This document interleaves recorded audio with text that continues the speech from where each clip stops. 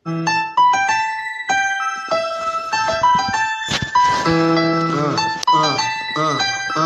Democrats don't speak for me. Speak for me. Speak for me. Republicans can't speak for me. Speak for me. Speak for me. A bitch ass nigga can't speak for me. Speak for me. Speak for me. You coon ass niggas can't speak for me. Speak for me. Speak for me.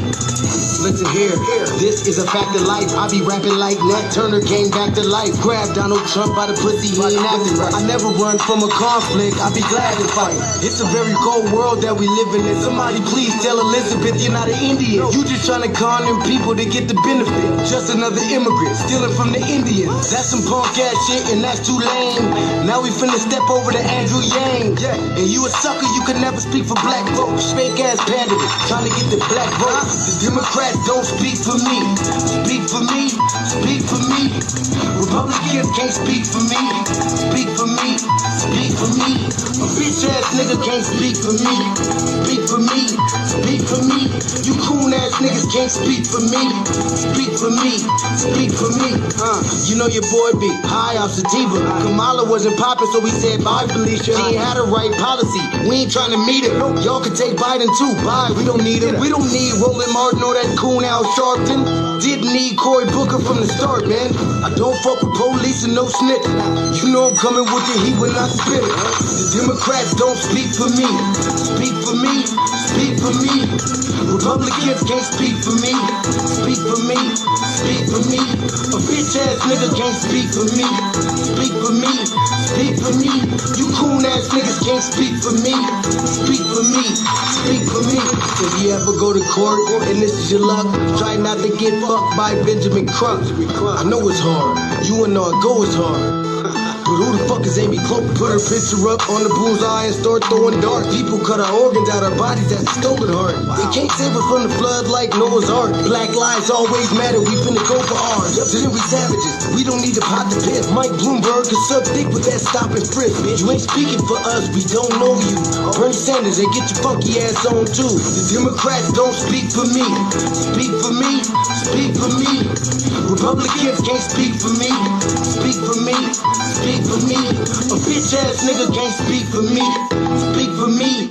Speak for me. You coon ass niggas can't speak for me. Speak for me. Speak for me.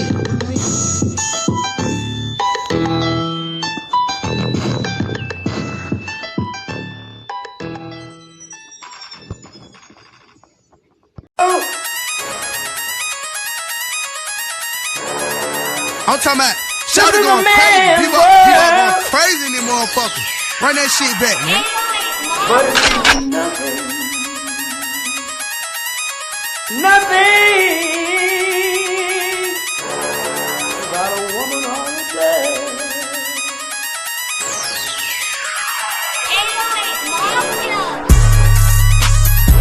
Man made the car.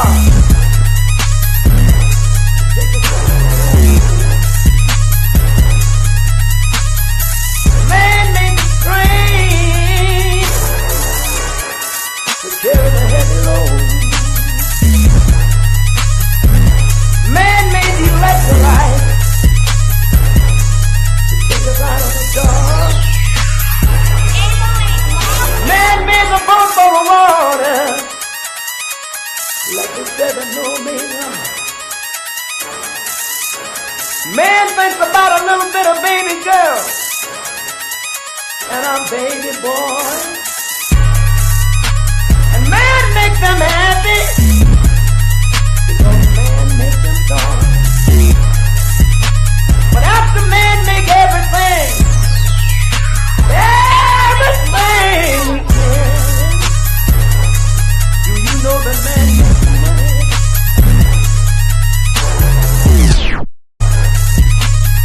To buy from other men. This is a man's world.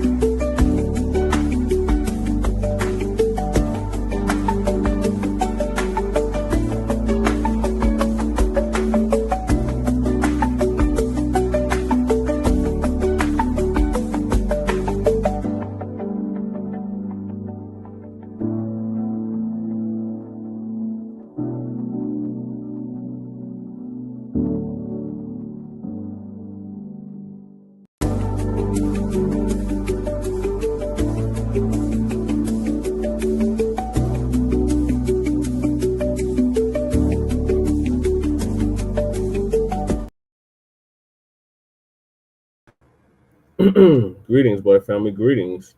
And thank y'all for tuning in to another episode of the Front Line Blacc News. I'm your host, Chan Kruma, and we're joined with our other host, Lady Chase. She's in the back, asleep behind me.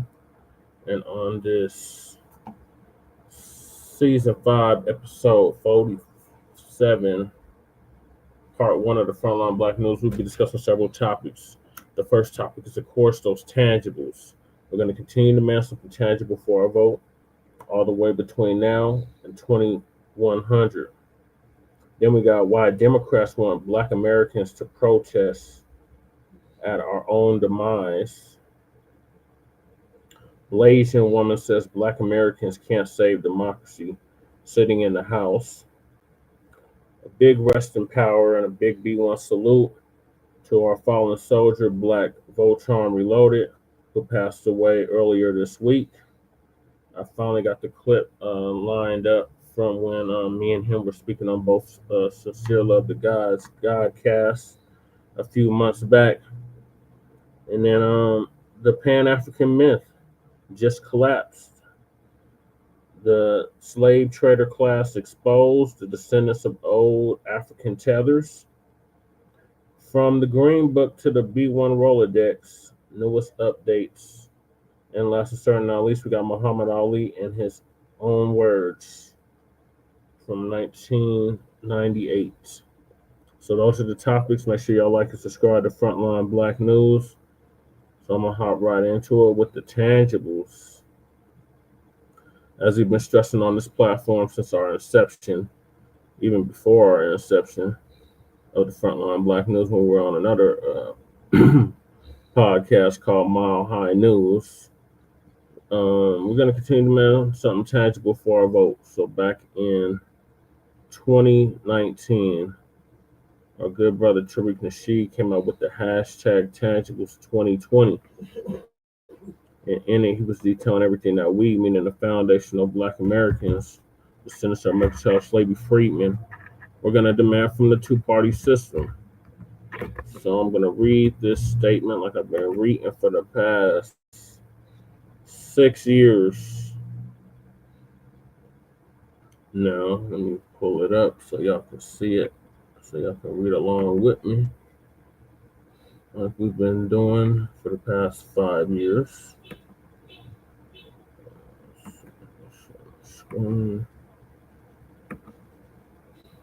Shout out to Twin, shout out to Mac. All right, so Tangibles 2020. So like I said, back in 2019, our good brother Tariq Nasheed came up with the hashtag Tangibles 2020.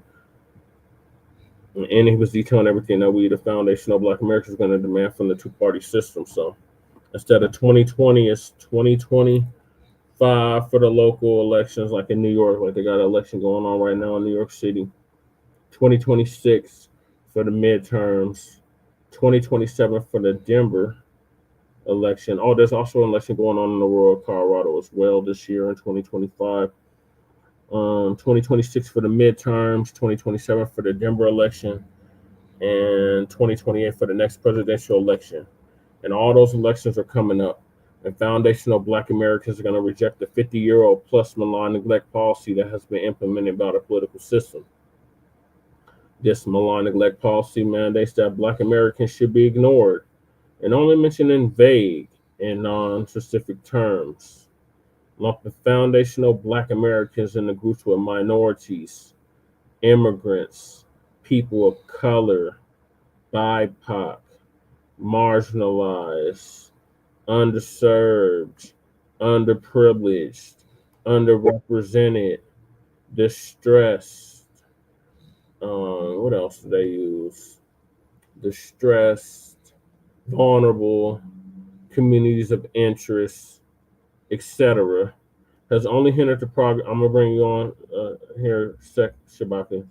Has only hindered the progress of Black Americans as a group, or providing tangible benefits for other groups. In this election cycle, like I just laid out, there's elections going on right now in several major cities. Like I said, in New York City, there's election going on. In Aurora, Colorado, there's election going on right now. 2026 is the midterms. And 2027 is the next Denver election, and 2028 is the next presidential election. Black Americans are going to insist that our needs are specifically met by politicians who are seeking our votes. Foundational Black Americans want tangible benefits, specifically for us. We do not want trickle-down secondary benefits that are provided for every group. Every group has not been systematically marginalized and disenfranchised in every area of society as foundational Black Americans. So we refuse to be lumped in with groups who often assist in the exploitation and disenfranchisement of Black Americans. So politicians must offer tangibles, specifically the foundational Black Americans, or we simply will not vote for them. Be sure to spread this message far and wide on social media using the hashtag tangibles2020. And that's exactly what we've been doing, Black family, for the past 6 years, spreading that hashtag far and wide on social media. Oh, okay. All right, go ahead, Shabaki. Greetings, Shabaki. Thank you for joining us. Okay, greetings, ladies and gentlemen from Sin You City. sound really low, Shabaki. The what? You sounded really low. Okay, what about now? Much better. Okay, greetings from Sin City, y'all. Okay, well, everybody's here. You know what I'm saying? I'm hereby making it official to the Las Vegas Raiders.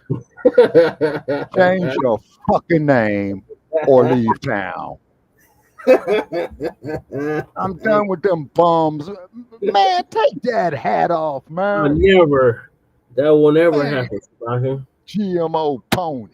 No, all natural horses, otherwise known as the Broncos.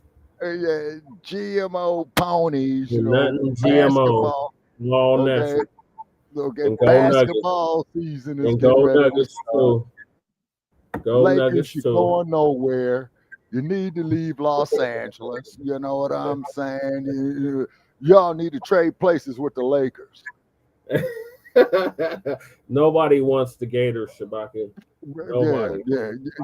Need to trade. Shout Yeah, out to the Aces. Shout out to the Aces. They won the WNBA. Oh yeah, they won the WNBA championship, and I believe it is splattered all over the newspapers right here. I believe that this, if I'm not mistaken, this is either their second or third win. So congratulations to the Aces winning the WNBA championship. All right, getting back to these tangibles, Shabaki. What are your thoughts on the tangibles, and what's the amount up to now that is owed?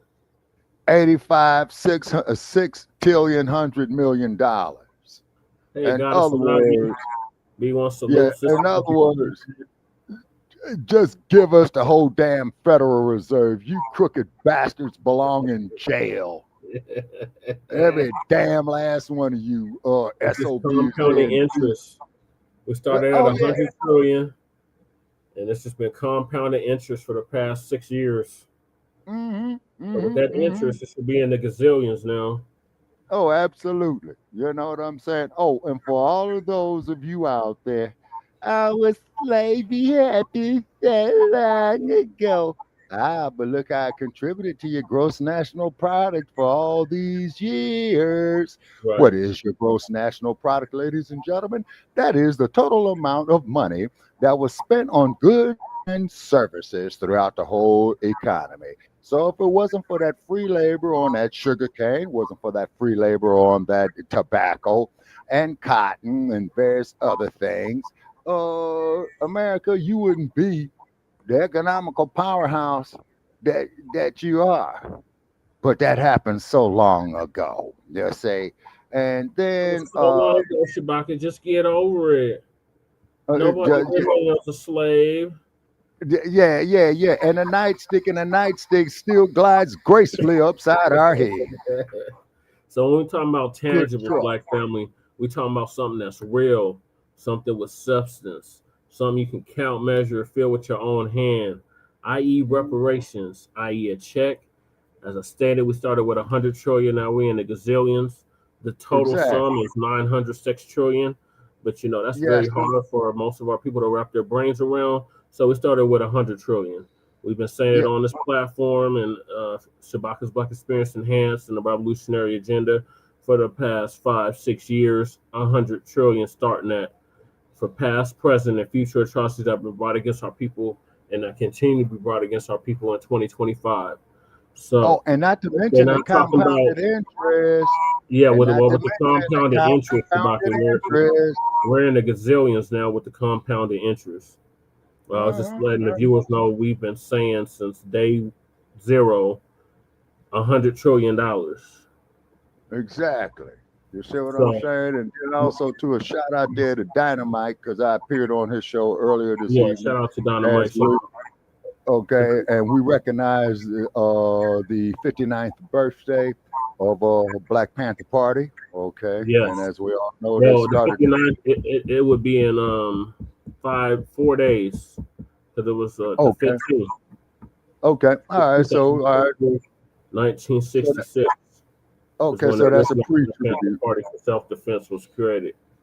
Yeah, and we do know it was in October, so of course we got to pay homage to all of those that made the ultimate sacrifice. You see And what I'm saying? I am a Panther Cub. Ain't nobody trying to look like a Black Panther. I am a Panther Cub. You know, somebody actually accused me of trying to look like a Black Panther.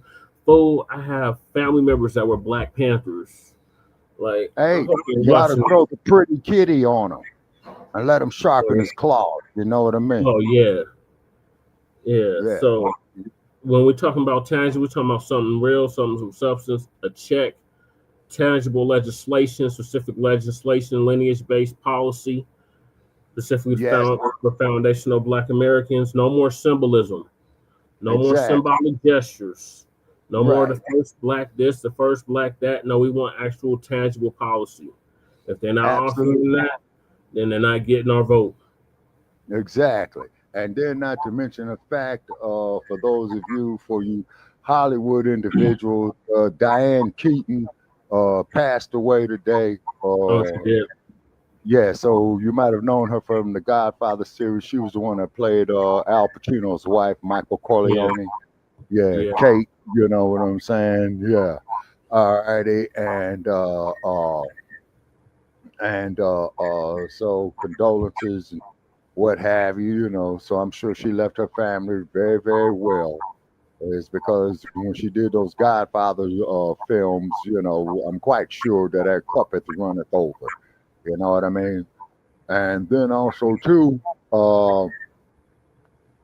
you know, and a shout out there to Francis Ford Coppola, you know, for his excellent directorial work that he did.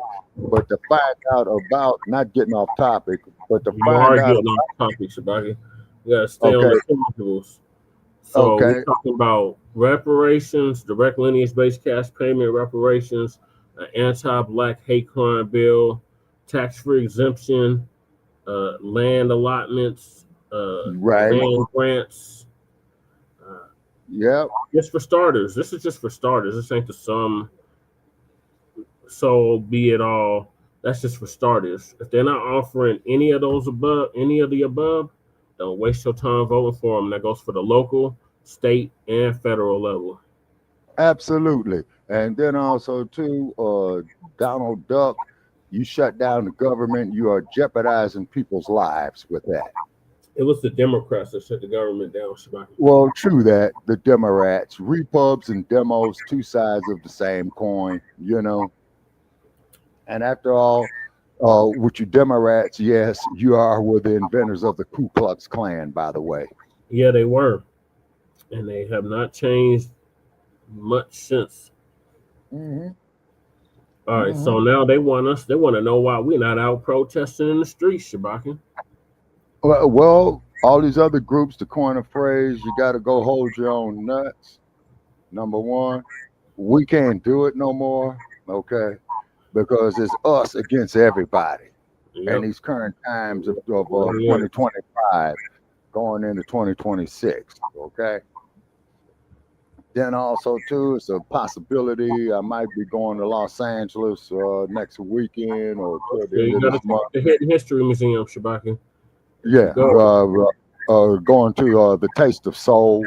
Oh, yeah, you definitely got to check out the Hidden History Museum. Yeah. Yeah, to check out Taste of Soul. I don't know who's going to be there, but we are going to try to do some live feeds from there. They will be recorded. They will not be live. Okay, they will be recorded because I got to keep moving. You know what I'm saying? And I appreciate all the hate mail out there, the hateration and all that stuff right there. You're just simply proving my point. You know what I mean? And what have you? You say. And then over the course of my lifetime, been to the Black Wall Street. Okay, I did the video on that. Also to PewTube. You tore up my the Fruitvale. Shabaka. Crew, he was just in Tulsa too. Really? Oh, okay. Yeah. All right. What did he think of it? I didn't really get all what he thought about it. He just told me that he had just got back from Tulsa because I was asking him about what was happening in Chicago about the when it kept saying that the brothers and sisters was getting rounded up, and that got proven to be a myth and a lie. So because they were lying, running around talking about they was locking up or deporting Black Americans, and that's not true at all. Well, you know what type of deportation they got for us, brother, through the race soldiers, if you know what I mean. Yeah, that's deletion. The deport it's not they can't deport us nowhere. We're the non-deportables. Okay, but hold on, here's something for you. Oh, the Sudan. Okay, the Sudan, once again, they still on it. All them people that Trump is sending to the Sudan, Sudan is telling them to shake the spot and pretty much telling them they don't give a damn where they go, but they sure the hell ain't landing there no more. Well, Uganda said they'll take them in, and there was another African country. The land of Idi Amin Dada. Nobody fooled Big Daddy. I think it was Ghana that said they'd take them in. And Ghana kicking out the Nigerians. South Africa kicking out the Nigerians. Mm-hmm. Yeah, the Boers. You know what I'm saying? Julius Malema, they sentenced to prison, and you Boers out there are not Africans. You're Dutch. Yeah, that includes you too, man, Donnie. Man, Donnie from Uganda. Mm-hmm. Yeah. All right, so this AI generated blog gonna give us an update on why the Democrats want us back out in the streets protesting. It ain't gonna happen. How much you paying? They gonna pay you in catfish nuggets. Catfish nuggets. Wow. Well, for me to go out there and they want us in this. Go ahead. Yeah, and if you clowns want me out there to protest for you, it's going to be $1,000 a day. I need to stay in a luxury hotel. Okay. Also, too, I need a new suit as well. You know, want to give me some silk shirts.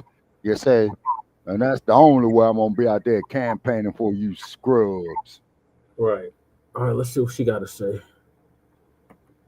Streets so bad, and I'm gonna tell you exactly why. Because when we're the ones catching hell, they get to stay comfortable. Not this time. Listen, we need to have a very honest conversation about what's happening right now, and I need y'all to stay with me because this is about survival, strategy, and finally putting ourselves first. For the first time in a long time, Black Americans are sitting down. We're quiet. We're minding our business.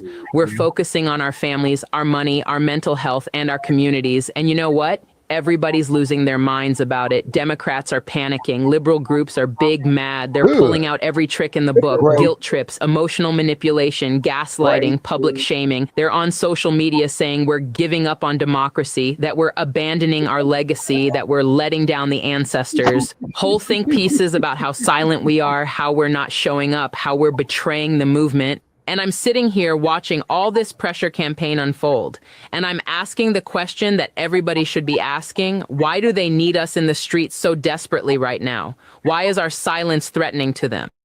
Why does our decision to protect our peace make them this uncomfortable? Because here's what they know that they're hoping you don't figure out. When Black people are out protesting, when we're the loud ones, when we're the visible face of resistance, we become the target. We become the focus of state power, police aggression, federal crackdowns, and political retaliation. They need us out there taking the hits so they can move in the shadows, so they can organize without scrutiny, so they can stay safe while we're the ones getting arrested, surveilled, brutalized, and made into examples. This is strategy, and it's the oldest play in the book. Use Black people as the shield. Let us absorb the violence. Let us take the risk. And then when it's all over, when the cameras are gone and the dust settles, we're left with the trauma, the criminal records, the injuries, and the economic devastation while everybody else moves on with their lives. Look at the history. Every major movement in this country, Black folks were on the front lines. We marched, we sat in, we organized, we got beaten, we got killed. And when the laws finally changed, when the smoke cleared, who benefited the most? Everybody but us. Exactly. White women took the infrastructure of the civil rights movement and built modern feminism on our backs, then told us to wait our turn. The LGBTQ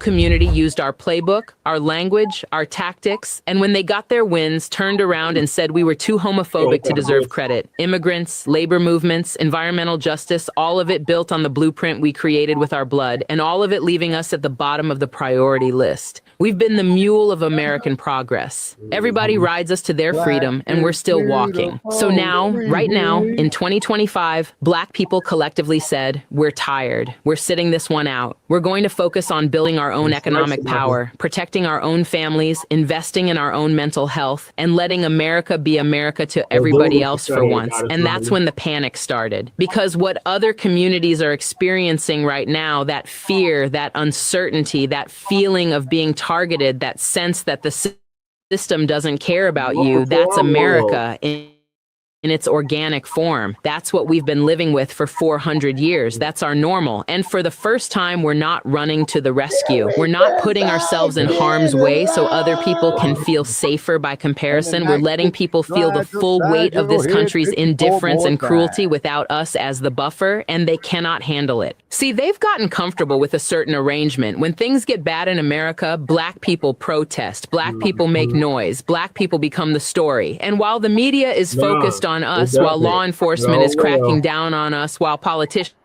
are demonizing us, everybody else move carefully, strategically under the radar. We're the distraction. We're the spectacle. We're the lightning rod for state violence. Trump and his administration would love nothing more than for Black people to be out in the streets right now. It gives them a clear target. It gives them justification for It gives them the optics they need to rally their base and expand executive power. It lets them focus all their energy, all their surveillance, all their resources on monitoring us, infiltrating us, disrupting us, and making examples out of us for the next 4 years while everyone else just has to deal with bad policy, not boots on their necks. That's the game. That's what they're trying to set up. And for the first time, we're not playing. Because let's be very clear about what happens when we protest. It's not just about the immediate risks of arrest or violence. It's about the long-term targeting. It's about the way the state builds files on organizers, tracks activists for years, disrupts their employment, saps their opportunities, and creates a permanent record that follows them forever. It's about the way movements get infiltrated, leaders get assassinated or imprisoned, and communities get destabilized from the inside out. And after all that sacrifice, after all that risk, you know what we usually get? Crumbs, symbolic gestures, a street renamed, a holiday we have to go to work on anyway. Maybe a commission that studies the problem for 5 years and recommends nothing. Meanwhile, the people we were protecting, the people who stood behind us while we took the blows, they get the legislation, the funding, the institutional changes, the real power. We're done being the sacrifice. Now I can already hear the pushback. People are going to say this is selfish, that this is abandoning solidarity, that this is turning our backs on coalition building. But solidarity has to be reciprocal. You cannot ask a community that has been carrying everyone else's water for centuries to keep doing it while getting nothing in return. You cannot ask us to keep being the shock troops for everybody else's liberation while our own conditions get worse.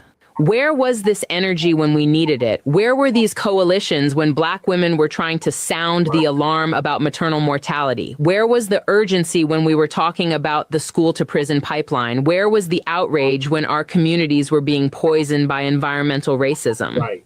Where were the marches when our economic gap kept widening despite doing everything right? Nowhere. Because when it's specifically about Black suffering, suddenly the issue is too divisive or too specific or not universal enough. But when it's time to mobilize for everyone else, we're supposed to show up immediately. No questions asked, no demands made, just pure service. Not anymore. We're watching other communities learn what we've always known, that America doesn't care about you just because you're American, that citizenship doesn't protect you from state violence, that playing by the rules doesn't guarantee fairness, that hoping for the best doesn't stop the worst from happening. These are lessons Black people learned before this country even called itself a country, and now everyone else is getting the crash course. And it's not our job to shield them from it. Some of y'all might remember those protests in 2020. Black people, George Floyd was murdered. We were leading. We were organizing. We were the ones getting gassed, getting hit with rubber bullets, getting arrested. And you know what happened? White liberals showed up, took selfies, inconvenient. Companies put up Black squares, made their performative statements, and then went right back to business as usual. Politicians kneeled in kente cloth for a photo op and then blocked every substantive reform. We gave everything in that moment, and what did we get? Trauma, higher rates of anxiety and depression, brutalized bodies, criminal records, lost jobs, and a whole lot of people who moved on with their lives while we're still dealing with the aftermath. So yeah, we learned. We learned that our labor, our pain, and our sacrifice get exploited. We learned that we're valuable to the movement only as long as we're suffering loudly enough to make other people look compassionate by association. We learned that the moment we ask for something specific, something that directly addresses our unique conditions, we get told to wait, to prioritize the bigger picture. Well, we're done waiting. We're done being patient, and we're done letting other people define what the bigger picture is while we're cropped out of the frame. Right now, the best thing Black Americans can do is exactly what we're doing. Building wealth, protecting ourselves to everyone. Let other communities experience what it's like to be on the receiving end of state indifference and hostility without Black people running interference. Let them organize their own resistance, take their own risks, and fight their own battles. Because every time we've been the primary face of resistance, we've been the primary target of retaliation. And every time we've been the primary target, everyone else has been secondary, which means they got less heat, less surveillance, less violence. Our visibility has been their invisibility. Our sacrifice has been their safety, not this time. This is not about abandoning our principles. This is not about giving up on justice. This is about finally recognizing that we cannot save everyone else while we're drowning. This is about understanding that self-preservation is not selfishness when you've been set on fire to keep other people warm. And if people don't like us for making this choice, that tells you everything you need to know about why they wanted us out there in the first place. Because if they truly value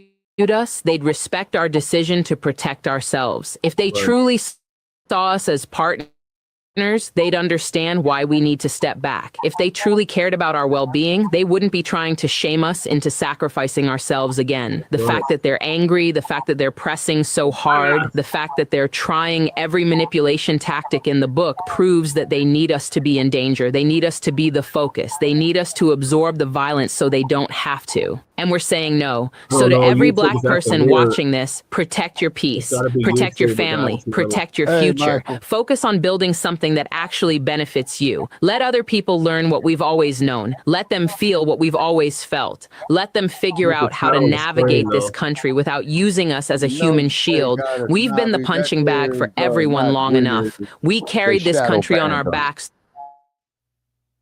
through slavery, Jim Crow, redlining, mass incarceration, and every other form of systemic violence they could invent. We've earned the right to sit down. We've earned the right to say not this time. We've earned the right to prioritize ourselves. And if that makes people uncomfortable, good. Discomfort is where growth happens. Maybe it's time for other communities to grow without using our pain as fertilizer. We're not the mule anymore. We're not the shield anymore. We're not the sacrifice anymore.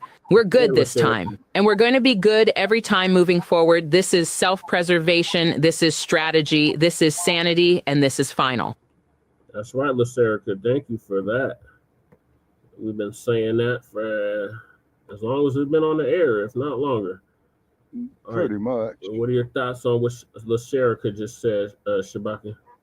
Okay, well, she spoke the absolute truth. To quote us for when we was with another network way back in the day, you other groups, you got to go hold your own nuts. Right. Straight out. You The got to cape go is hold off, your and own. that cape is for y'all. No, we can't do it no more because every time that we go out there for you other groups, you same uh uh groups turn on us. You know what I mean? Hmm. You Yep. same groups that you want us to come out there for you turn on us, and then the other groups got the fucking audacity talking about that we don't deserve reparations. Well, that there just proves our point again. The black experience is not your black experience, and I don't care how many of you tricks went out there and catered to black prostitutes and what have you. Okay, it's not your experience. You Right. hate us because you cannot be us. You want our rhythm, but you don't want our blues. Exactly. That part right there. As long as we making dumbass movies, hating on ourselves, got our men folk going out here wearing Exactly, Michael. dresses.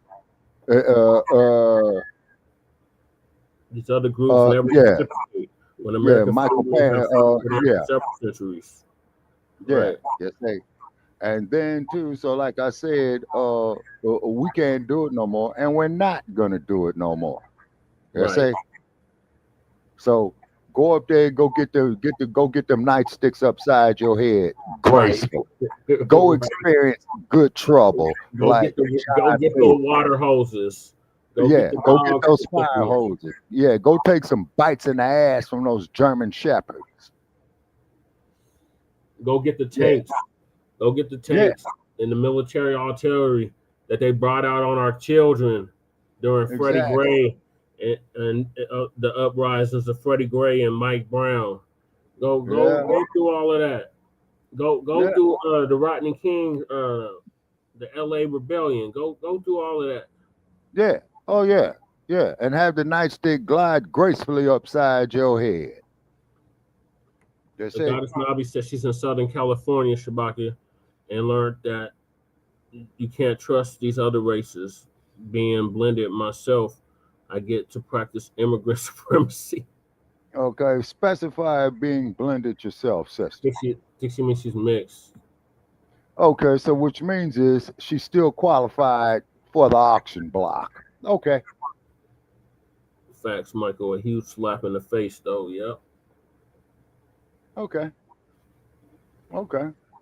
All righty. And sister, you need to go see a movie called The Imitation of Life and another film called Band of Angels.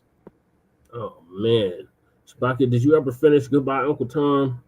I'm going to do that there tomorrow, brother. You know what I'm saying? Is because the last scene that really ticked me off was when that old white bastard was laying down Yeah. there with a 14-year-old Oh black. my, oh my God, So, that shit was so horrible. I got to get myself right on that. You know what I mean?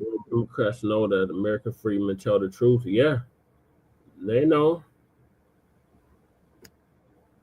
Where are you at, Michael? Michael is in the DMV. Oh, okay. All right, The so DMV. What's yeah, DMV? DC, Washington Baltimore. D.C., Okay. Maryland, Virginia. Yeah. Okay. Hey, Michael, go tell them bums to open up the government again, man. You know what I mean? Make sure that those Congress people are not getting paid. Right. And Why also, should they get paid? Why the workers all gotta starve? They're and talking about people is tell gonna be Hakeem starving. They Jeffries, said kids gonna be starving in certain states. Why they have this stupid ass shutdown? right, Because the Democrats want to give money to transgenders and LGBTQ shit abroad instead of right, taking care of the actual citizens right here. The heterosexual citizens right here. and paying out the reparations. Yeah, of course. Amen to that. They shouldn't get any checks for a while though, right? Well, I agree with that. You know, and if these kangaroo courts work properly, they'll order them to open back up No, because when the no, they're not. We seen that. Oh my God, I seen that shit for the past 10 years. yeah, exactly. Them mugs is definitely not willing to be on the front lines. No, because they don't want that nightstick gliding gracefully upside their head. I remember it was a Black Lives Matter 5280 had them crackers out front. They they didn't like that. Oh, you talking about George Soros's organization, right? Yeah, one of them, one of his organizations. You know, they had different chapters all over the country, but the Denver chapter, they had them crackers out front, and they were singing "We Shall Overcome." I was like, I'm done. I can't do Black Lives Matter 5280. I can't do it. You know, I can't do it. I'm full of shit. All them broads went up there and bought mansions up there, and what was that there? Not Canova Park. Topanga Canyon. Topanga Canyon. And then them houses burnt to the ground, Shabaki, during the Palisades fire. And they found the cracker that did that shit. It was a cracker that started that fire. Just like Why am I not surprised? Why am I not surprised? I think it was a cracker that started the Altadena fire too. Okay. Yeah. In Altadena, that there was a black stronghold economically, from what I understand, in the 50s and 60s. You say, yeah. Well, me and Michael were just on a Zoom call a month or two ago, and them crackers got on there making monkey noises and displaying porn bombing the Zoom. It was really bad. Well, those are the original cave dwellers, so they was just imitating themselves. Sister says she's from Altadena, and it's not a good town. Well, Altadena is a section of the county of Los Angeles, ma'am. As you know, it's not its own municipality. Pasadena is, but not Altadena. Yeah, Shabaki used to live in Pasadena. Yep. All right, so moving along, Shabaka, unless you got something else to add on this. We got Blasian woman says Black Americans can't save democracy. First of all, this ain't no goddamn democracy. It's a constitutional republic. But this Blasian woman says Black Americans can't save democracy sitting in the house. Boy, it sure is appropriate to take pot shots at us, huh? Yeah, so shout out to But Black if we return the favor, you violated community standards. You're being divisive. Yeah, you're not being inclusive. I'm not going to do nothing strictly for Black people now. And you see where that left her. No presidential office for you. No. Kamala. So, Uncle Phil gonna give us an update on this. So shout out to Black Alpha Network because he covered this on his broadcast as well the other day. Oh yeah, he did. So they got this, young lady, or I would say this lady in general. She's Blasian, right? And she speaks on a lot of things with the Black community. I've seen her on TikTok a lot, but recently, some people was just kind of not happy at a recent opinion that she had about us sitting in the house and not going outside and protesting.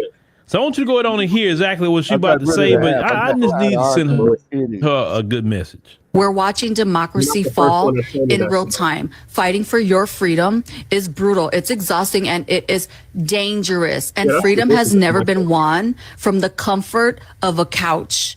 I hope that besides getting on your platform and yelling that we're not coming outside, that you're doing other things to help, like boycotting, mutual aid, grassroots organizing, and you're using your platform to encourage others to do the same thing.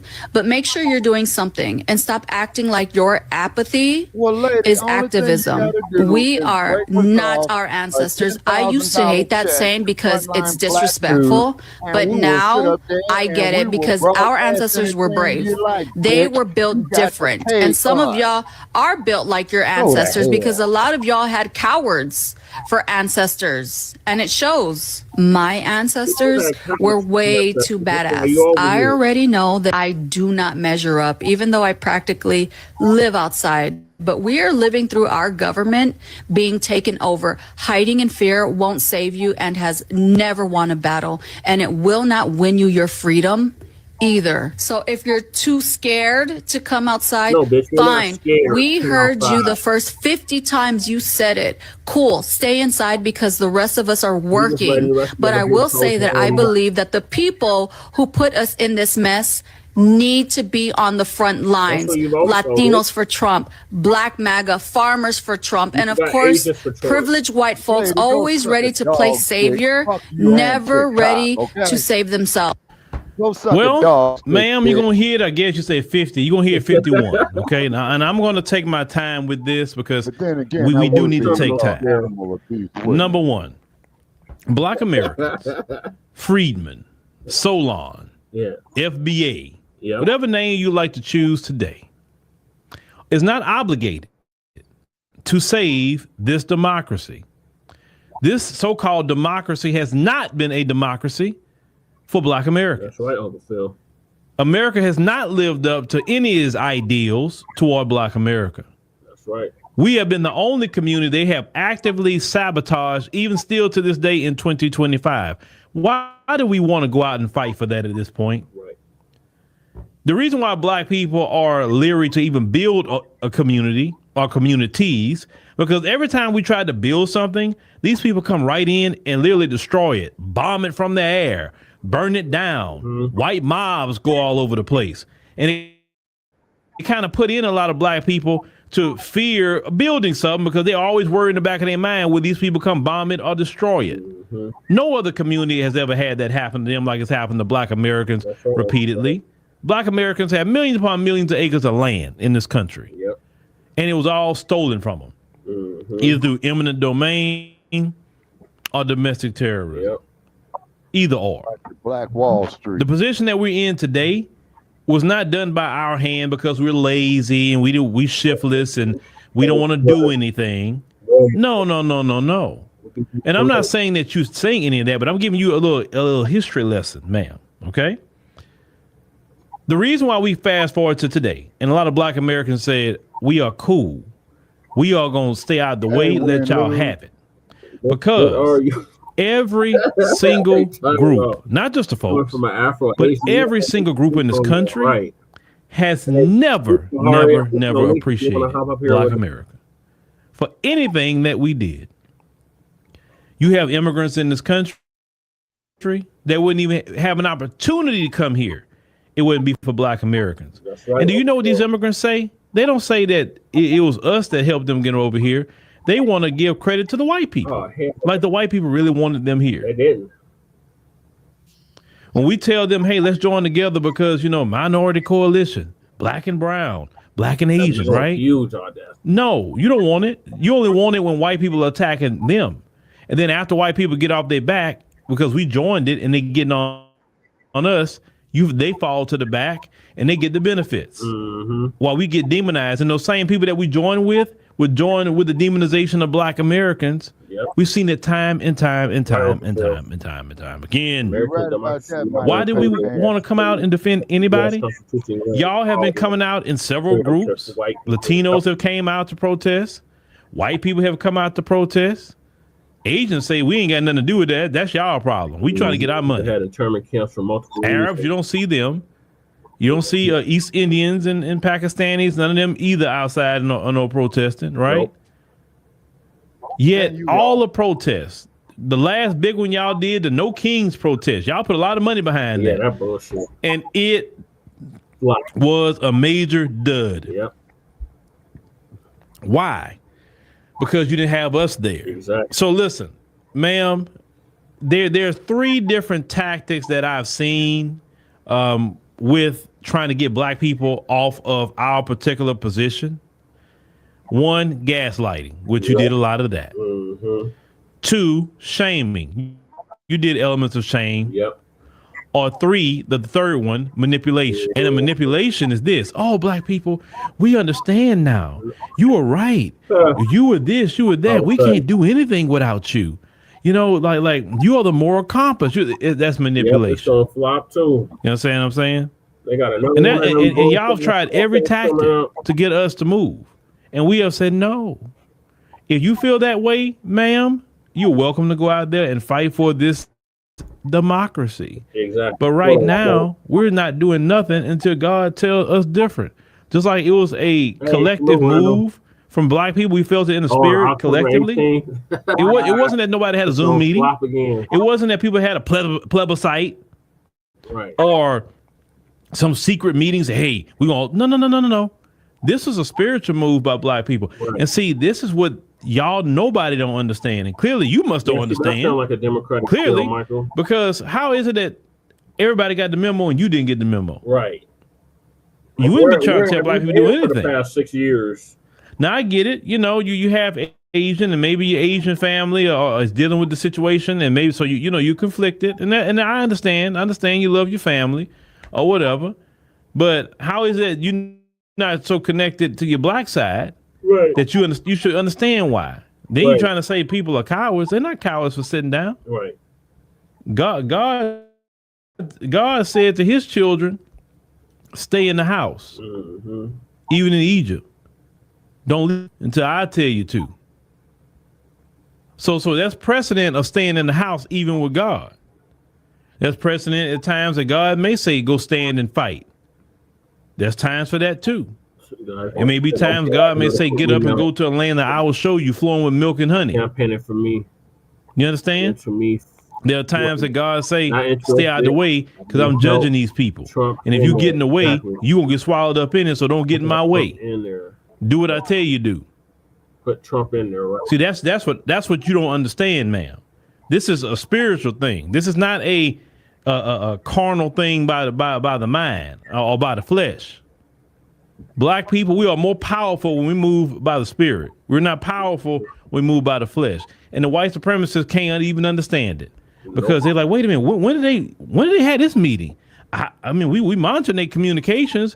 We're hacking their phones. We ain't heard none of them say anything about this. We on this. And like, nah, they just start talking about this after the election. Nobody knew about this. Everybody's confused.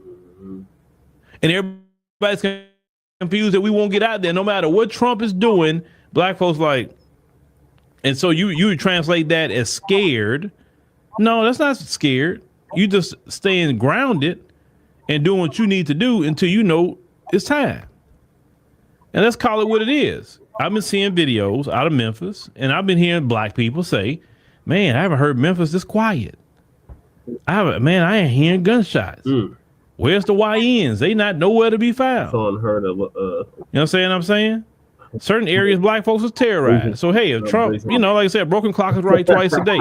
If Trump doing something in Memphis to get the YNs off the streets or whatever, hey, and I'm hearing people from Memphis. I don't live in Memphis, so I can't say what's right or wrong. But if they saying that they cool with some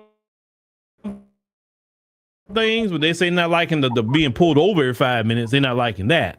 But no, black people ain't got to do nothing. This country has not done nothing for black people. Nothing.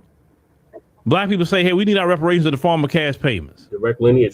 They say, no, you ain't getting nothing. Boy, they go spend money on trans shows in foreign countries with our tax dollars.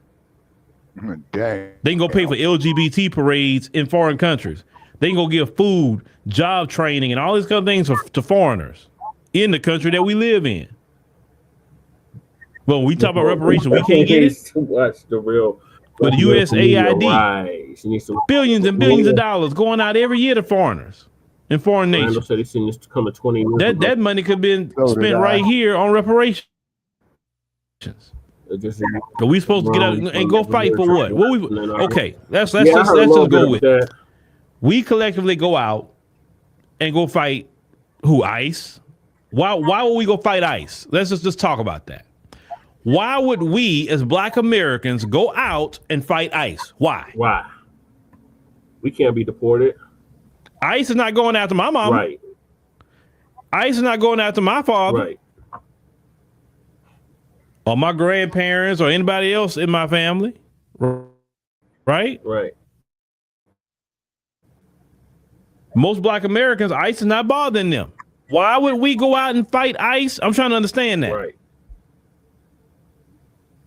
oh, we supposed to go out there and fight ICE, put our black bodies on the line, get locked up in prison, get federally charged for others that they no.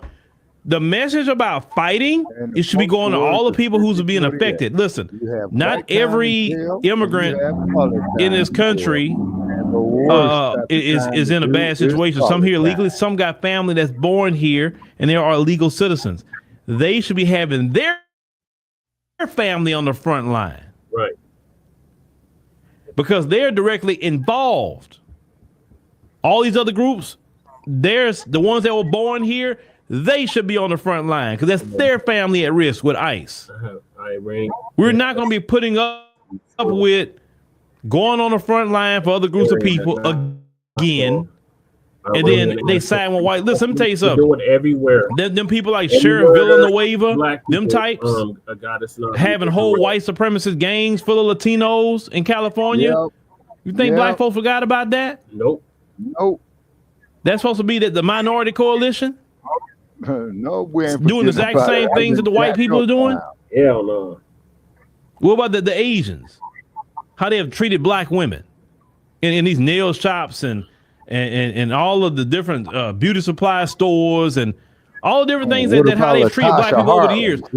Why would we go out here defending any of these groups when they have not done anything to even have any kind of respect for black people? We're not going out there fighting for other groups. You go do it, ma'am. Right. Stop telling us what we need to do. Right. If you want to go save a democracy that never benefited black folk, then go do it. Nobody's stopping you. Nobody's stopping you. And if black folks want to boycott, they can.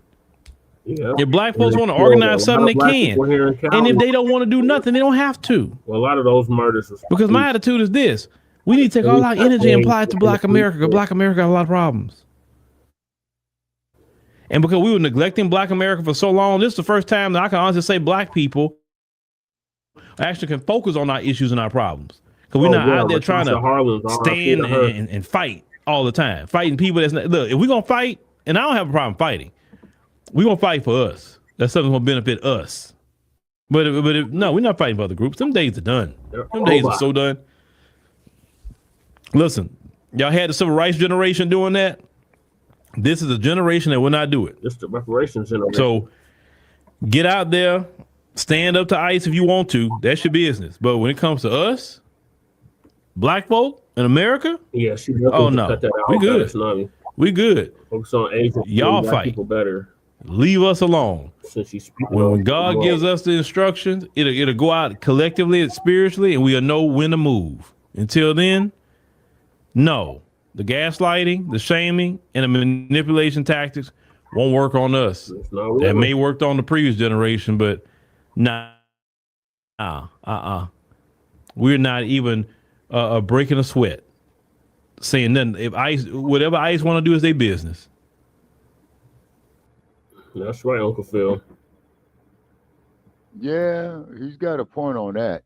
And then also to the all right, like, what are your thoughts on that Blasian Shabaka and what she had to say? He was right about that, very much so. And then also too, I'm gonna crumb bomb on Hakeem Jeffries. Lord. Uncle Scott. He's a lost call. Cory Booker, you clowns are a joke. The whole CBC is a joke, Mikey. Yeah. Mm-hmm. Yes, exactly. That's exactly what she is. And she probably claiming white on everything. To hell with you, Blasian. Yeah. The cape is off. We're not caping for you other groups. You can hold your own nuts. We're not doing it. And you have not reciprocated this minority coalition. So until you do, then we're not caping for you. Them days are over. Hey, kitty. Hey. Okay, now I agree with this statement here. Phil Scott's message to Asians, Hispanics, and white folks. If you're not for, if you want solidarity with us, then you need to demand cash payment for the reparations. I Right. agree with that. Yeah. Do what Michael's doing. Otherwise, stay the hell from around us. Yeah. You see, Exactly. because We go back home too. the days of John Lewis looking for good trouble with the nightstick flying upside his head and he's stretched out is Poor over. John Lewis. May he rest in peace. Just And like then he's Charlie gonna Kirk. sit up there and lead a protest in the U.S. Congress, sitting on the fucking floor, talking about the alphabetized agenda. Jesse And Jackson, and remember, he was caping for the illegals back then. You're yeah, locking the kids in cages. okay. And Jesse Jackson, from what I understand on my research recently, that you That's knocking suggestion. on the door to get kicked off the He's planet, man. knocking on heaven's door. He on the Yeah, you stairwell to bullshit, heaven. Jesse Jackson. Because I never forget when I sat up there and I listened to your lying ass up there in August of 1972 at Wastax talking about, I am somebody. I don't know who the hell I is, but Yeah. I am somebody. Shout out to And college. all I can say I am about somebody. that is, I don't know who I am. nigga, I please. don't know who I am, where I'm going, but I am somebody. And then also to Bubblehead Al Sharpton. You could just pretty much kiss my ass. Trump about to go after him next, Shabaki. Huh? Trump said he about to go after Sharpton. Trump said he going after Sharpton next. Remember he went after Letitia James. Alvin Bragg is next on the list too. And he said he going after Sharpton next. Yeah, and Letitia James, I think that you could beat it, but however, Miss James, I just want to say you did not do nothing to them cops that beat that black man to death in New York State on that stretch. No, she didn't. She didn't do nothing for the black people in New York at all. Yeah. You see? And now them chickens is coming home to roost. Say hi. In other words, that same dog you keep kicking is getting ready to bite you in the ass. You can only kick a dog so many times. Panther kitty, y'all. Say hi to the Panther kitty, y'all. Where's the kitty? Where's the kitty? The kitty should be up there. Hey, where's the kitty? She right here. Shabaki, you don't see her? No, I don't see it. In my Because you hand. okay, because your page is buffering. Wait a minute. Hold on. Yes, she Your is. page is buffering. Yeah, because you got somebody up there. Is that you up there with the shirt on, cut the check? No, that's Chris. That's brother Chris. That's brother Chris Lodgins of CJAC. Oh, okay. Okay. Yeah, but I don't see the kitty. Look at my screen, Shabaka. Hold on, brother Chase. Okay. Look at the screen on the StreamYard. Okay, that's what I'm doing. And wait a minute. Okay, hold it. Wait a minute. Wait a second. Okay, what I got here on my end, sir. Where my avatar is, Shabaka. Where my avatar would normally be. I have the camera on. Okay, Cool Keezy in the building. Salute, Cool Keezy. Perfect timing, Cool Keezy. Oh, okay, yeah. Pay homage to yeah, I see the kitty. Say hi, Khalifa. Yeah. That's Khalifa, everyone. And also, too. All right, Cool Keezy is in the building. With Mike Commuter, Cool Keezy. Shout out there, Black Panther Party on your 59th birthday. Yeah, it'll be 59 in 4 days, Shabaki. Yeah. So I'd imagine that they are doing the celebrations up there in Panther Town. 3 days, no. It's up to midnight. Yeah, up at the Infirmary Park. On the corner of 16th and Adeline. What up, family? What up, Chewbacca? Hey, what up, Cool Keezy? What up, Jesse? Yes. What up? And I just got pay homage to our brother. Oh, that is We him, just got huh? done Yeah, playing. yeah, that's him. Yeah, he's after Chris. That's Chris Lodges right there, but he's right after Yeah, him. no, that ain't him. That ain't him. No, He's right. I just was listening to our brother. You remember that dude A1? Yeah, Them dudes yeah. is in there arguing on that League of Debates thing, man. That's too funny. Yeah, the They on Coliseum. TikTok, Yeah, Coliseum debate league. man. Yeah, they've been over here. TikTok, man. And I got rid of the app, man, because it was just too much crazy crap up there on TikTok, man. It's a lot of stuff. That's Spock. It's good and bad on there. There's a lot of good information. There's a lot of bad information. Yeah, TikTok. They almost banned me the other day. They almost banned me for that virus, that coon virus one. They tried to ban me for that. Yeah. I meant to play that, but I'm gonna play the native one, the indigenous one that you did. 100. Yeah, they tried to ban me, boy, for that. They like, yeah, one more strike and you're through, buddy. Yeah, and then also too, be careful on that there on TikTok, man, is because like I was researching it, right? And yeah, they want your driver's license, man, and they want your fingerprints. Nah, they ain't getting none of that from me, bro. Yeah, exactly. Dun, dun, dun, dun. They ain't getting none of that. None of that. It just sound like Facebook.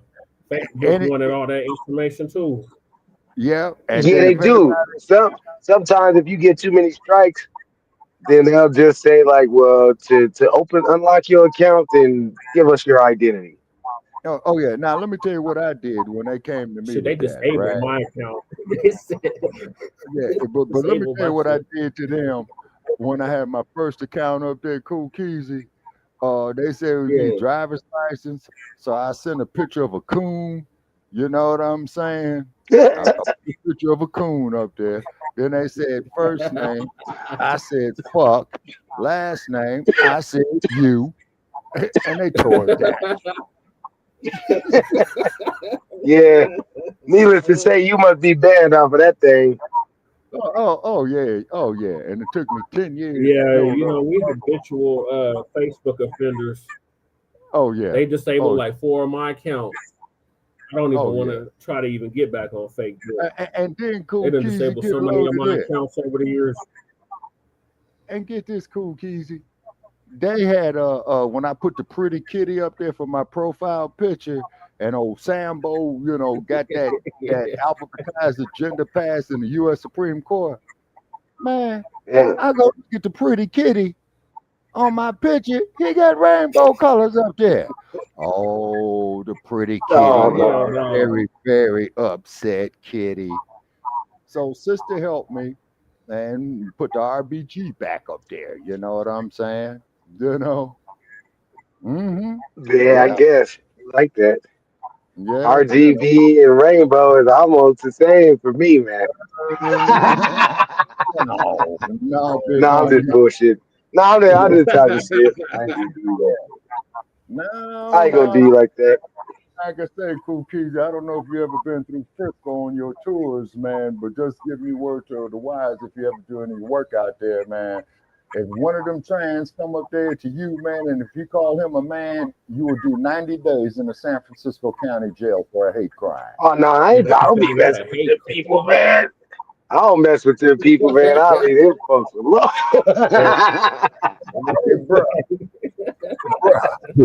Bro, yeah, we ain't even going to discuss it on here, man. Let me just say, man, it's beyond bizarre. Okay. I'm dead. Take the channel on that shit. Yeah, it's more bizarre than Jim Jones. And Jim Jones started. Yeah, Jim Jones is a cold beat. Yeah, I'm on my lunch break, man. I jumped in behind the tent, man. I'm smoking a joint like a bug. I ain't mad at you, man. You know what I'm saying? It's risky. Are you in Cali, Cookies?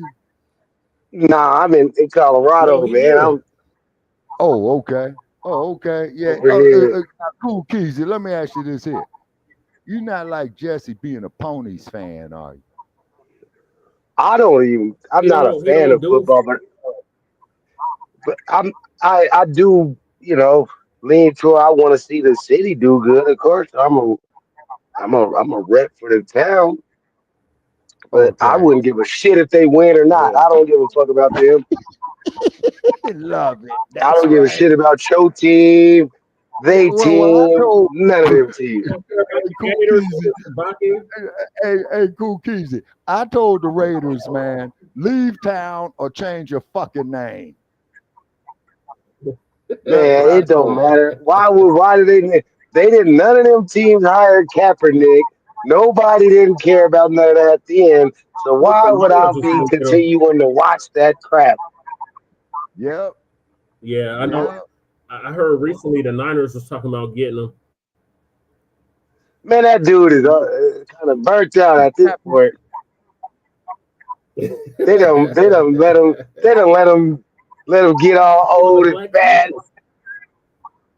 I'm Not holding He before for can't nothing. compete the with. Panthers. Man, look at these dudes out here. These little dudes is like Shooter Sanders type of niggas, man. This dude ain't even. I mean, he past his prime at right now. I think he should probably worry Yeah. about coaching or something like that. I don't know if he need to be getting on the field. I No. could That's be what they were wrong though. Kaepernick bringing him back as a coach, not as a player. They was talking about bringing him back as on the coaching staffs. Yeah, I would Oh, think they that bring would him. be a good move. Yeah. Like a quarterback coach, help the quarterbacks, in different little situations that he been Hmm. in and he know about that he can help out with. That's what you do with your skills. You want to pass the torch down to see other Right. brothers Right, to make it to your level. You know what I Yep. mean? Yep. right. And then That's All what also right. too, Michael Vick Are you should be going? doing. exactly. But see, but they Michael got Vick they should be brought out there down. training niggas right now. Yeah, but they brought He him down for should, dog. but That's what they brought and now Mike they're coming Vick after down Tyrese for. for something similar. Fuck all of that commentating shit. Nigga, get your ass on the field and teach them young niggas how to do that. Well, you can't teach that kind of talent Mike Right, had. You can't teach that. Mike Vick had to. right. That dude just was talented. He just had too much Yeah, he talent. was. He Yep. really did. Yep. Speaking of That's young talent, Elway with brother. wheels. Imagine Elway Yeah, has speed. That's Mike Vick right there. yeah. Oh, I got, and yeah, I by got the two way, of them. I got okay, two of them. they're taking the next Super Bowl, man, back to Levi's Stadium in Santa Clara County. You know that, y'all, right? Yeah, that's the That's one they gonna be have where Bad Bunny. where's that? Yeah. Okay, that there's in the Bay Area. That's in Silicon Game Valley there, Kukizi. Yeah. Levi's Stadium. Oh, Yeah. baby. That makes sense because all Yeah. that stuff going on out there. They want to bring some money to that. Oh All no, they that got tech. plenty of Yeah. money out there, man. That's Silicon Yes. Game Valley right there, and all that is posh. Yeah, It but is think about good. all the money that's getting ready to come now. With all them Yeah. commercials, they're gonna be advertising all that stuff. Oh yeah. Oh yeah. And I forgot. Oh, and they're gonna have Bad Bunny do the halftime Oh show. my God. I don't know Yeah. one song. I just know the name because people say the name a lot. I don't know who that is. I don't care who that is. I don't listen to Yeah. that. Right.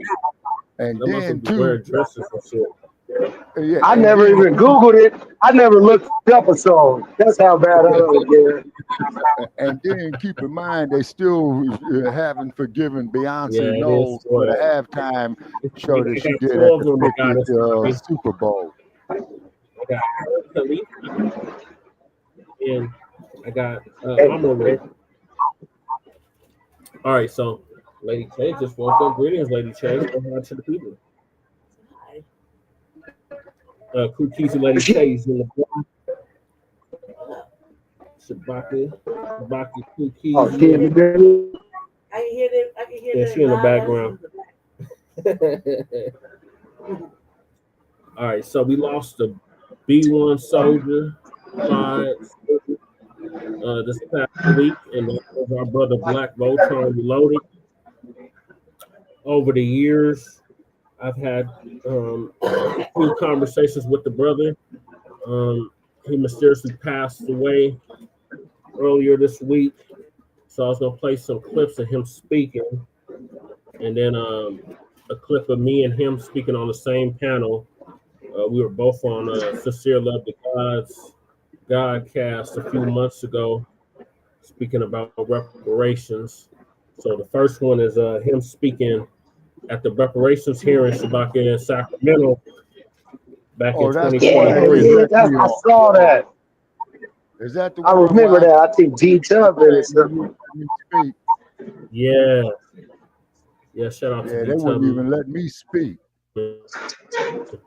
Money. That's the direct compensation. That's the reparations. Yeah, we got called in that day too. I'm about to go on mute. So that's Chris. Okay. Okay. So right after Chris, he's right after Chris. Cash money. That's the direct compensation. That's the reparations. But y'all got to make it very clear today that part 5 is not reparations. They are good things to do, but you got to make it clear. I'm so sorry. Thank you. Thank you. Thank you so much. Thanks for understanding. Next should be Russell Clark and then Cameron. So Russell Clark, otherwise known as Blacc Voltron Reloaded. Shout out to the town, brother. He's from Oakland, Shabaka. Okay, he's from Panther Town, huh? All right. He was from Oakland. Okay. Yeah. His brother was heavy, and he would be dearly missed. So this is what he had to say at that hearing. This is the one where they had in Sacramento. Okay. Jackson. And how I would have went there to Sacramento, I probably would have got arrested. Good morning, task force members. My name is Russell Clark. I'm a 4th generation resident of Oakland, California. I'm doing this for the Clark family. Yes, he was. Right now, everybody in here, especially you task force members, y'all can feel the tension, can't you? You feel that anger? We are angry. We've been passed over by every single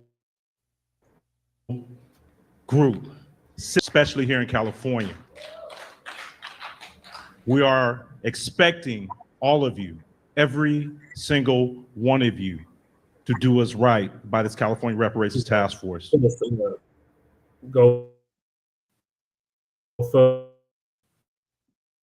me in the description too. We need, number 1, anti-Black hate crime bills, and all the rest of what you guys have recommended in the report. I don't know what's going to happen after these hearings. This is what I do know. I have to represent not only for my ancestors, M.A. Clark, but for my descendants, my child, my grandchildren to come, my descendants to come. Damn check. We don't have time to dilly-dally, to BS around. We are running out of time. I expect you to do us right as foundational Black Americans.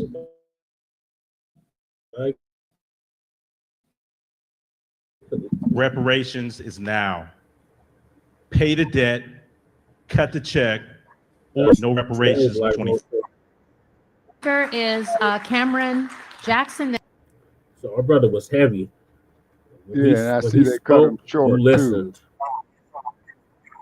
Yeah. They didn't like what he had to say, but he told them the truth. Yeah. Stop playing with us. Cut the goddamn check. You're doing all these goddamn studies. We want our goddamn check. With interest. All right, so that was one clip I was going to play for y'all. So let me show y'all the GoFundMe real quick that his daughter set up.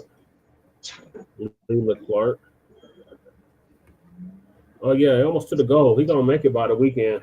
By the end of the weekend, the goal is going to be made. In loving memory of Russell Clark, aka Voltron Reloaded. is so far raised. If I get another little piece of change, I'll throw it on there. 40. Yeah, I want to put something on it. My name is Leila Clark. I'm reaching out after one of the most difficult times of my life. On October 7th, I lost my dad, my rock, my protector, my best friend. His passing was sudden, has left a hole in my heart, and that words can't begin to describe.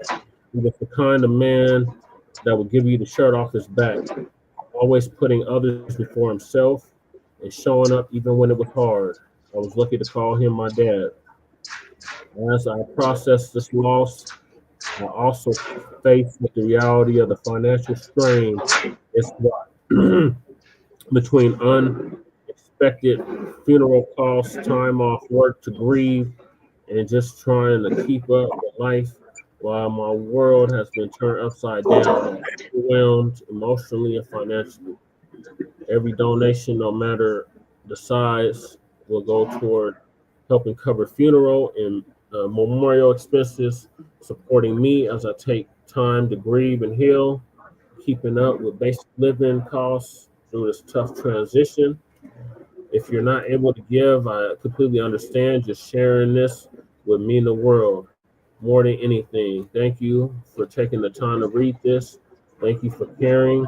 My dad believed in community, kindness, and showing up for people.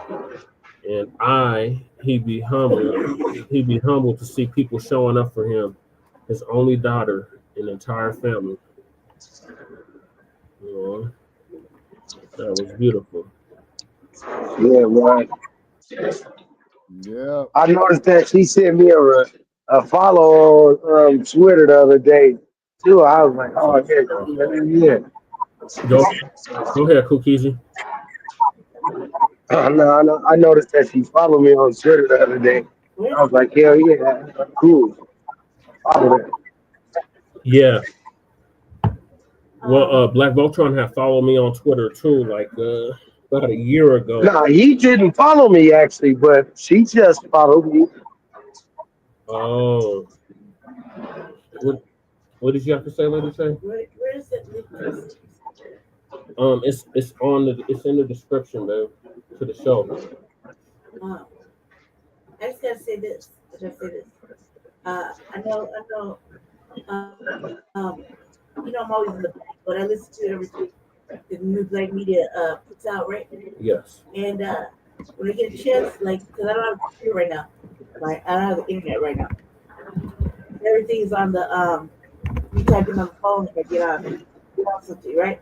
So everybody will see me just post big pieces, like I'll post a show or like TVA, I'll post something big like that, right?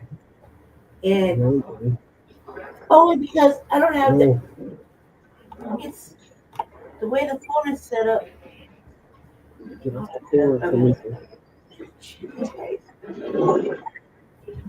Is it big?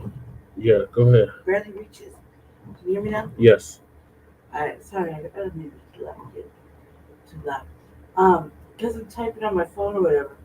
Sometimes you'll yell at me in the chat here and there briefly, in and out, because I'm using my phone. I don't have the internet. This is something like that's really important because I don't know how old the daughter was, but when you lose a parent, it's pretty tough. You know what I mean? And glad that she was able to. She's pretty young. She's either a teenager or in her early 20s. How young is the daughter, Kurt? Do you know? Do you know how old his daughter is, Kurt? Or Cookies? I think that's pretty serious. Oh no, I don't know. I think she's probably pretty young. I don't know. I've never had any kind of conversation with her. No, they say she's in her 20s. Okay. Goddess Navi says she's in her 20s. But yeah, just from the letter, just tells you that she might be, grown because she's working and doing all that. Yeah. Yeah. So I mean, this is terrible. It's a terrible situation. I heard about it today because I've been extraordinarily sick, like since last week. Yeah. Extraordinarily sick. And pretty much just trying to rest off the illness. or whatever's wrong with me. What are you And doing, so I bro? heard about it today, which is like 4 days late. And I was just like, nuh-uh. The cats all want to say hi, yo. Nuh-uh. You know what I mean? Like, this can't be real. Like, this can't be real. Not Blacc Voltron. Oh. No, well, either way. Right, I was shocked too. So we gotta do everything we can to share the GoFundMe out so that the young lady can have a little bit of peace of mind, because I've been looking at it, funeral costs, because I was looking at it for other reasons. And one up skyrocketing now right now. It was through you, Kukizi, I found out. Well, you and Crew had called me. It was like Blacc Voltron is gone. And I was like, what the hell? That's terrible. It's terrible news. I saw it through Twitter, man. I looked on Twitter and saw a post from Nicey Girl. I was like, Yeah. oh no, this gotta be fake. Right. And I looked into it, and yes, sure enough. I asked too what happened, but nobody seems to know. But I wouldn't think Nicey Girl was sharing no fake stuff. But, No. you know, you gotta be sure before you. No, she fact checks her stuff before she posts it. Yeah. Well, I just remember that brother, man. The first time I heard of him, I heard of him speaking on the Black Authority. Yeah. Yep. That's what I heard. Yep. And he used to just come in and spit. He sounded like somebody you don't want to play with. So I started following him on Twitter and all that. Right. I seen him around in the space, and then I think it was D Tubman that shared some footage of him at that footage that you just played. Yep. D Tubman shared that, and I saw that. And so that was a while ago, because D Tubman ain't been around for I don't know how long. Years. 2 years, yeah. Yeah, and we're thankful for that, because I like D Tubman too. I'm from Twitter altogether. Yeah, they banned Lady Chafe from Twitter altogether. For the rest of my life. Apparently. Damn. What do y'all be doing to get all that? I don't know what I did. Propaganda, you asked me, because I didn't do anything wrong. Speaking the truth, Cool Keezy. I don't know what's the problem with that. Speaking to get some popular version too. You know. He doing it too. He would have been 55. He would have been 55 next month. He was 54 when he passed. Yeah, I didn't know he was that old either. I thought he was like in his early 40s. Wow, boy, that makes me concerned. That just lets you know Greg Blacc Shark must be up there. Yeah. Yeah, Greg Blacc Shark. I think Tariq and Greg Blacc Shark is about the same age. Yeah, they like 56. Man, wait till you get to my age. Yeah, we're all babies compared. Man, Tariq is older than you think, bro. That dude is not no 50. How old is he? That dude can't be 50, man. He's older than that. 50. He just celebrated his 50th birthday July 1st. That brother probably celebrated his 50th birthday 5 or 6 times. He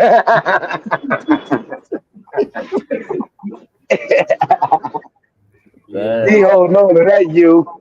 He's definitely an old heart with a young soul, a young heart with an old soul. Okay, I want to add Goddess Nazik. She called it screw tube. Goddess Nazik, I have permission to use that term screw tube. That's what it is. I could take you to their front door. I'll go to their front door and say, You've done it. You've done it. You've gone to their front door. You've gone to Facebook front door.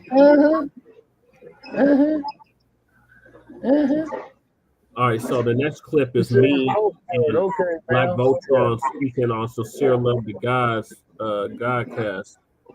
This is from a few months back. All The right. topic was how many times can we say reparations without saying cash payments? He got your team's hat on, Shabaka. Well, That's the You want to chime NWA. in, King? Yes, sir. B1 salute. How you doing, sincere? Peace to B1, you. welcome to the Peace to the chat. Godcast. Yes, sir. You know, it's like my second or third time on here, so always much appreciated. Oh yeah, But you're a regular. I'm doing laundry right now, so I'm trying to make this quick. So with this Westmore situation, it makes it very clear that the Democratic Party, is just going to keep offering the symbolic gestures. They haven't learned nothing from their devastating defeat that we FBA gave them in November. So thank you, it's going to take a couple more election cycles for them to get the damn memo. We're not playing about our check. We're not playing about our reparations. We're not playing about lineage-based policy. So if that means they got to lose the midterms next year, so be it. If that means they got to lose the presidential in 2028, so be it. 2030, so be it. 2032, and so on and so forth, all the way up to 2100. We're going to continue to demand something tangible for our voters. Because they've made it clear that they can do all this tangible policy. Shout out to Black Truth United. He did a whole piece on the emphasizing why we need an anti-Black hate crime law. This is just reparations is one piece of what we need in regards to the tangibles. We need our reparations. We need lineage-based direct cash payments. And by Westmore vetoing this study, since people want to be technical, this study of reparations, he's no better than Gavin Newsom in California. And we're seeing what he put us through with that commission in that 2-year study, 2-3-year study with AB 3121. So they just keep running the same playbook. Same plays, just a different year and a different face on it. But we can't expect these tethers to put our interests in mind, these boule to put our interests in mind. They crash out for the illegal immigrants. They do any and everything for these illegals. But the base, and they're finally admitting, and I was reading an article earlier, they're finally admitting where they went wrong. But are they going to change their ways? Hell no. So what did they admit? Family What did they admit in the article? They admit that their whole party's to blame. Because you know how they try to put it on the progressives. They try to put it on the squad or whatever. They try that now that the whole party is guilty, and that is the reason why they lost in November. So it's a start, but they're not admitting to the fact that we are the reason why they lost. Right. FBA, Foundation of Black Americans. So we got to keep driving that point home, Black family. Keep our foot on their necks. If they're not offering nothing tangible for us, don't waste your time. Our people in Maryland, vote that fool out in 2026 because he's running for re-election for governor in 2026. And there's another candidate, Andy Bashir. He supports reparations and direct lineage-based cash payments. Shout out to Michael Pan, our Asian ally. He met with him. Oh, yeah. To change the language on it so it reads like we would want the language to read in regards to our reparations. And he's running that racist Green Party. The Green Party is racist. I'm even seeing with my own party, because you know, Sincere, I have my own party here in the state of Colorado called the Unity Party. These mugs, they didn't even want to discuss reparations. They didn't even want to have a discussion. They didn't even want to have a discussion on the topic.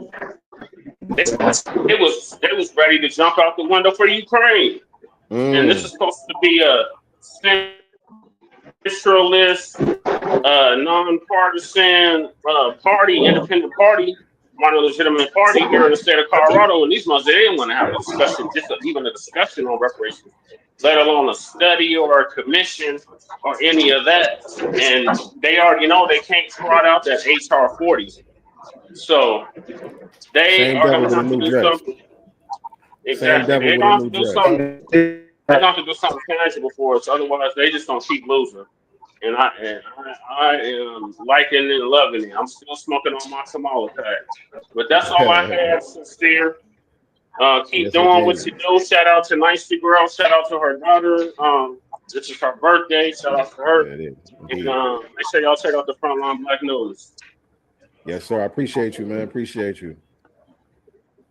Yes, indeed, man. Yeah, that's 100, man. That's 100.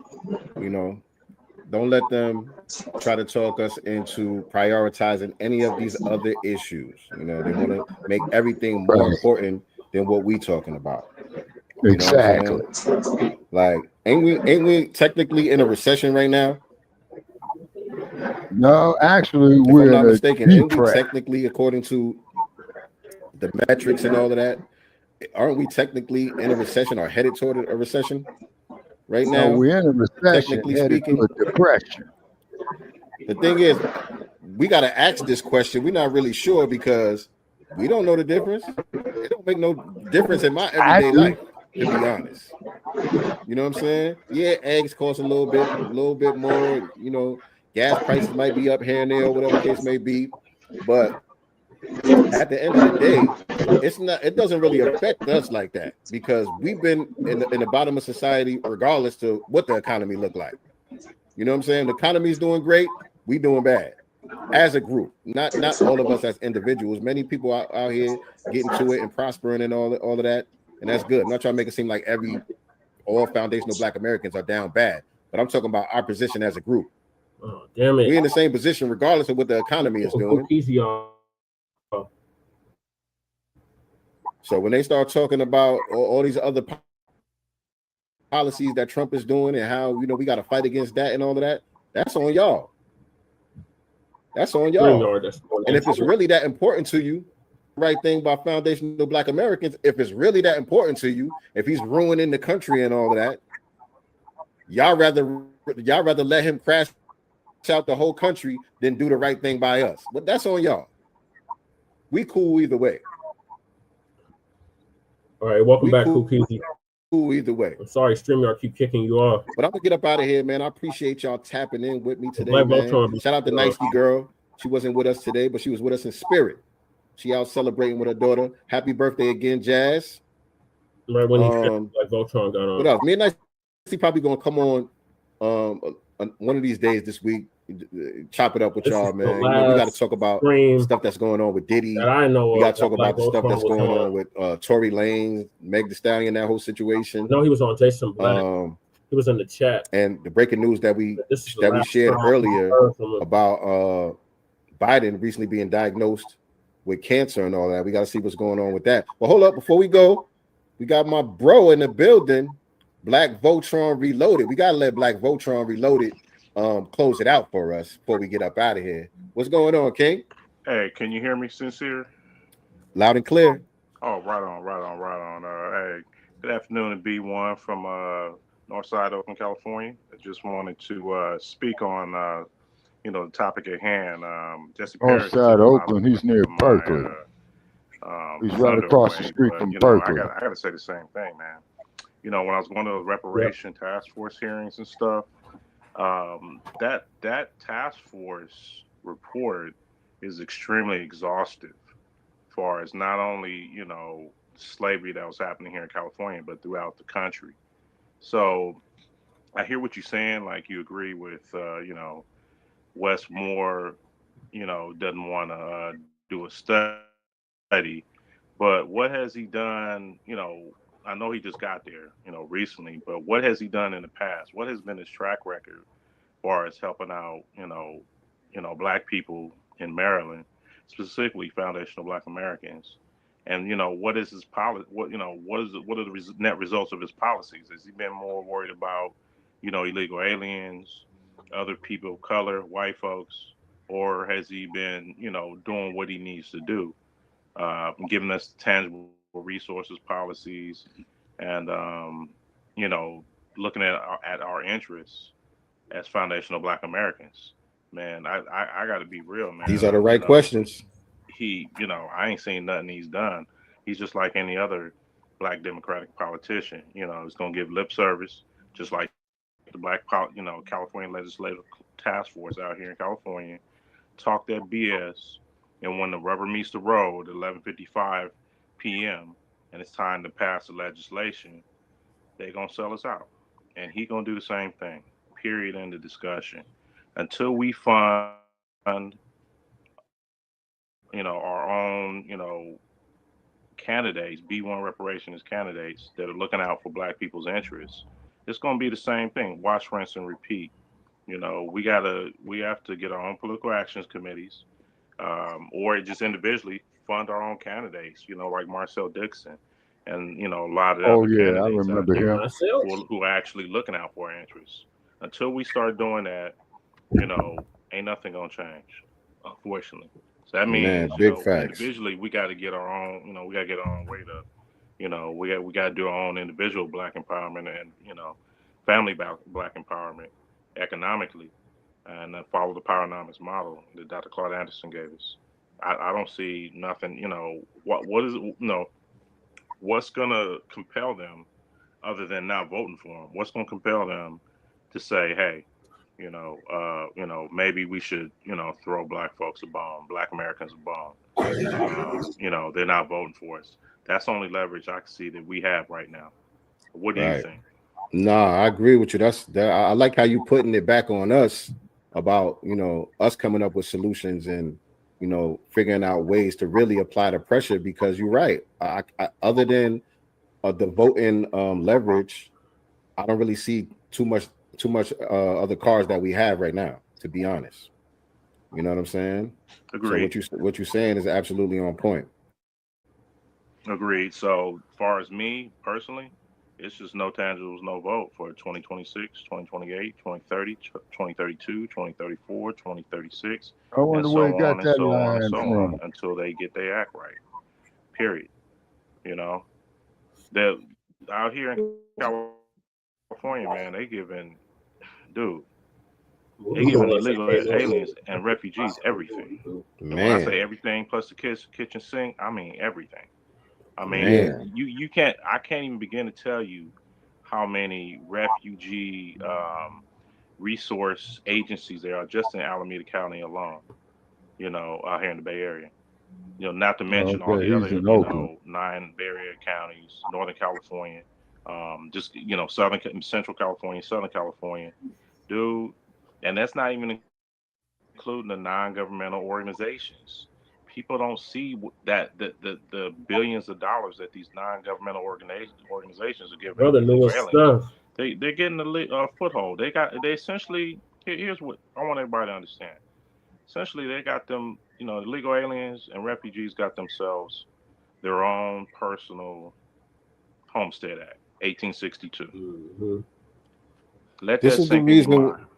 This is the reason why this racial wealth chasm puts us at such a disadvantage, because there's already built-in wealth in these other communities. There's already infrastructure in these other communities that when they bring in people over as refugees or illegal immigrants or whatever, they got a welcome mat to roll out for them. You know what I'm saying? Not just that. You got to remember something too. They're bringing wealth from their own, mother countries. Number one, and number two, because they got these footholds, they're able. They got organizations already set in place that allow them to, not to what's the word, to pool their resources. Parlay. So not just as families, but as they got churches, nonprofits, they got civic organizations and stuff. They got their own personal NGOs locally. And then you combine that with the county, state, and local NGOs and international NGOs that are kicking them down cash, non-governmental and organizations, resources and grants. Okay, Dude, they living pretty swell, man. You know what I'm saying? And let's compound Welcome the back to fact PZ. that, I'm sorry, streamer, I keep let's kicking keep you it out. real. The opioid crisis, the crack wars, the dope era, and the heroin, epidemic that happened from like the 50s all the way till now. I mean, that devastated our communities, bro. Right. Especially the crack wars, man. I mean, come on, man. I remember people in Oakland selling their houses in West Oakland, man, for like $25,000 in the 80s and 90s. These houses are $1 million now. Yep. Mm-hmm. Let that sink in. Right. Just that alone, you feel me? So we've been devastated, not to mention the all the other attacks that been on community and stuff. So we have to seriously get real serious about what we're gonna do, individually and as a group. But I know this: we can't depend on these Democratic politicians because they've had like 60 years almost. Yeah. Of He's talking right about about what they're that. gonna do for us and what are the results. What is the net result of what the Democratic Party has done to foundational Zero. Black Americans? Man, It's our a net negative, situation, brother. right? I'm about to say we took a couple steps Bloody back. cousin, Right. No. Oakland. Hey, did you see that study? Not on no think they game said, basis. That's just how recently they that talk. they said that the overall wealth of foundational Black Americans are worse than what it was during Reconstruction. During Reconstruction, we were doing better with all the terrorism from the white supremacist terrorist organizations. We were doing better. He is, Michael. Coming out of slavery, coming out of He Civil was War right about the Dems. in 1865, and we doing right now in 2025, 150 years later. That's Right. scary, dude. And the main reason is what you pointed out: the destruction of Black families with the drug wars and all of that stuff that took place. Just that alone, because at least when we were together and we were pooling our resources, we were forced into segregation and all of that. We had this, we were circulating our dollars and all of that. That gave us somewhat of a foothold. You know what I'm saying? Regardless to everything else that we were up against, that gave us somewhat of a foothold where the integration weakened us, and Absolutely. And the destruction of the Dr. family King structure. realized that mistake. And like you said, people selling off Yeah, their that homes is and cool. valuables and all of that stuff because they addicted to crack and all of this other shit. Yep. That put us at, like you said, a net negative. And here we are. Dr. Claude Anderson warned us, like, in the 70s and 80s and 90s and stuff, that we had a certain amount of time to get things More done. like demo rats. Man, I would say the 70s and 80s were probably the best time for Black people to, raise our standard of living, to raise the wealth effect and catch up to white Americans. Right now, unless we do a radical revolutionary change and get off this, this BS where we at. We cooked. Yes. Cooked. Burnt to a crisp on the barbecue pit. Seriously. Yeah. Burnt to a crisp. Yeah. Real talk, man. It's real just talk. trying to keep it real, man. I know you got to go. I just wanted to, chime in real quick and get my thoughts and stuff, man. B1, and thanks for holding it. And I want to say happy birthday to Nicey Girl's daughter. I know that's a proud accomplishment. I know she's happy and everything. So, I completely understand. Keep on celebrating the baby girl and stuff. Most important. Yes, indeed. Appreciate you, man. You always welcome on. You always welcome on here, man. Anytime you want to chime in. For sure. Thanks, Sincere. B1. Peace. That was the last time he chimed in. Both me and him as mods. Cool Keezy's a mod on there too. All three of us is mods on Sincere Love the Gods Godcast. I'm not a mod on there, am I? I thought you was a mod mod. on there. I thought you was. I could be wrong. I don't know, man. But I look up and I'll be a mod on people's stuff and don't even be on it. yeah, I see Great Black Shark gave you a wrench. That's what's up. Yeah, I just seen that tonight. You know that. Yeah, so Blacc Voltron Reloaded, as y'all can see, was very heavy. The brother was a thorough brother. He was about our people and getting our people what is rightfully owed to us. So he will definitely be missed. And like Cookies, you said, we chopped it up with him several times on other platforms. So I was trying to get him to come over here to Front Line Blacc News, but it didn't work out. But yeah, he will definitely be missed. What are your thoughts, Cool Keezy? It just reminded me when you said you was playing that part where you was speaking on the show, and Yeah. you was talking about how they don't have no legislation, no meetings, no nothing on the table here in Colorado for us. And you absolutely right, because I be looking all the time.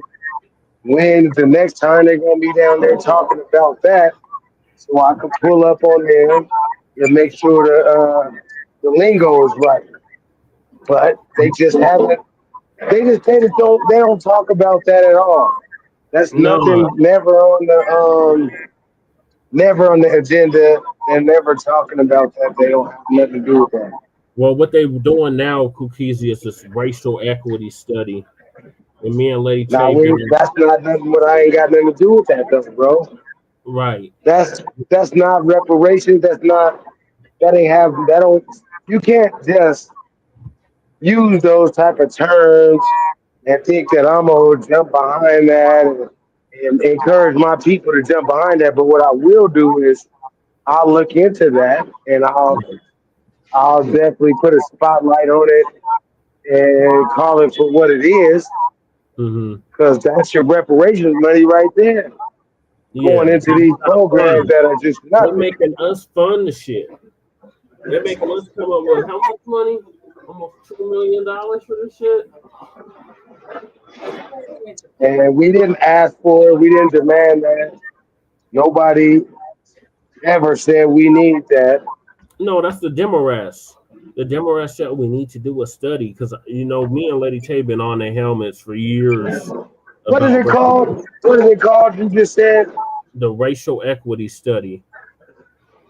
So that sounds like another all lives matter, where you lump all of these other groups in with us. The immigrant. It sounds like an immigrant money grab. That's what it sounds like. Yeah, that's exactly what it is. And that's exactly what we told them at the last hearing. Yeah, I need to know when they have them. They talking about that. I'll go down there and tell them exactly what you think you're doing. We don't need another immigrant tether money grabs. They got a hearing this month. As soon as I find out the date and time, I will let you know. Yeah, I'll be there to tell them, look, you tethers are not about to come here and have another money grab and another meeting about who's funding this meeting. Why don't y'all go ahead and stop? We are. It's John Bailey. You know the Colorado Blacc Round Table, the Boule. That's who's funding. Yeah. You know I don't like to go down there because they don't be trying to let me talk. They see me coming, they try to block and I can go through all the right channels and do everything I'm supposed to do. And then when it's time for me to speak, they'll have a trick for my ass. Yeah. If all three of us spoke, they would not be ready for that. If all three of us they let Tio's little buddy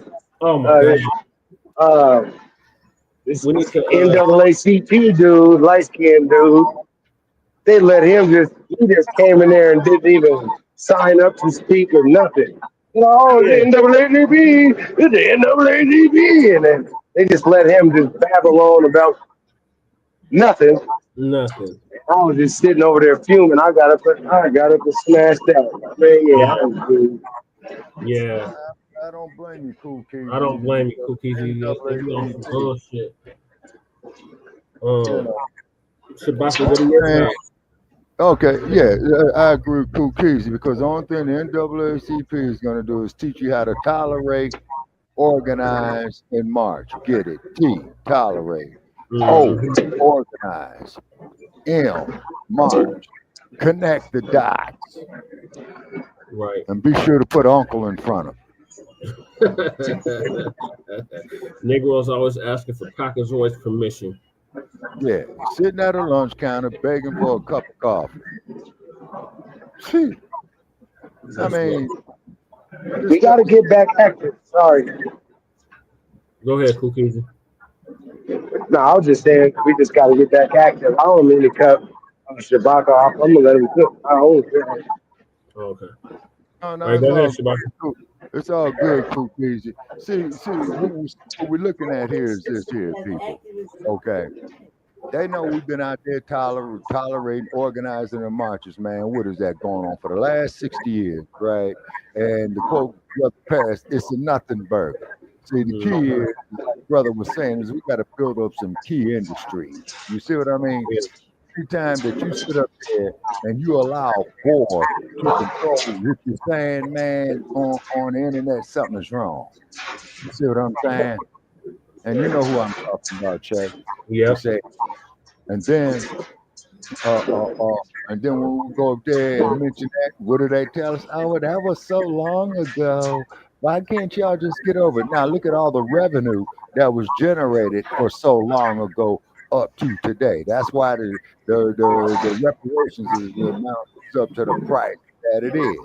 And Right. then, and as brother had came on a few months ago, man, who stated it. Fact is that they stole the money from the Freedmen's Bank, okay, in the 1870s, and that's how they started the Federal Reserve. Mm-hmm. That's exactly what they did. Yeah, you see what I'm saying? And as we all know, the Federal Reserve is the central bank of the United States. Yep, And how many black folks are on the Federal Reserve Board? Yeah, he did before, And they wouldn't have nothing in there if it wasn't for the foundation of Black American Freedmen Bank. Exactly. Exactly, because the money they took from the Freedmen's Bill, that was the bag money. So they bossed it up, parlayed it again and again and again and again and again. And this is why the reparations is necessary. And that's why we got the price tag on it. We're putting interest on it just like a mob boss does. Yeah, so fools not to. Hold on, Shabaka. So sincere love to God. I know his uncle. His uncle used to run an African shop out here in Denver called Kente Express. So that's how I got familiar with him. It was actually Cool Peasy that introduced me to him when I was running for mayor, and he had interviewed me when I was running for mayor on his podcast. So that's how I got familiar with the brother. And yeah, Blacc Voltron did not play. Yeah, that's another one. I gotta shout out D Tubman again. That's how I came across Sincere D Tubman. Okay, yeah, shout out to D Tubman. Oh yeah, and then on top of it too, Cool Keezy, over the years that I've been up here, man, doing this. I've been called everything but a child of God, man. You know what I'm saying? Well, Shabaka, he started off on Blog Talk Radio. We used to give him hell on Blog Talk Radio. Oh yeah, I remember Blog Talk. Yep, and we started on the 50th anniversary of the Black Panther Party. Yep. 9 years ago. Yep, and I've been around for 8. Yep. 9 years. And then it took me a while to come out to be able to speak publicly about this kind of stuff. It took me a while. Right. Oh yeah. Remember me and you hooked up on the old podcast, Kookizi, the Mile High News. Oh yeah, that is right with that one brother Noble. Yeah. Yeah, and he blocked everybody, didn't he? Yep. Yeah, he kicked me off of it and what have you. You know what I mean? Yep. So we took our show. We left. I told him I was taking everybody with me, and we started our own show, and that's how the Front Line Blacc News came about. Mm-hmm. I don't see him with no show no more, so I guess he just hung it up. He moved to Georgia, and then he called himself doing a video like shit almost a year ago, probably over a year ago. That was about it. He ain't got no traction, ain't nothing going on. I told him, I said, man, I brought everybody to your damn show. I'm the reason why people even tuned into that shit. We were rocking with Noble, man. Shout out to Noble, but I was just like, damn, man, why you delete me? I ain't even did shit to your ass. Right. Well, homie, you can come get with us, man. He deleted me because I think it was back when you know everybody had smoke during that time, and Yeah. I just had started getting into it with you know the Terrences and the Candaces and all of that. Yeah, the So dynamic. Yeah. yeah, them things. So that's when Noble was just like, nah, you know what? The block is too hot. I'm gonna go ahead and block this brother. Yeah, I don't know why he blocked you. I know why he blocked me. I don't know why he blocked you though. That's some bullshit. Or he could have just seen that I still was in contact with you. He like, no, bro, you hanging out with that Jesse. They got mad because Jesse and Lady Tay, I'm blocking y'all. Yeah. They got mad because I stood up for Lady Che. That's what that was. Oh yeah, I remember that. They just want her to be Yeah, in that was the the video. first one they kicked off. And then they took Shabaka. They said, well, you brought Shabaka. He can go too. I'm like, They wanted to tell you who could be in your video. yeah. Yeah, and we still running strong, bruh. Mm-hmm. Picking up more momentum. Right. So I don't hate the brother. At least he stated how he honestly felt. You know what I'm saying? Because there's always Ain't nobody said nothing bad about him yet. Hey, we ain't saying nothing bad. I ain't saying nothing bad about him, but there's an old saying from South Central Los Angeles: never apologize for how you honestly felt. Okay, brother, that's how you honestly felt. I'm up out of here. Right. Because you'll be surprised of who the We hell gave I him a am. shout out. Mm-hmm. I was giving him a shout out and everything, and just in case he see this, shout out to you. Right. Yeah. Stop doing all that. Stop doing all that blocking folks for no reason. Right.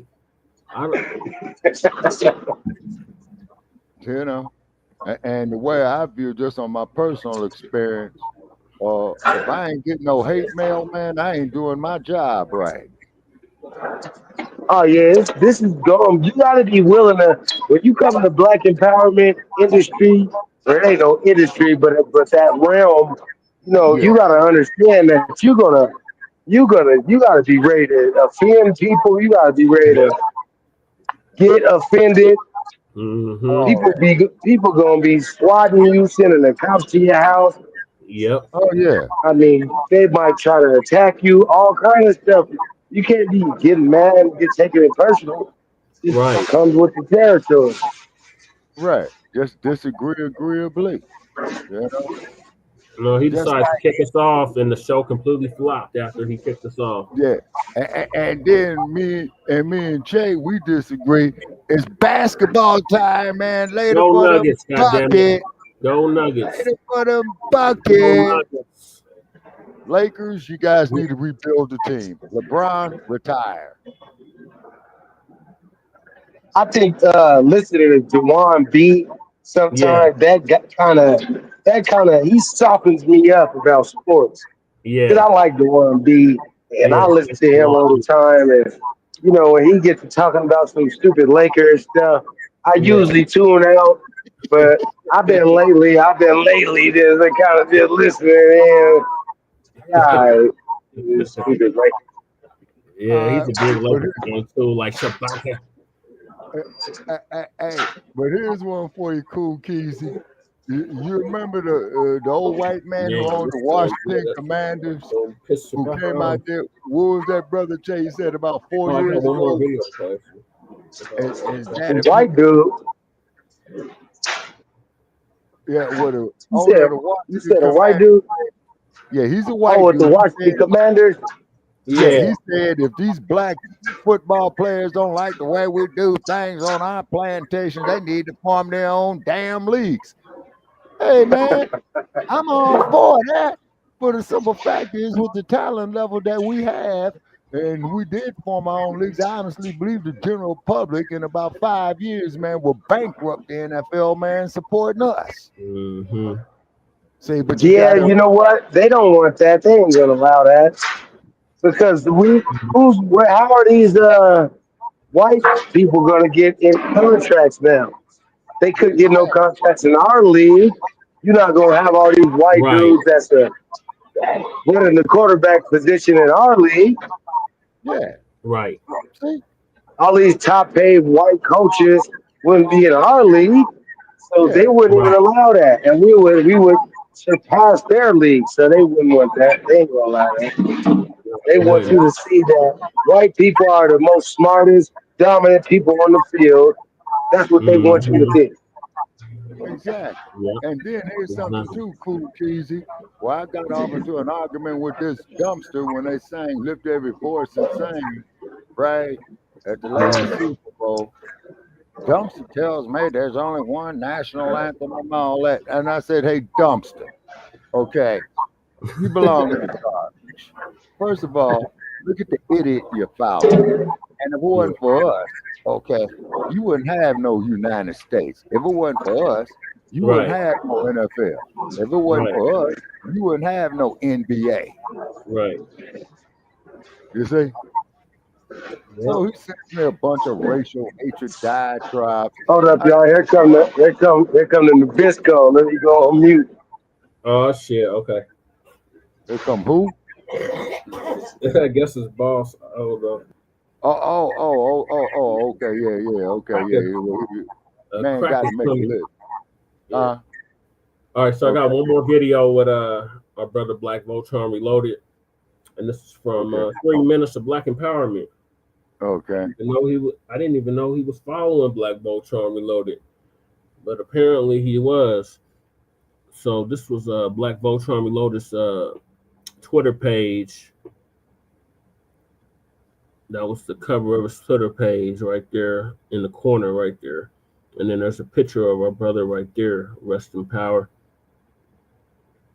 Let me play this. Yeah, the Mizzouga. he was Audacity, and that shit happened. Mm-hmm. All right, let me play this. Yeah, I wasn't even on mute, huh? Yeah, you went on mute. My bad, Couldn't hear y'all. nothing. Oh, I thought y'all heard all that. No. Hey, family. I just wanted to say rest in power to Blacc Voltron. Yeah. I didn't know him very well. He followed me, and he was always cool with me. And I want to say Oh, you're thanks not to on him. X. We're going to continue this fight, and we're going to be Hey, victorious. wait a minute, man. What is this? Hundreds of National Guard troops arrived in Chicago. Trump 3 finally minutes of stuck Black his finger empowerment. up Governor Pritzker and Mayor Brandon Johnson's butts.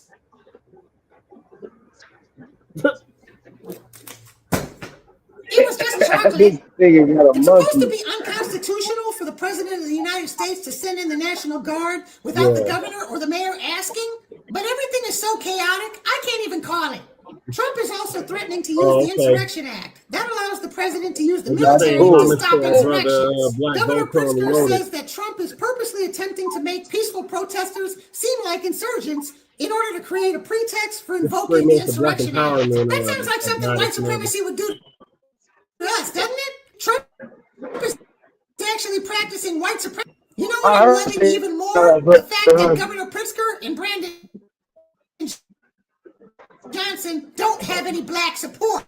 I love seeing both of them being forced to have to stand on the Democrats' platform of elite and sexuality, neither of which are a top priority for FBAs or white people.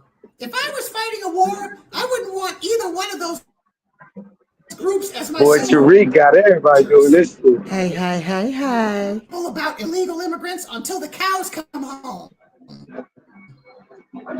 Illegal immigration does not benefit blacks. We should be lending support for them or for gay white people. If it wasn't for us, neither one of those groups would even have the right to show their faces in this country. We have done enough. Speaker clashes with Dem senators over Epstein files and shutdown. Remember when I told you Republican Thomas Massey only needed 2 more signatures on a discharge petition to force the House to vote on releasing the Epstein files? Well, the first of those 2 signatures, newly elected Democratic James Shaw. He signed shortly after his victory. The final signature will come from Adelita Grivjova. I don't know how to pronounce her name. She's a Democrat who won in a special election in Arizona, and she already pledged to sign right after she's sworn in. But guess what? Johnson is using the shutdown. I always believed was deploying the National Guard and stuff like that in order to make a diversion from the Epstein files. Now I'm beginning to believe that the entire government shutdown might have had something to do with it too.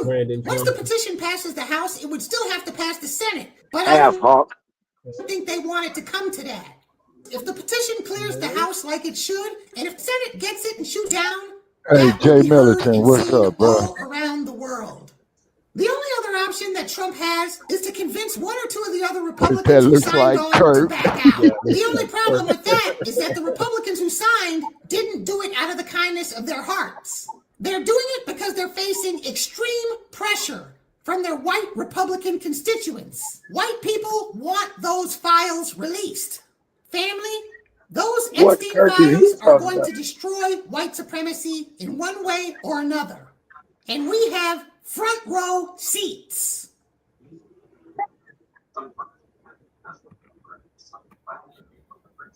You know what? I just thought about something, y'all. Let's get right into it. That looked like what Kirk? What Kirk is he talking about?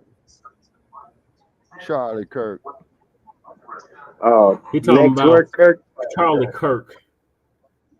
Next Kirk. I'm like, hey, hold on, man. I'm tired of it.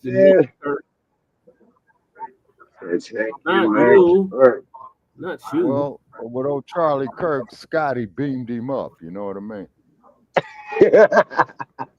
So R.I.P. Big rest in power to our brother Blacc Voltron. All right. You are gone, but not forgotten, and we're gonna continue the mission, brother. Did you have any closing thoughts, Lady King, on Blacc Voltron Reloaded?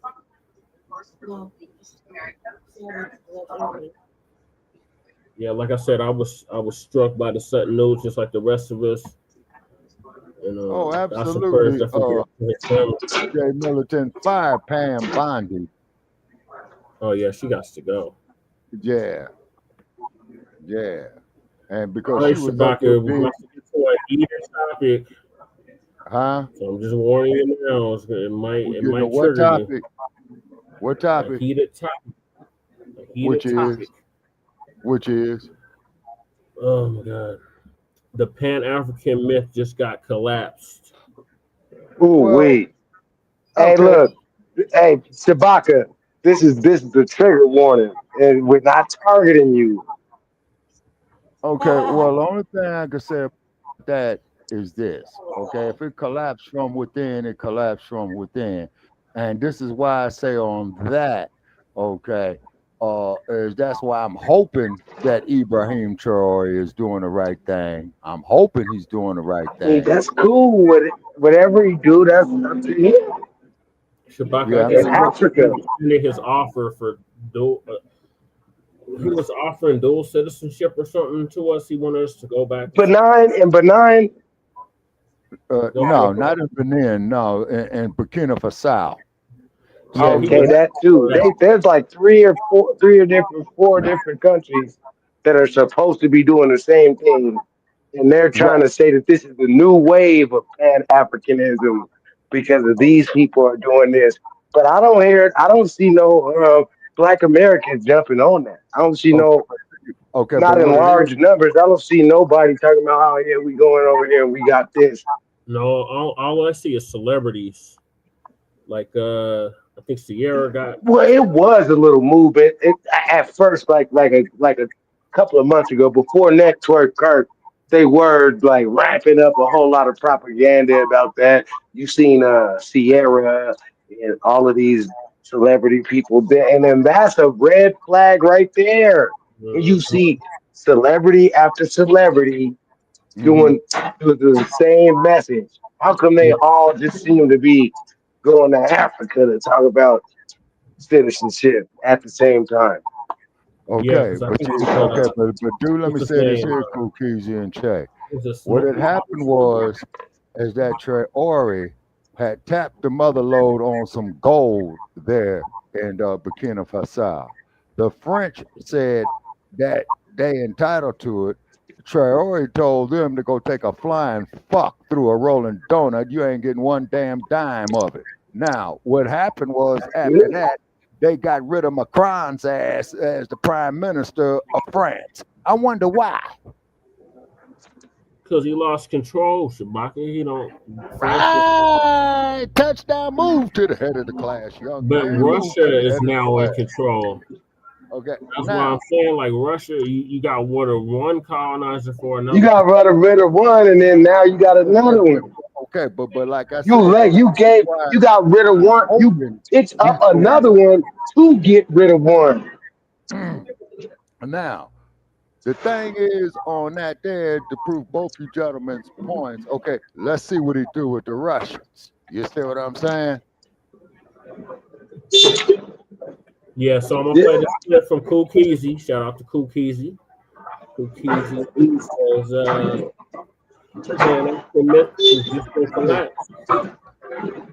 yeah, because me and Jay Dizzle had a conversation about that. Yeah, shout out to Jay Dizzle too. He was live earlier, Shabaka.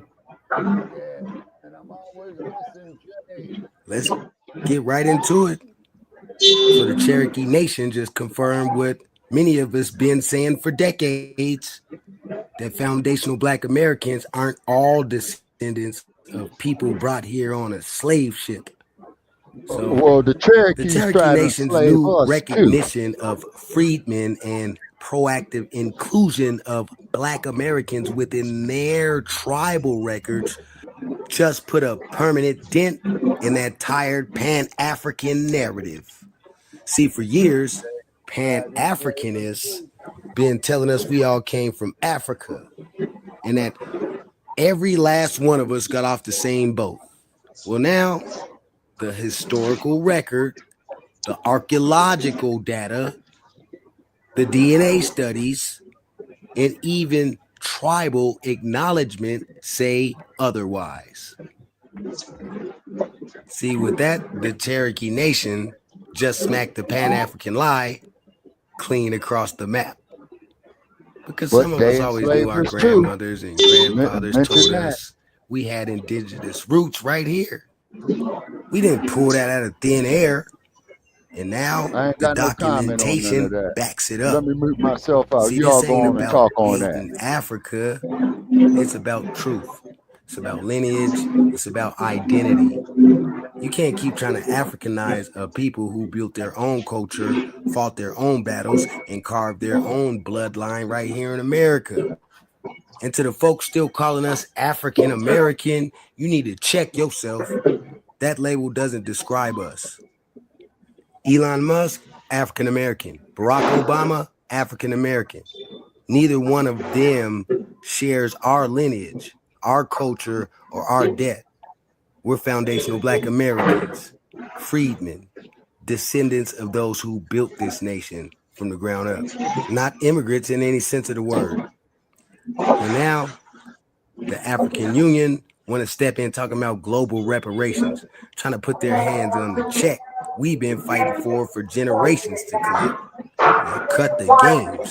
The African Union has no jurisdiction over U.S. citizens. None. Zero. Zilch. The AU can't represent us or collect money owed to us by the United States. This is a legal claim, a creditor-debtor issue, and that debt belongs solely to the people whose ancestors were enslaved in this country. So to the Pan-African tether crowd and their musty hustlers, miss us with that. You don't get to rewrite our lineage, and you don't get to redirect our reparations. You don't get to rename who we are. We're foundational Black Americans. Our blood is in the soil of the United States of America. Our lineage is verified. Our claim is exclusive. We define ourselves, and nobody else does. Period. All you scared to death Negroes.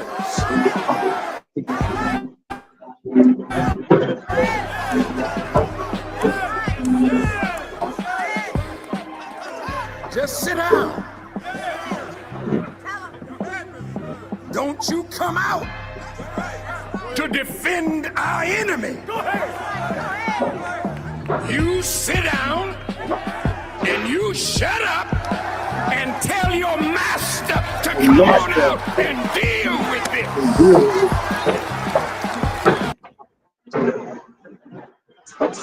this. Salute family and welcome back to another video. All right. A few months ago, the Indian tribe came out and said that they had black creeks, and they acknowledged the Black Creek. So now the Cherokee is coming out and acknowledged that they have black Cherokee. So I'm pretty sure the rest of the tribes, especially the civilized tribes, are going to come out here shortly and admit they have people in their tribes as well. So, like we've been saying since the very beginning, we didn't all come from Africa. Some of us were already here. So this just adds more fuel to what we've been already saying and what our families were saying about us already being here. And it's not a shot at, it's not really like a shot to Africa or nothing. It has nothing to do with Africa at all. It's just another receipt showing that, you know, what we said, we are who we say we are. That's all. Right. And then the AU trying to sabotage our reparations claim. They're talking about give them the money, and then they'll discuss it amongst the rest of the African diaspora. Hell no. And I don't know, I don't understand why no other African nations are speaking out against that, because what the hell gives them the right to go ahead and start adding Colombia and thinking that they're going to speak for us? This is the one with the Latinos and all that. And we clearly been telling you we delineated, and here you come with the Latinos. Right. Remember the what was it? The president of French Guiana was talking about, yeah, we need to get our reparations from the French. Now I want to that's be interested to hear Shabaka's take on how does he feel about Colombia stepping in, entering the chat for reparations. What do they need to be getting reparations for? Well, we've been saying since the very Well, it really don't even matter because it's not even our business. They can get them some reparations from whoever they're going to get it from, but they don't need to involve us or say nothing about us. They got CARICOM. They got their own little reparations organizations. They don't include us in them. CARICOM don't include Foundation of Americans in their claim. Yeah, but their claim includes us, but we don't. We're not. There's no real plan on what's going to be done or how that's going to play out, how we're going to get anything out of it. All that's unclear. Everything that we know now is just, okay, we're going to add these people to our claim, and it's just going to be, well, you know, this is both of our bite. We'll just keep it at my house. Yeah, we can't have that. Like we've been saying, sue your colonizer. stay the hell out of our claim. That's why we have to start delineating, because all these other groups try to get in on our claim. And don't mention FBA at all about nothing. Right. Stay focused on what you got to do and stop watching us. Don't worry about nothing. Worry about ICE and worry about all the I mean, for real. Worry about the people in your own area that's doing you dirty. Worry about why you got to flee over here. The reason why you got to flee over here because you don't want to stand up to Whitey in your own homeland. So you coming over here? Well, we already got Whitey at bay a little bit, you know. Right. They won't fight in their own homeland. They won't build up their own homeland. They want to come over here and get free goodies and giveaways. And Well, let me push it up real quick. Let me push that for you. Still standing there, you goofy ass dude. That dude is goofy. About the Cherokee acknowledging their Black descendants. Man, what happened to Shabbat? That pissed him off that bad. He said he was gonna go on mute. I warned him it was gonna be a heated topic. Dog. That shouldn't be out there. Then all this time to acknowledge Native Black Americans, and they chose them to.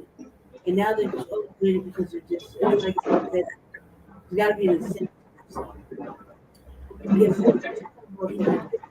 Give Black people dirty looks and say that they're Native. And then we send people to call them $5 potatoes. So you never want to acknowledge that they enslaved us. You never want to acknowledge. What's that? What is that? Do you see? What is it? So there must be an incentive. Oh yeah, I ain't taking that yet. But yeah, we can bring it up. To acknowledge it. Because now they know they're gonna have to open up the reservations and give Native Black Americans, Native Cherokee, Black Cherokee Indians, or Black Cherokee Americans, land and everything that they've been getting. And that's still a reparation. They have to do the same. They owe reparations too. Right? Yeah, all of these tribes do.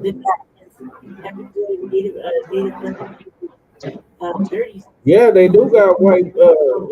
They got Africans playing with white Jesus. They got a whole big white statue in Nigeria.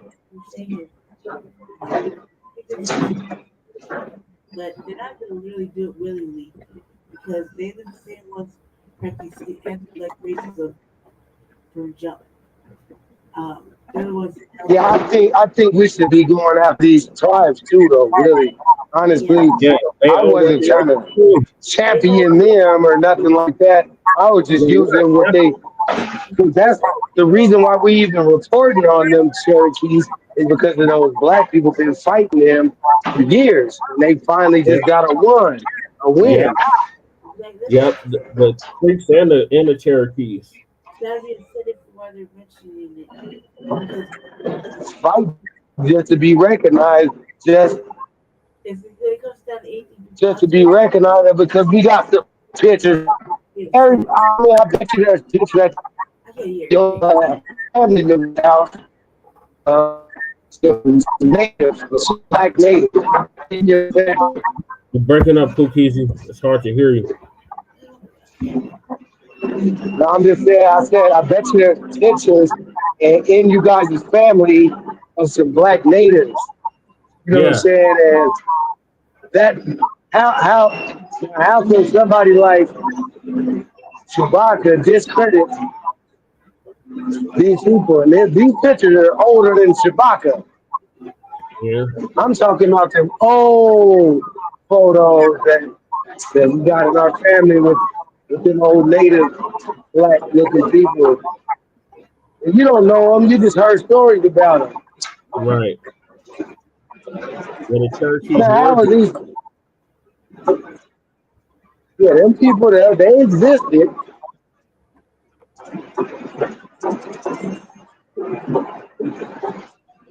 They existed. We are dishonoring them by not fighting for justice. right because they were old. There was whole treaties. They was going to talk about the 1856 treaty. Those 5 civilized tribes, they owed us land, money, and all of that, and they reneged on those treaties. So they owed. And They had so, to pay up. Yeah. so the government ain't the only one that reneged and didn't pay. So you need to be going after all of them, not just Whitey. Right. Red Whitey too. Right. They all Red owed. man need to get that work too. Yep. They did enslave black people as well, Shabaka. There's no argument on that. We got no love for that ass either. Yep. I'm not one of them niggas. I'm not no Dane Calloway nigga that's gonna run around with a damn Indian garb on talking Yeah. about there ain't no such thing as no Harriet Tubman. Oh, That's that a was lie. disrespectful. That dude is a cold idiot. Yeah. Yeah, they do, and they need to give up those casinos. We ain't saying that. We just saying that look, we share some of that same identity with these people and don't share any identity with these Africans. Yeah, it should be fully charged, man. And that's the cold twist. But the history books ain't gonna tell you. Yes, you did We make that. don't share it. And even the modern times. Right. Modern times will tell you you can find, you know, still black people that have family members that live on reservations. Yep. Black people. But Yep. you don't find you ain't find no black people that got some African folks in their family. All you gonna find is when you go around, when Shabaka shows up to them Africans, they gonna call his ass a Jareer or a Kata and tell him to get his ass out of here. No Kata's allowed. Yep. They don't see us as You gonna one have of to them. pay. They see us as You gonna have foreigners. to have some money. Yes, she was another Unless one. he blend in real good, just don't wear no deodorant. They might lift you up. No, they're gonna be like, no, you not from here. You one of those Americans. You's a foreigner. You's a kata. You's Jareer. We've had Both of people. them. We've had FBA people go over there and tell us these horror stories. Like,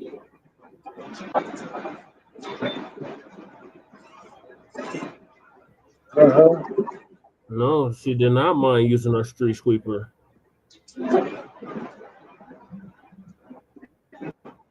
the Zulus were, they were around the same time.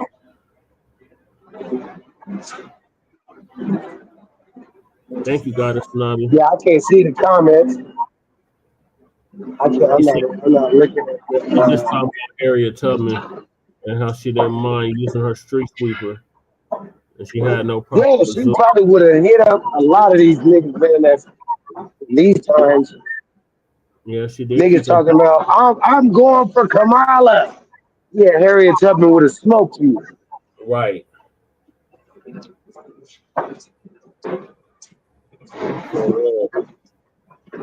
All right, well, the next topic is heated too. And it's the about the slave trader class exposed. The slave trader class exposed the descendants of old African This is tethers. the leg 9. Shout out to You gotta have it. You gotta have it. Black Truth United. The people need their mail. He's at the post office. So. No, it's a leg 9. She's crossed that one out. Oh, go on mute real quick, easy, because we can hear your whole conversation. Okay, my bad.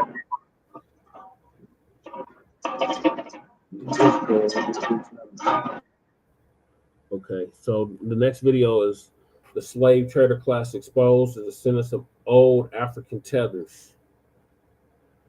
So shout out to Black Truth United for this.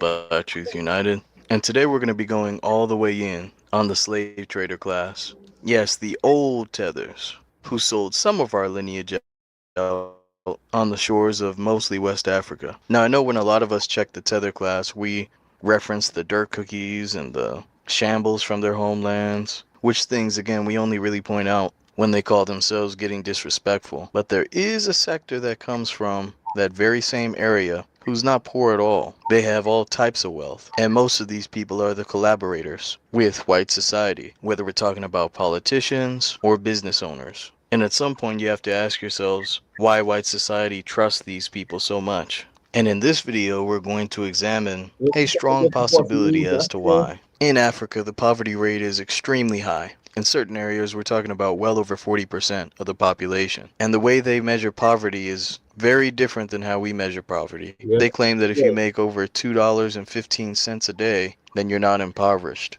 And adjusted based on the currency exchange and this and that. That's definitely a lot more significant than what $2.15 could do for us here. But still, that's not a high standard.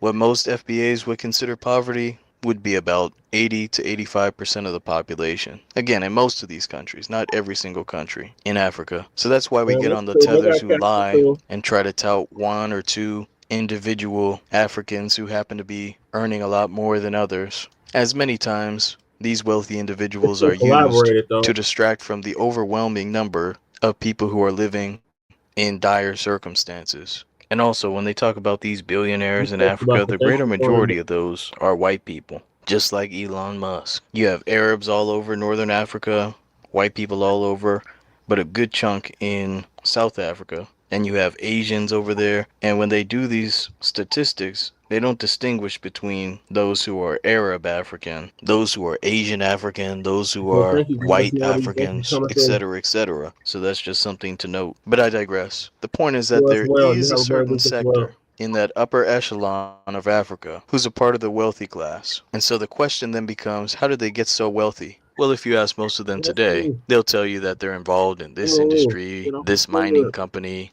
that construction company, and that they whacked hard to get everything they got. But just like Bill Gates, Elon Musk, and many others, when you dig into their backgrounds, you realize that a lot of these people came from wealth and had all types of opportunities that you didn't get. They also don't talk about where the seed money came from for these companies that they or their families are attached to. Just like most industries here in the US, a lot of these people got their seed money from the slave trade. If you're anything like me, you have grandparents who used to talk about that old money, which is money that has been around for a long time, passed down from generation to generation. This is money held by white people, and it's typically money that you can trace either directly or indirectly from the slave trade. Seems like every other day there's a new university, insurance company, or bank that's revealing how their money is directly or indirectly tied to the slave trade here in the US. But what we often don't consider is that old money that's also linked to the shores of Africa. Now, while we might laugh at some of the things that they got in exchange for us, if you're seeing this for the first time, it may surprise you. And no, this is not fake. These are actual things that we were sold for. Umbrellas and beads. Brother Booker T. Washington gives a more comprehensive list in his book, The Story of the Negro. But while we may laugh at some of these things, we have to keep in mind that this form of currency was much more valuable to the people in Africa. Just like how you might scoff at the $2.15 that they can live off of in their country. Back then, you could exchange these goods for land, minerals, wealth, power, and influence. And a lot of these people have generationally held on to this wealth. And if you don't believe me, we'll get our brother, Dr. Khalid Muhammad, to prove this. In this upcoming clip, he explains what he saw when he went to West Africa. But before I play the footage, I want to say that this is fair use. Fair use. All right, let's go. Yes, sir. You have a question. Yeah. What about the Africans from Africa? Are they going to get any reparations too, or are they part of the movement?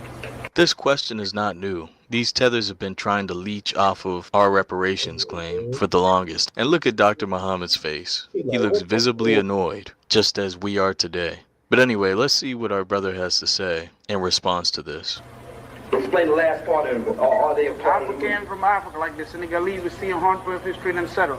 Are they part of the movement? Africa, too, must do something for her sons and daughters here in the diaspora, in the Western world. Oh, yes, some of you don't like that. You say Africa don't owe us nothing. Oh, hell, yes, they do. Some continental Africans brag about the slave trade. These people aren't ashamed of their history. Many of them brag about it. Let's let it continue. Some of them say, oh, my father and my great-grandfather was in the slave business. I mean, they're pompous Negroes.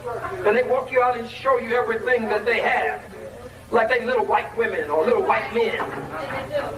Showing you how they acquired it generation after generation. What did I say about old money? This wealth hasn't gone away. Because we were in the slave business.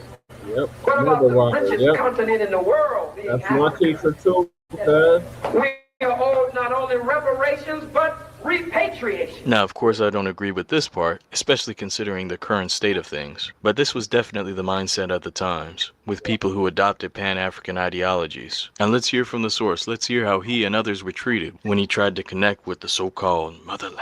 Here we've been begging continental Africa for another passport. Some foolishness about, what do you call it, dual citizenship, which is a joke. But it's hard to even get a passport. Yep. You show up in Nigeria and don't have a visa. And we come in with all our African clothes on and African hair. We just as happy to be home in Africa. And we show up at the airport and some people who look just like us put us back on the plane and tell us you don't have a visa. This is what we tell our brothers and sisters who are foolish enough to continue believing in the fairy tale of Pan-Africanism. Nobody else is on that type of time. And just think of the audacity of these African immigrant groups coming over here, getting all kinds of benefits that we can't get, crossing the border illegally in some cases, and getting all types of protections and goodies and guarantees, when we ourselves couldn't go over to their countries and get anything, even similar. Absolutely sickening. Let's let it continue. Why can't we go to Africa without a visa? Why do these Negro leaders in these African nations, continental African nations, turn down we, the diaspora Africans who come home? So yes, brother, all must get reparations, but they owe us reparations and repatriation as well. Shout out to Dr. Khalid Muhammad for that. He stood on business when it was not popular. That video was probably from the 90s, and he was calling out the slave trader class then. Again, these people were pompous, showing off about the things that they had acquired from the wealth of the slave trade. That money did not go away. What happened is, just like the industries here, they simply took that money and invested it in other industries. And you know how Tethers are. They probably went through and burned up the records of them participating in the slave trade. You know how they do. But anyway, these are the people who suspected white supremacists want to import into the country. Either that or they'll use them in their own countries to control their respective populations. People who are from this wealthy collaborator class. They often prop these people up in high positions over us. A lot of times they attempt to hide who they are until they get into a certain position when they can let it all hang out. But I digress. Now we're going to go into plenty of examples of the descendants of slave traders, not the descendants of slaves. And our first example will be a novelist / journalist named Adaobi Tricia Nwabani. Hopefully that's how you pronounce it. But anyway, let's get into this story. She says that her most celebrated ancestor, her great-grandfather, Nwabani Ogogo Oriakụ, was a slave trader who gained power and wealth by selling other Africans across the Atlantic. He was a renowned trader. Her father told her proudly, These people are proud, just like Dr. Khalid Muhammad talked about. They puff out their chest and boldly declare their sellout ways. Let me continue. He dealt in palm produce and human beings. This is a little bit later on. In the late 19th century, meaning the late 1800s, he carried a slave trading license from the Royal Niger Company, an English corporation that ruled southern Nigeria. Instead of having a liquor license or firearms license, he got a slave trader license, a sicko. Let me continue reading. His agents captured slaves across the region and passed them to middlemen who brought them to the ports of Bonny and Calabar and sold them to white merchants. Slavery had already been abolished in the United States and the United Kingdom, but his slaves were legally shipped to Cuba and Brazil. For those who don't know, the U.S. was not the last to end slavery. Brazil ended slavery way later. Hell, Puerto Rico ended slavery after the U.S. And places like Mauritania still have slavery going on to this day. And these wicked-ass slave traders are not sorry about it at all. And I want to clarify this for the white supremacists who might be listening, because most FBAs already get this.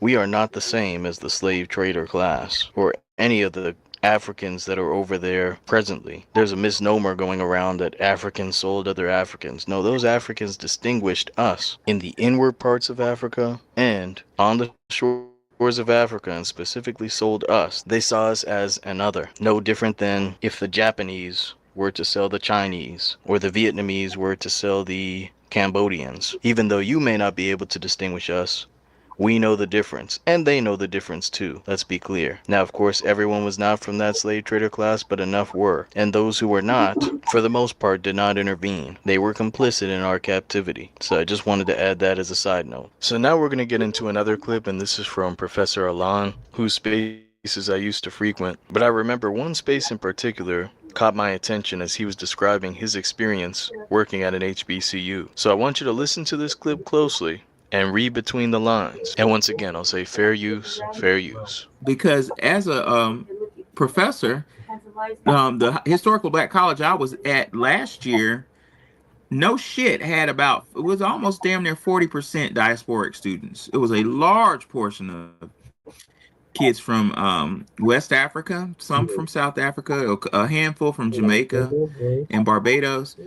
And these students were getting preferential treatment for degrees, like I mentioned earlier, the elite degree programs, MD, DMD, and almost like a pathway. We do not have the same experience as these people who don't share our lineage. As many of us have pointed out, these people are preferred because they know they don't have that historic legacy. No, we don't all have the same opportunities. Let's let it continue. Well, another thing that frustrated me with my little mentor from the Air Force ROTC program is she wanted to pledge, I almost want to say the name of that sorority, maybe I shouldn't. She wanted to pledge a historically black sorority that y'all know very well. And do you know, she again came to my office crying because they didn't pick her. Who they picked was an African. Now, what this sister probably doesn't know is that that was a blessing in disguise, probably directly from the Most High. These fraternities and sororities are linked to all types of wickedness and depravity. And whenever we see a bootlick or a sellout, especially in political offices or in the legal field, 9 times out of 10, it's someone coming from one of these Boule or Boule adjacent groups. But I digress. Let's let it continue. And that's when I got on X. I was like, I need an explanation for this. How could a historically black sorority, which I'm told was created to help foundational black women achieve equality through sisterhood, that's what I was told. And how dare they turn this young lady down, excellent, play volleyball, damn near 4.0, in ROTC, going to serve in the military. How they turn her down and put in place a girl from Africa? How does that happen? He'll go into one of the explanations of why this happened, but as I explained before, it's not a matter of our people not being qualified or being slow and low IQs and this and that. That's what Tethers like to point to, similar to white supremacists. And it has nothing to do with that. It has everything to do with setting up a system of goodies, giveaways, and guarantees, not just for the suspected white supremacist, for a traitor class, a class meant to undermine any and all FBAs. Let's let it continue. Well, In go America? ahead. In Oh, America? oh yeah. Okay, In that's what I thought you Tennessee. were saying. Oh yeah, in Tennessee, my friend. What I later found out from a professor friend after they got rid of me is, according to my professor friend who got fired as well for helping black, helping black American students is a big no-no. Don't do that. 100% true. Professor Alon knows what he's talking Oh, yeah, about. that's He Professor worked with these Alon. That's the people. one. He's not an outside source. He knows the inner workings. And I want you to listen closely to this next part. Take notes if you have to. Clip this if you have to.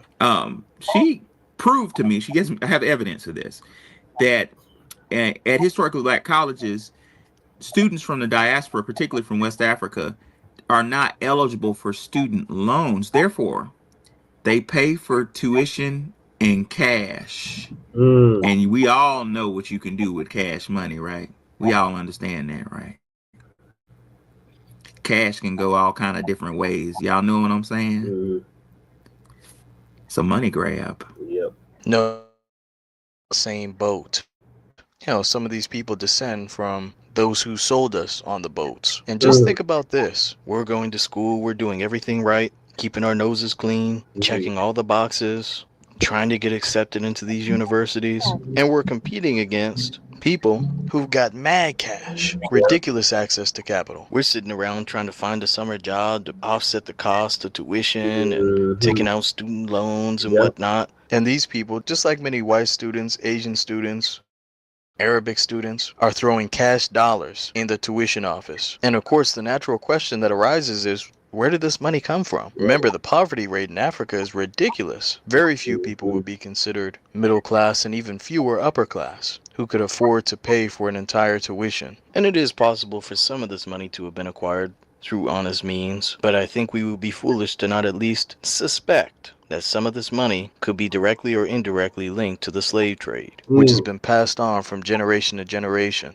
But anyway, these sellouts are brought over, they're imported over for the express purpose of undermining us, similar to the Boule class, who some of them join anyway. Professor Alon covered that. And while I'm talking about the Boule class, think about this, Boule bootlicks. These cutthroat people are amongst you. Your dumbasses are thinking they're all the same. You're in the crowd, you're dancing, you're having a good time. You may smell a little must, especially when you're doing your LGBTQ Greek dances and whatnot, which, by the way, all those things are directly linked to the paganism from white society. But regardless, you're thinking that you're all in the same boat, and these people have no care or concern regarding their tuition. And some of you may be saying, oh yeah, well, it's happening now with those Greek fraternities and sororities, but it wasn't happening in the past. Oh yes, it was. How the hell do you think Kamala Harris got through? Oh yeah, that's right, we're going there. Miss AKA herself. She was going to all the parties, dancing, having a good time with all of you.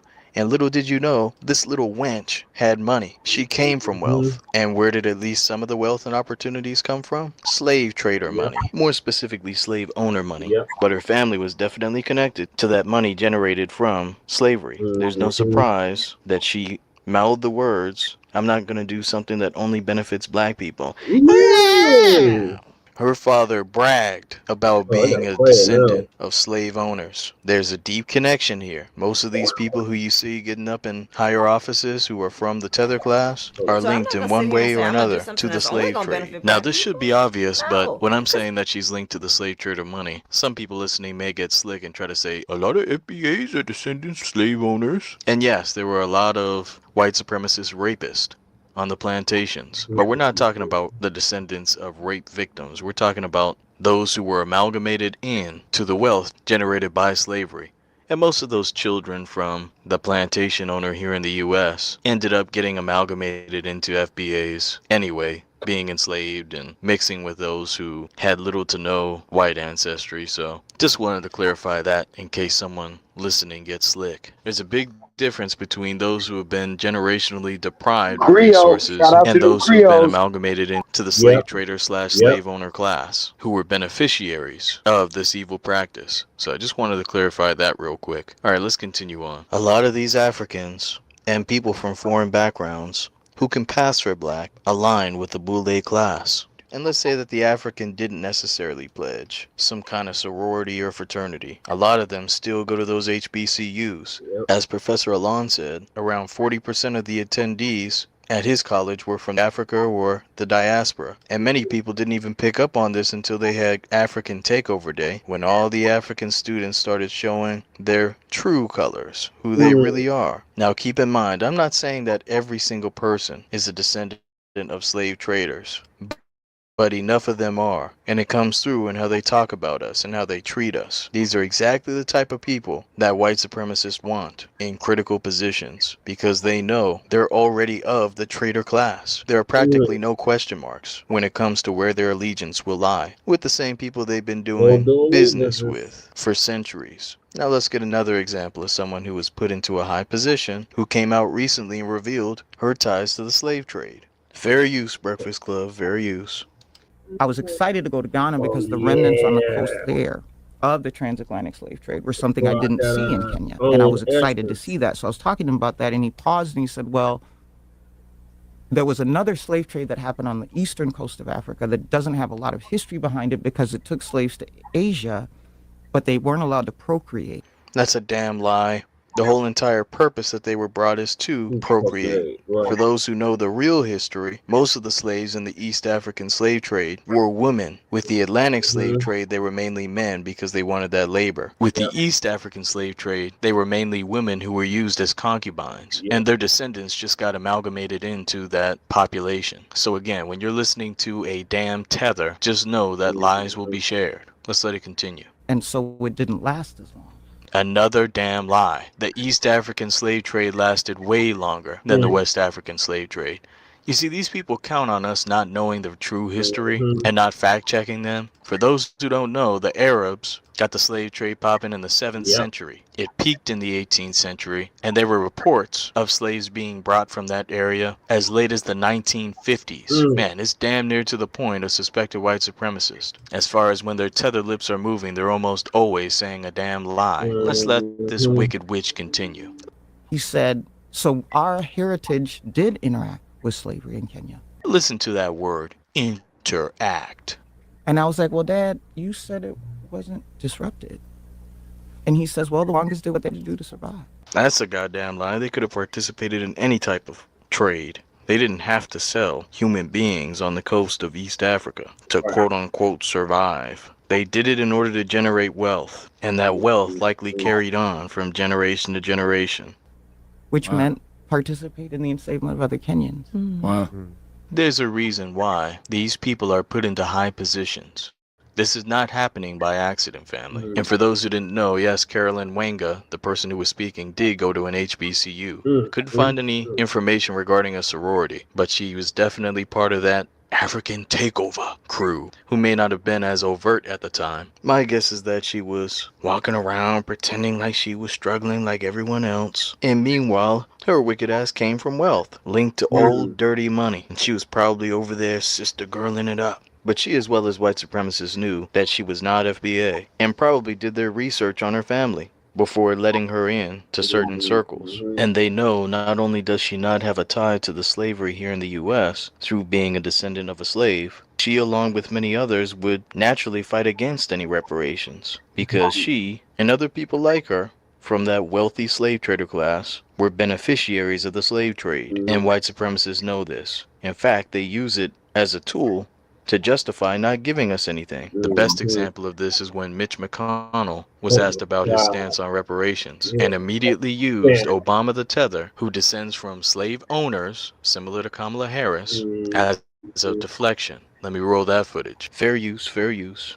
I find myself once again in the same position as President Obama. We both oppose reparations, and we both are the descendants of slaveholders. No demonic ass glitch McConnell. This is part of the reason why the Most High God put a curse on him. And may he rot in hell with his demonic ass. But notice what he did. He immediately used people who were in high positions, who were beneficiaries of the slave trade, as a deflection for our reparations claim. And this is nothing new. There are plenty of people in Congress, in the Supreme Court, all over the U.S. who are direct beneficiaries of those who enslaved us. In fact, every living president, except Donald Trump, is a descendant of slave owners. But I'm sure if you dig into old Trump's history, you'll find his family benefited from the slave trade, probably financed it or sold insurance packages on slave ships or the slaves themselves. All these people were in on it. It was a racket, whether they directly owned the slaves or not. If you haven't watched the video that I made about the 2% lie, 2% of people own slaves, definitely check that out. It's a whole racket, but I digress. The point is, lineage matters, and white supremacists know this. They figure they can't control FBAs because we're too strong, too honest, too courageous as a lineage. So they would rather, because just like here, how you have people who weren't necessarily slave owners, but benefited indirectly and were wannabe slave owners, fighting in the Confederacy and everything else. You have a lot of people who do come from that dusty class in Africa who are not slave traders, but if they had the opportunity, they would be. So I just wanted to cover this subject, which is often not talked about. I'm not shying away from any of it. Let's tell all the history. Let's put all the cards on the table. And I will definitely caution our people when dealing with people from foreign backgrounds, especially those who come from money and who are a part of that slave trading class. Now, before I sign off, I do want to shout out one contributor. Now, with all that being said, be one and be blessed, family. All right, thank you, Black Truth United. All right, Cookies, you still with us?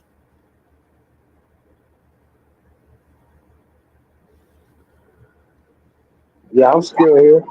Okay. What are your thoughts on what our good brother Black Truth United just laid out for us about the slave trading class? Man, he laid it off real smooth. I can't believe that folks don't know some of those things. Like some of the stuff he said is the first time some of the people ever heard some of that stuff. Right. Like being traded for, umbrellas and seashells and stuff like that. Yeah, I know about the seashells and the beads. I didn't know about the umbrellas, though. I know about the seashells and the beads, though. Yeah, that's some stuff we learned. I know I've heard that. But I think that's something that should be taught to all kids. Right. In the household. I don't think we should be fighting hard to get these people to teach that at the school. We should be teaching our own kids that. Right. But yeah, they basically sold us for trinkets. Like what he said, I think the video was hot. And shout out to Black Truth United. He's solid. Yes, he is. Definitely gives us hope for the future. He's a young brother. He only in his 20s, so shout out to him.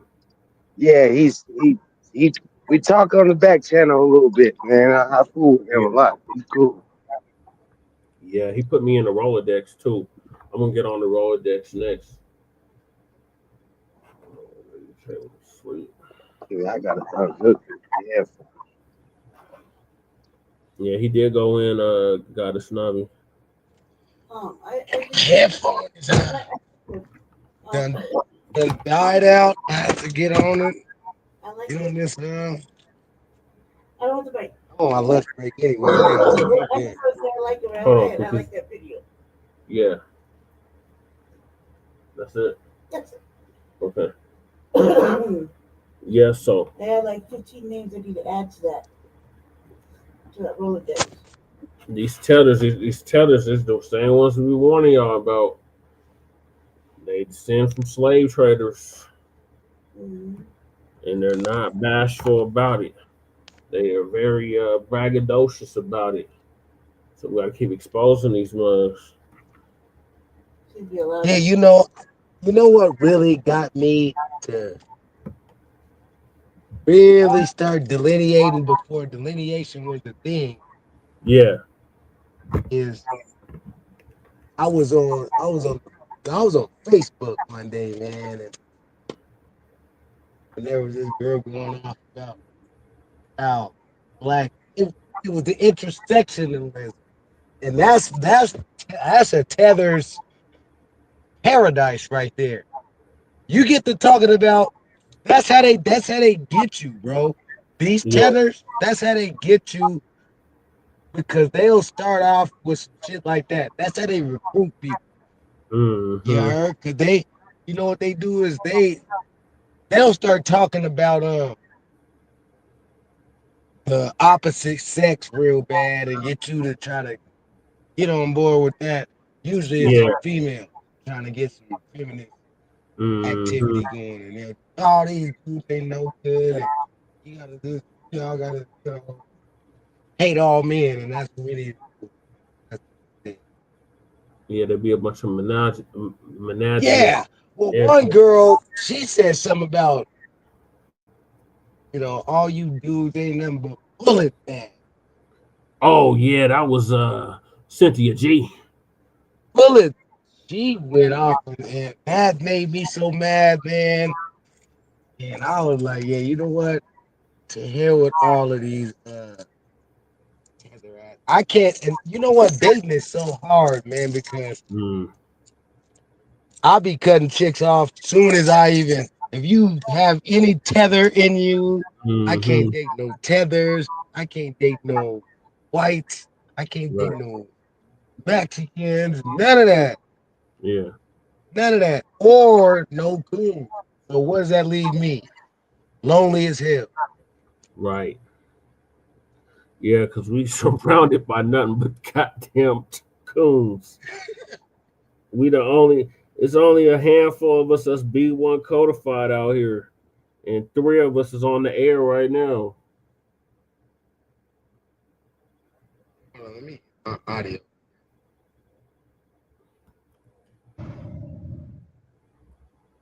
Yeah, I'm on the Rolodex, Goddess Nami. Yeah, that is huge. I was surprised you put me in there too. I was like, that's what's up. I didn't know, man. I did not know I was in there. He put you in there too? That's what's up. Yeah, he told me that. Hey, Riaz. Thanks for tapping in, young Riaz.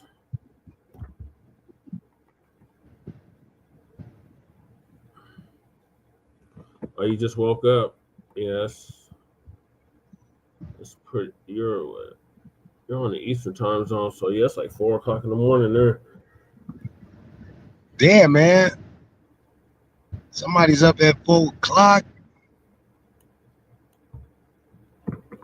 Oh yeah, that video's done. I got another one about the Rolodex.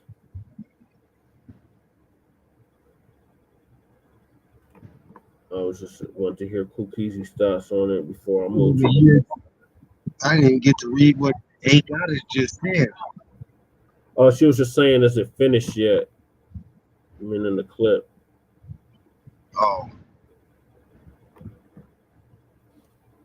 Oh yeah. Oh, that's right. You're in the UK. Yeah, that's super early. Oh yeah. My team is playing out there.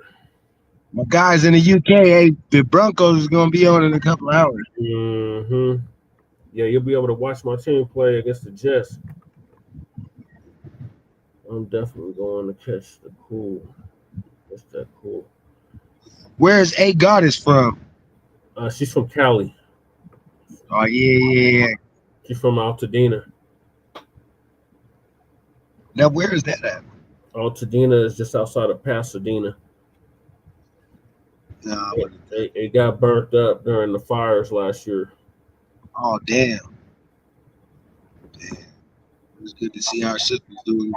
She's not crispy. You're right. She's in North Altadena. That's what's up. Shout out to her. Yes. Yeah, she came over from Breeze Omega's channel. Her and Young Riaz. Shout out to Breeze Omega. He's probably at work too. He used to be coming through as well. All right, so I'm gonna get to the B1 Rolodex. So this clip is from the Green Book to the B1 Rolodex. So I forgot to click out, man. Let me go. Yes, Pasadena. Yep. Fuck. What happened? Oh.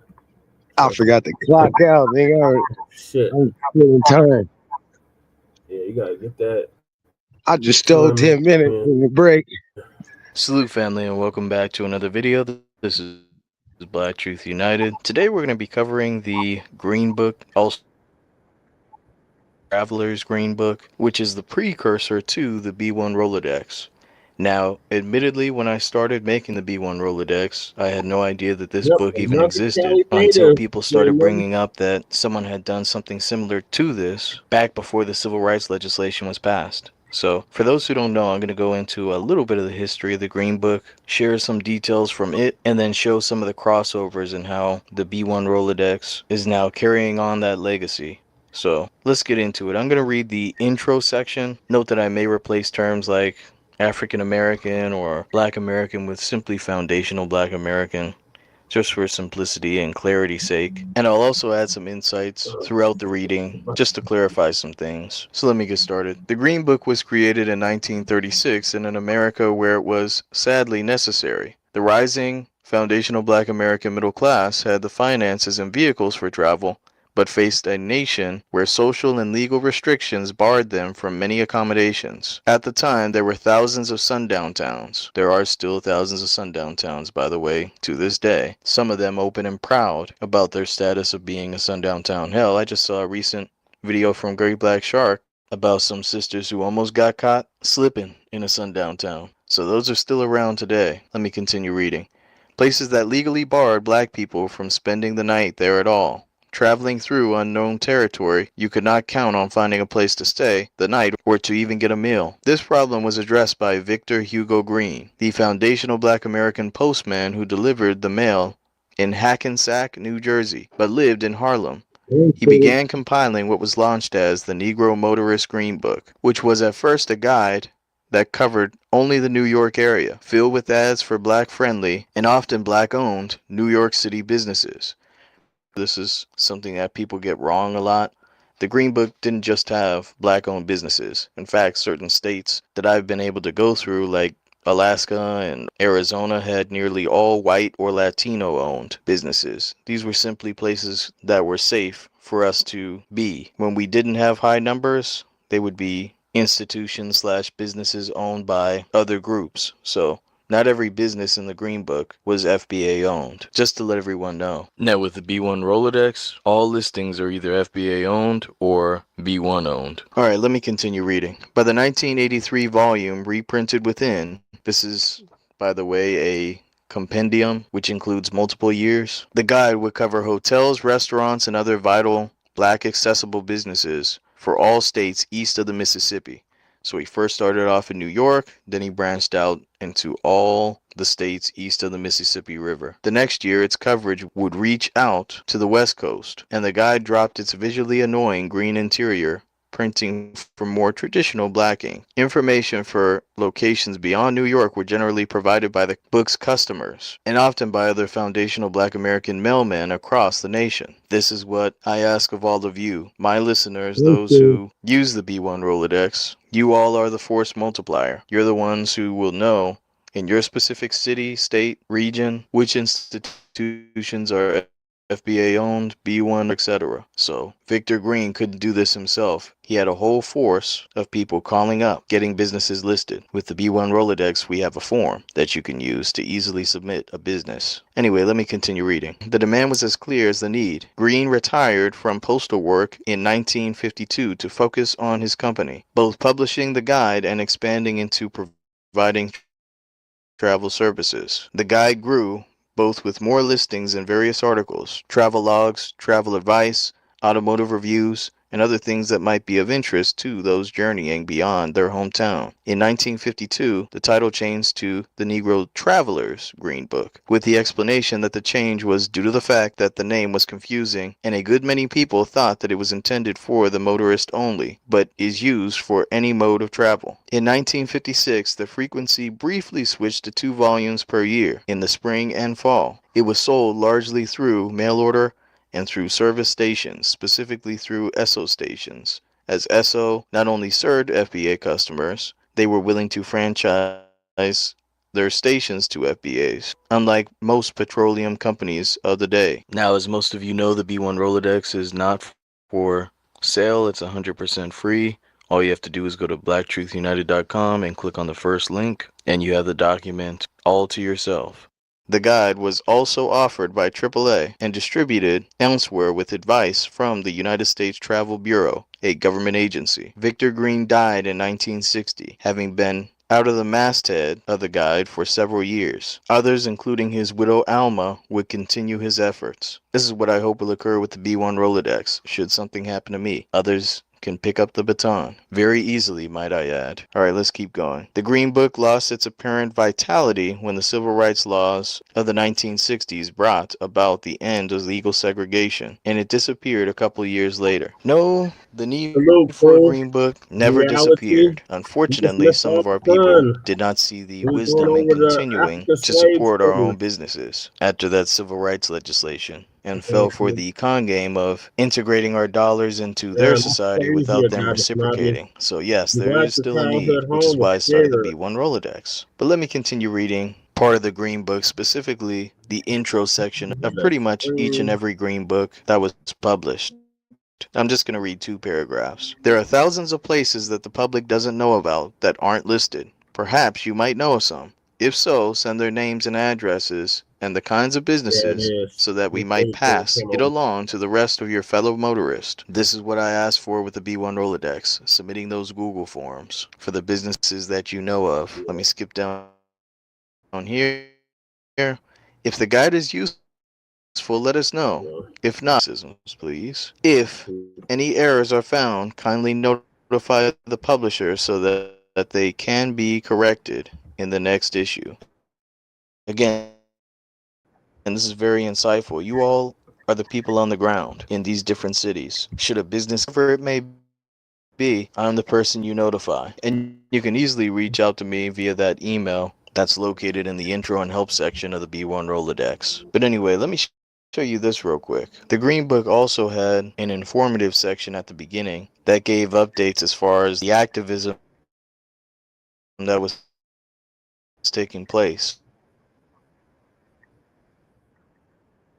inside of the Green Book. Some of you may say that it looks almost like the Yellow Pages, with a couple of businesses having ads clearly larger than the other listings. But for the most part, each business had at least the business name and the address.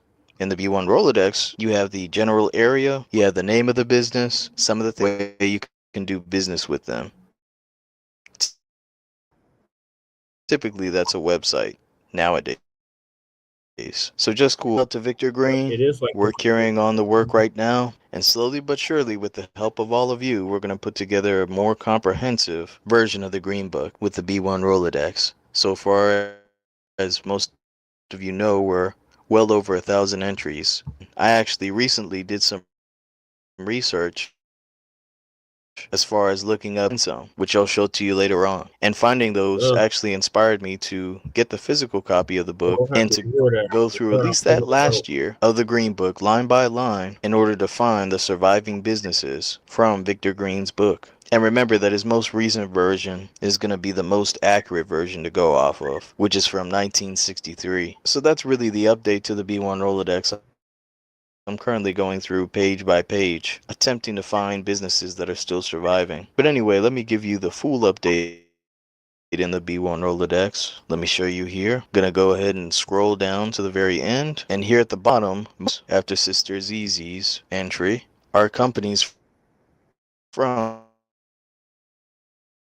the Green Book. This auto service place being one of them. In fact, here in the products and services section, you're able to see up here at the top the fact that it's a house, which is our first of these. The first one's on Facebook, so I won't go to that one. The next one's here in Kansas City, as well as a few other locations. As you can tell, this business not only survived but expanded.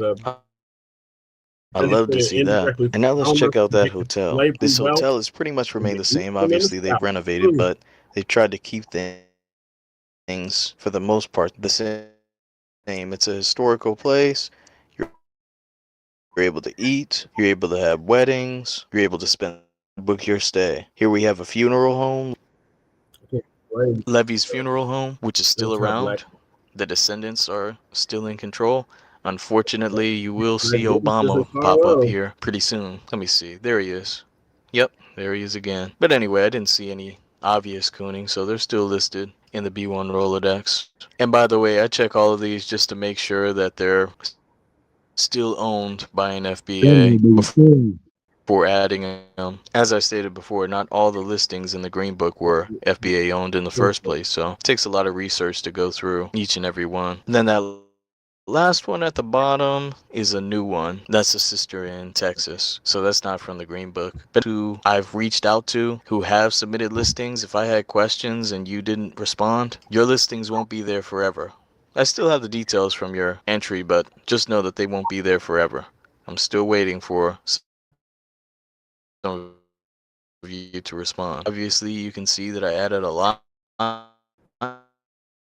here at the beginning. I just wanted to make sure I didn't miss anything,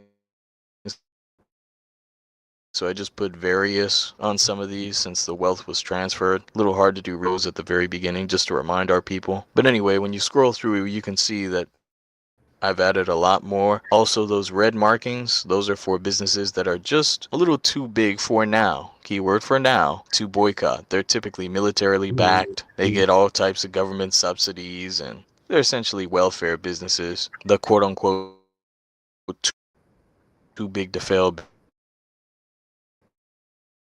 businesses, which we would need to strategize to comprehensive entries added, universities, which are also businesses, then co-sign some Charlie Kirk stuff. And the last one here is in Georgia, so that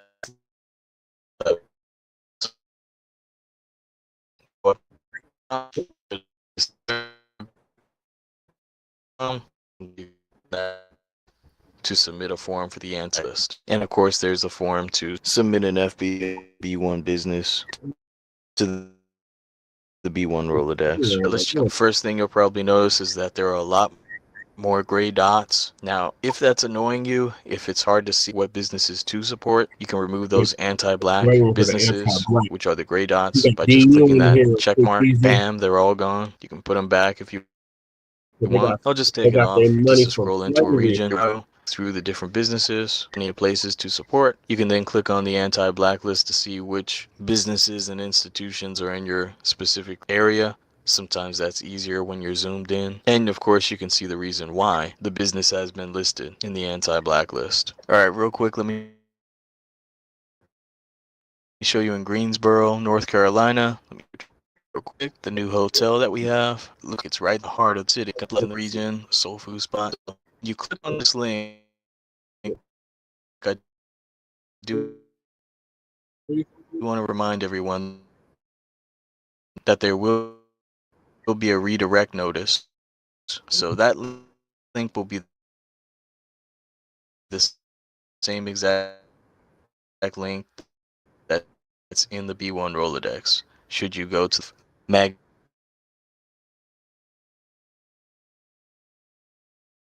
try to find more businesses that are still surviving that we can now support using the more updated version called the B1 Rolodex. So as usual, the B1 Rolodex will be in the description of this video. I do want to thank the supporters of the B1 Rolodex real quick before I sign off. A shout out to Flintwater, Shabazz Novara, FBA Queen, and Shawana Fleming. Much respect and thank you for supporting the work. Now with all that being said, be one and be blessed, family. Peace. Peace, Black Truth. Thank you for this awesome Rolodex. So before we get to the last topic, which is Muhammad Ali, I'll try to show y'all this Rolodex. Come on, computer. Slow. All right, so this is the Rolodex right here. So we got it divided up. We got the Rolodex Fund, FBA, and B1 businesses, resources, and general contact numbers. You got the map and got intro and help. So I am under here. Let's scroll down.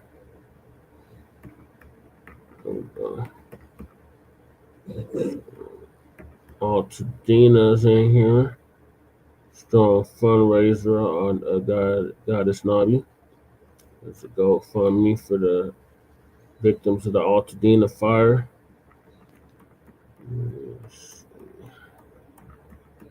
All the way to Jay's.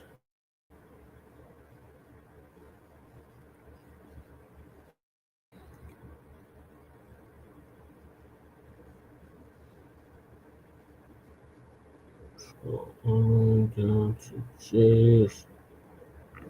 And you should see me in her.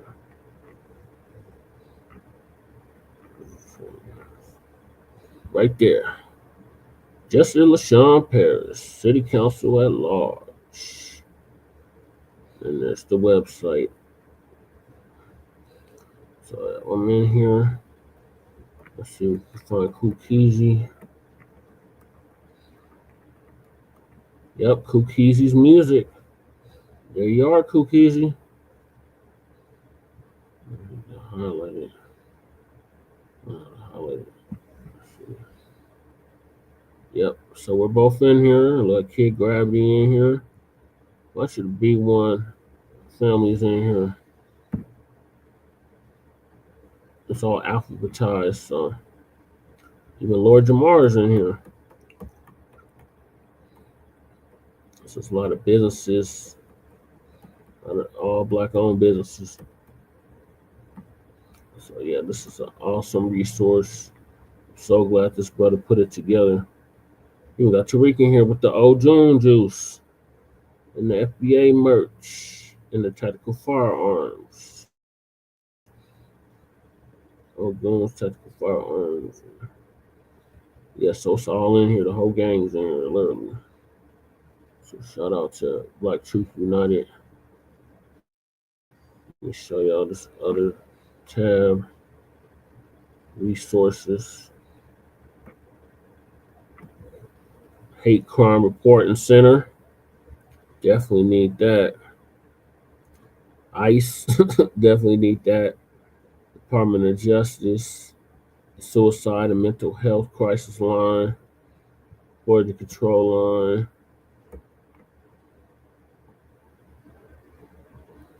Black and Missing Foundation.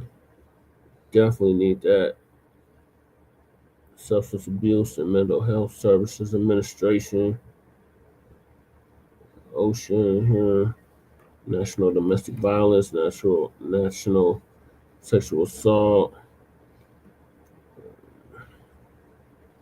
Yo. And then this is the map right here that he was talking about. Let me pull that up for you.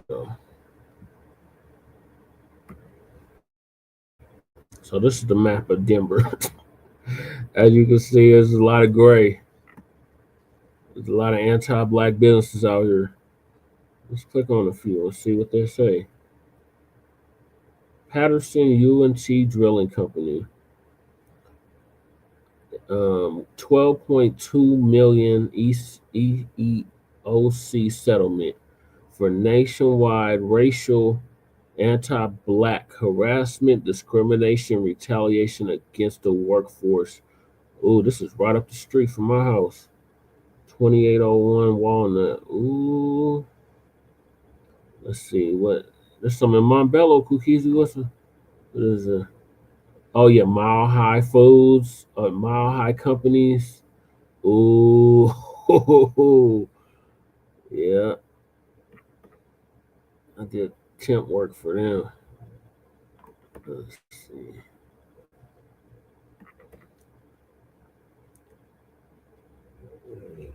What else is there? Ooh, Wood Grain Incorporated. Discrimination, racist comments, and wrongful terminations of Black employees. I'm gonna show y'all the DU one. The must got they money from slavery. DU is like a private school here in Denver. It's a private university. The tuition is like $40,000 a semester. And these mugs benefited indirectly from donors connected to slavery, wealth in the East and in the South. Ooh, wait. Let's see who else is on here. I can't zoom out. Oh, so this is what Denver looks like, the Denver Metro. Ooh, what happened down in Centennial? Racist ass Centennial. Oh, Jackson National Life Insurance. Ooh. EEOC $20.5 million settlement for systematic racial and sexual harassment and discrimination against Black employees. Ooh. Oh, the airport. Of course, the airport's on here. United Airlines. Yep. The manager called employee a racial slur, hostile work environment, and delayed action on complaints. The $99,000 settlement, suspected anti-FBA staff and management. Yep, that sounds about right. So yeah, this is very thorough. Shout out to our brother Black Truth United for that. Cookies, you still there?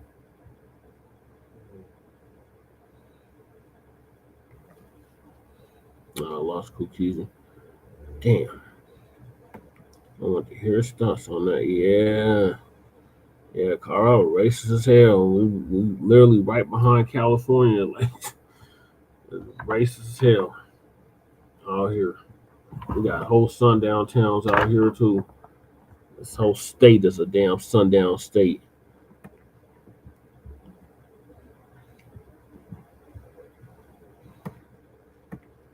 Let's see if any other areas of state got one Black,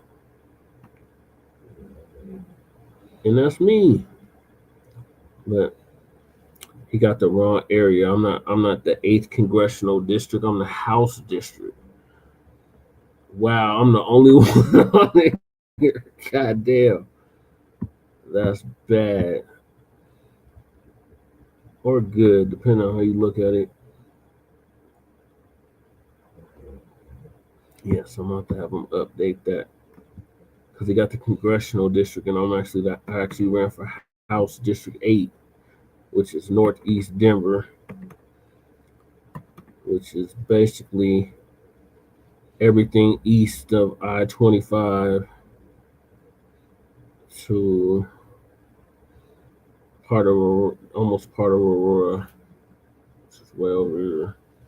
So I ran for all of this right here.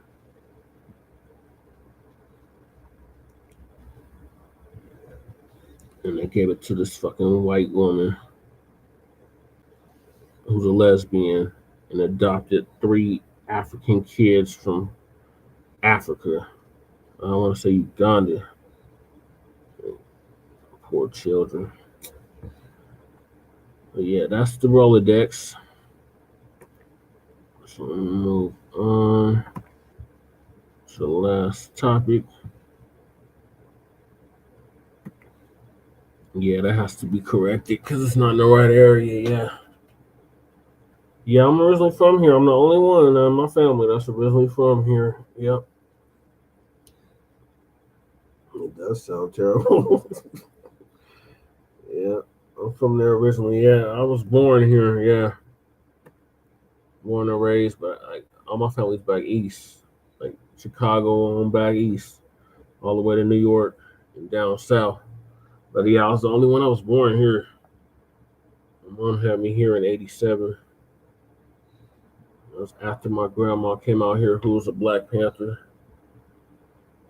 When she rested in power, she would have been 75 in a couple of days. On the 21st, she would have been 75. Yep.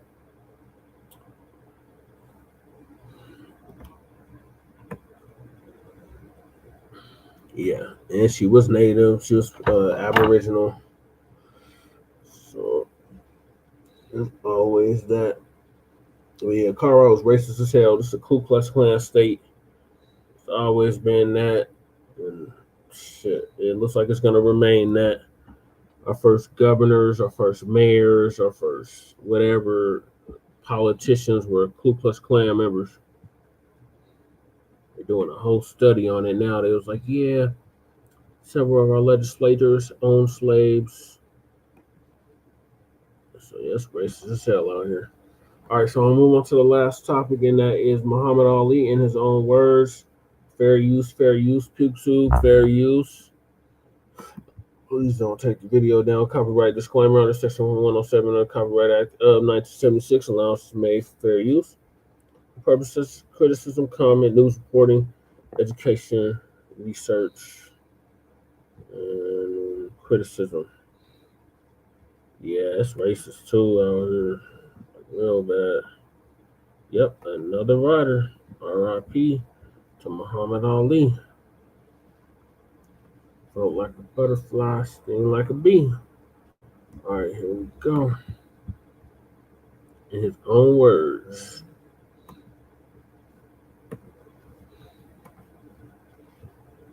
And then that will be the end of part 1 of season 5, episode 47.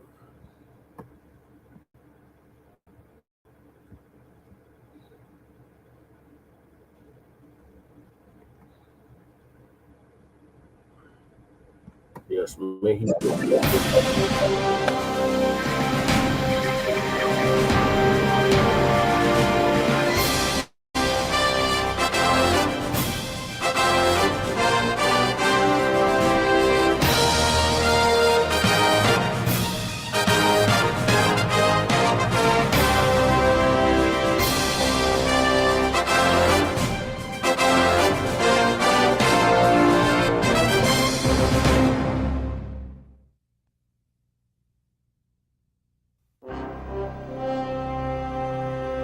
In 1954, a 12-year-old boy's bike was stolen in Louisville, Kentucky.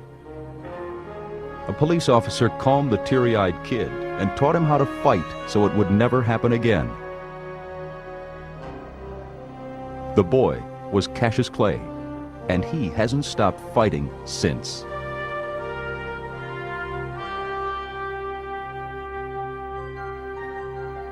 In 1960, Cassius Clay won the Olympic gold medal in light heavyweight boxing. After his Olympic victory, Clay announced he would turn pro. Fight fans had never witnessed a fighter so flamboyant, so outspoken. Cassius Clay was a force to be reckoned with. Clay won his first professional bout in the 6th round and set his sights toward champion Sonny Liston.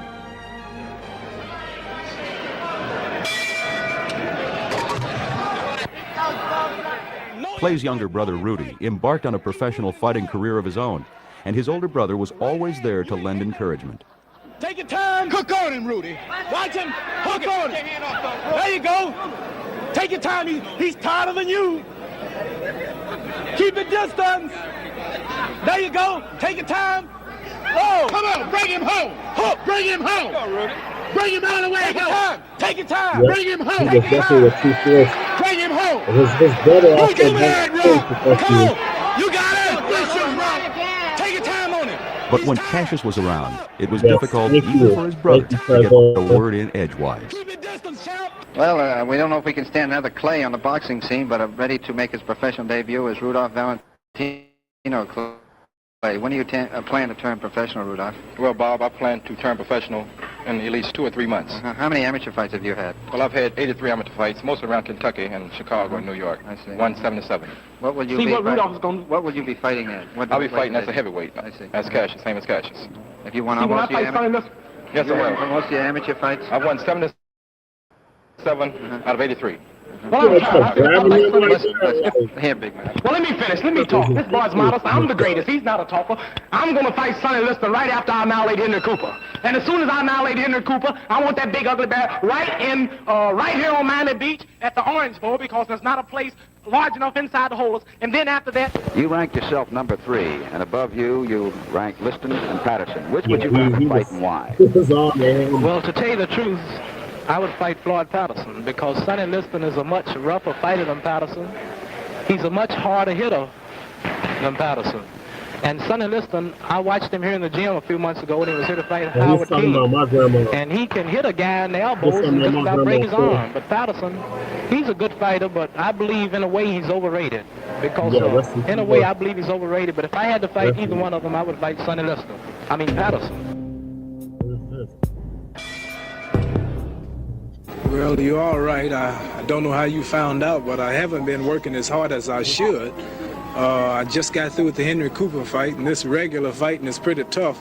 But me and my trainer here, Angelo Dundee, we have something that we're going to do the last 2 weeks in London, which will make up for lost time. My campaigning day's over, but as you know, he's starting to pop off, and he has a hunch that he's going to catch me with a good punch, so we'll see when we get there.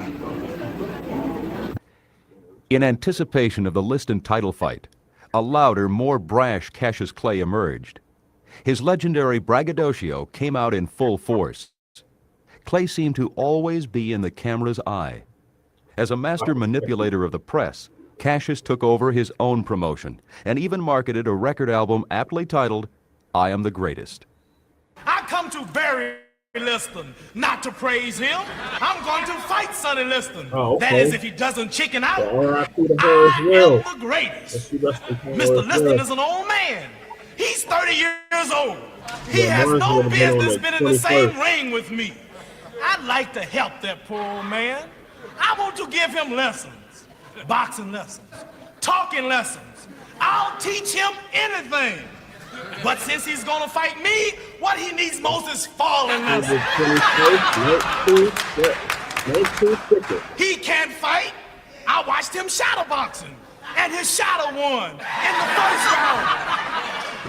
I can picture my fight with old man Liston. I will step into the ring, looking like a beautiful movie star.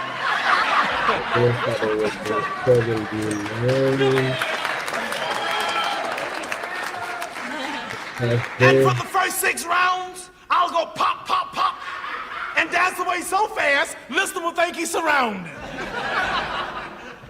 And then I'm really going to start swinging. The word around town is that the publicity you've been getting recently out of New York and here is that, it's a little different from what that you I said hate before. people, all that kind of stuff. What, do I act like I hate anybody? What have I ever done wrong? Just tell all of the people out there who betting on Sonny that all of them are going to lose their money and get to the fight early because I might get him in one. Cassius Sonny Liston said that you should be arrested for impersonating a fighter. He said you should be turned over his knee and spanked. Do you think he means all these things, or maybe this is just a gag to sell more tickets? Well, Jim, I've been down here in Miami training for the past 3.5 years. I've been boxing 12 years in all. I've been predicting and popping off, and I'm actually really tired of talking. I'm through talking. All the talking is over. I only have a few days now before the Rumble, and Sonny Liston is popping off his mouth and making all of these way out statements, and I'm going to put an end to it February 25th, and I don't have to convince nobody now that I am great. They all know it because they're paying $250 for a seat, and I'm sure the house will be sold out, and now I'm willing to back up all of my talk. I'm just tired of talking.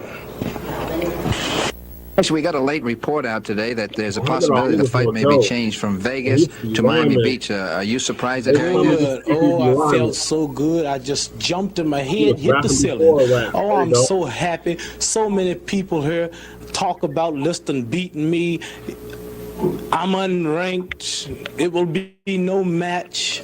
Oh, I'm so glad. I'm going to make all of them shut their mouths. Were you surprised to learn about this, or did you feel it was definitely going to be Vegas? Well, I felt it would be in Vegas, but I was awful angry because in Vegas the place is too small. I'm the biggest fighter in all history. I'm the greatest fighter in all history, and I don't think that the fight should have been held in a small place like that. And Convention Hall is a lot larger. I will like it there, but wherever it may be, Liston must fall. Cassius, you're famous for making up these poems. Have you thought of anything now that the fight might be changed here to the beach? Let me see something real quick here. They said that the fight would be Vegas, but now looks like the beach. But wherever it will be, listen, I will teach. Cassius, for several years now, you've been saying some pretty mean things about Sonny Liston. We've known you for a long time. Is this really you talking, or is this you trying to build a gate to sell tickets? Well, a lot of people say it's just talk. It's talk to build the gates. That's true. It do help. It builds the gates. But I've really never missed a prediction. And if it's just talk, well, why is it that I'm winning all of my fights, and why is it that I'm the most colorful and most talked about fight in the world today? And if it's just publicity and I don't mean it, why is it that, is that tomato juice or tomato ketchup on my opponent's faces, or is it blood? I mean, I always win. Do you really mean this about Sonny Liston? Do you, are you as mad at Sonny Liston as you like to let on? I'm not mad. He's made a statement in the paper today about he just wants to defend his title, and I want to take it. He's not mad at me. I'm not really mad at him, but I must have to admit I'm a little mad at him. I don't like the way he talks. Well, what about this grudge that's supposed to be going on? Well, I don't know nothing about no grudge or nothing. All I want to do is fight and get this thing out of the way. You just soon go right now? Is that now, ain't it? When I was at his home in Las Vegas, 5 policemen had to come with dogs to break us up. You better keep me away from him, because we might fight here and now. Well, Sonny is supposed to be really angry at you. That's what I heard. He's angry. He don't like the way I talk, and he's got a grudge and all of this. Well, just to show him how bold I am, I'm here to meet him and ready to go to war if necessary. Well, you think? I'm not jiving. You think that's a good idea, Cass? It don't make me no difference. I mean, I'm ready now. I'm tired of waiting for this fight. I'm nervous. He's got my job. I'm the champ. Oh, I'm so great! Oh, I'm so great! Oh, I shook up. And what makes it so good? All of these hypocrites. You can't call it a fix. You can't call it a fix because I didn't stop the fight. The doctors had to stop. Oh, I'm so pretty. I shook up the world. Now I'm through talking. Now you write the results. And here he is, ladies and gentlemen, the new heavyweight champion of the world, Cassius Clay. Cassius, you know, I was outside there looking for a lot of folks who bet on Clay, and everybody did. It seems I couldn't find one who bet on Liston. Ain't people hypocritical, Jim? Now everybody bet. Yeah, they was always betting on him to lose. Yeah, Kukisi, I understand. It's all good. I'm about to wrap it up after this clip of Muhammad Ali.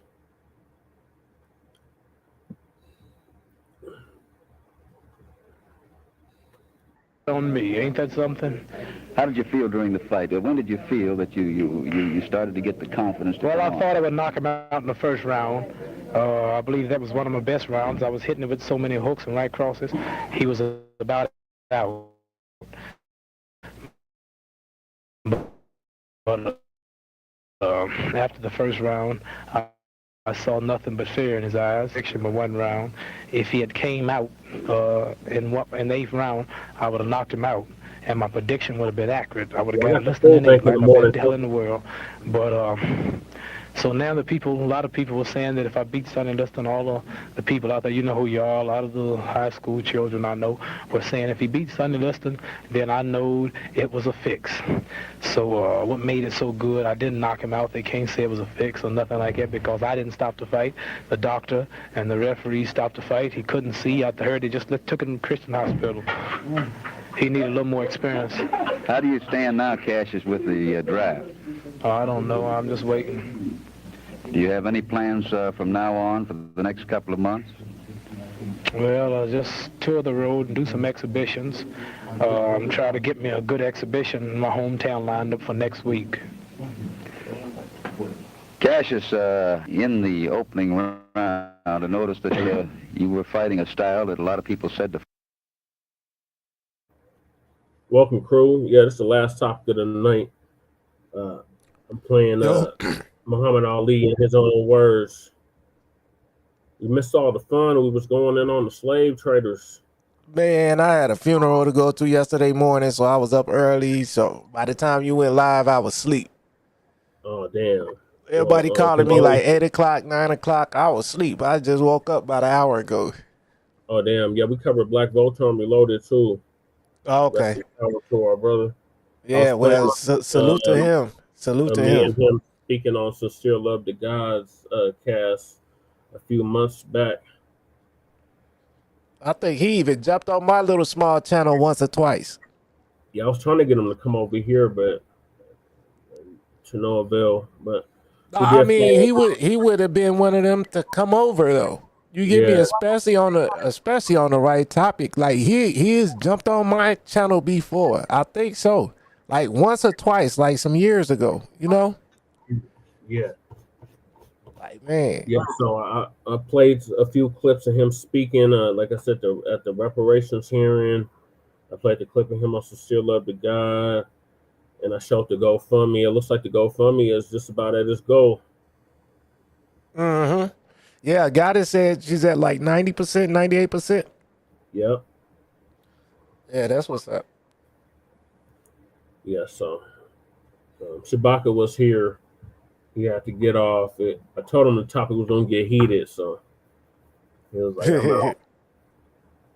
And Kukizi was just up here, too. Yeah, I was wondering who that was. Shout out to Keezy. He said his phone died. Yeah. I'm going to have to get a beat from Keezy, though.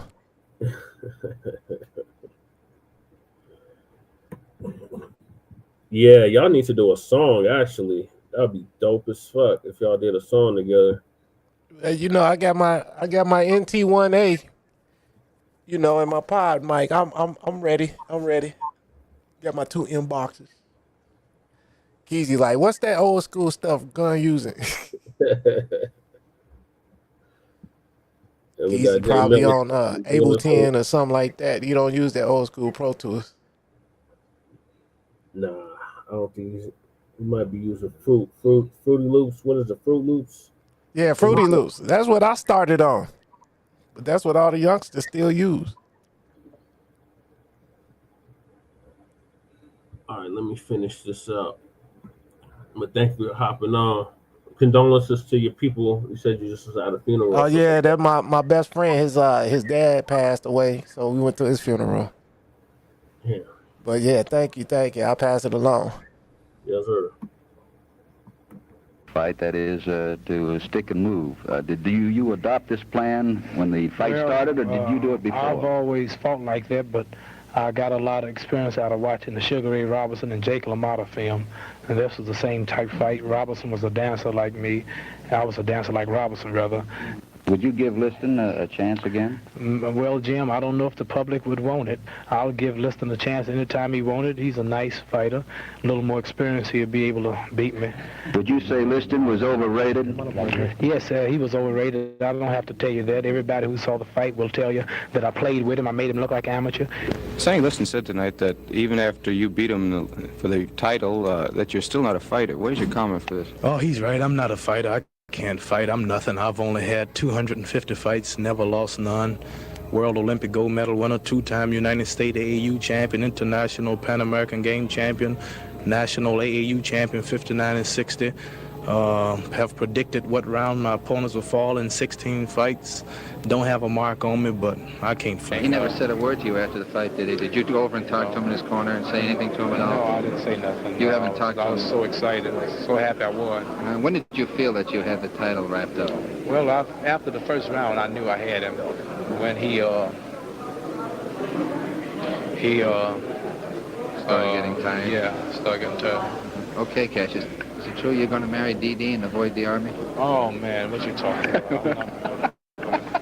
Cassius Clay, the newly crowned heavyweight champion of the world, announced that he had converted to the Islamic faith and taken the Islamic name Muhammad Ali. Cassius Clay is a name no more, is that right? Yes, sir. It's Muhammad Ali. Muhammad means worthy of all praises, and Ali means most high in the Asian African language. How long have you had the name?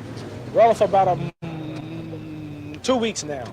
Was anybody special gave you the name? Yes, sir. My leading teacher, the most honorable Elijah Muhammad. Is this part of the religious beliefs and Yes, concepts? sir. Yes, sir. I'm going to soon take a world tour, and I'll be going out through Asia and Africa, Egypt, the holy city Mecca, and all of these real holy lands. You must be of the Islamic faith, and you must have a Islamic name to enter the gates. With an Ali victory, the stage was set for a Liston rematch. However, the champ was temporarily sidelined by a hernia operation and the WBA's reluctance to sanction a second fight.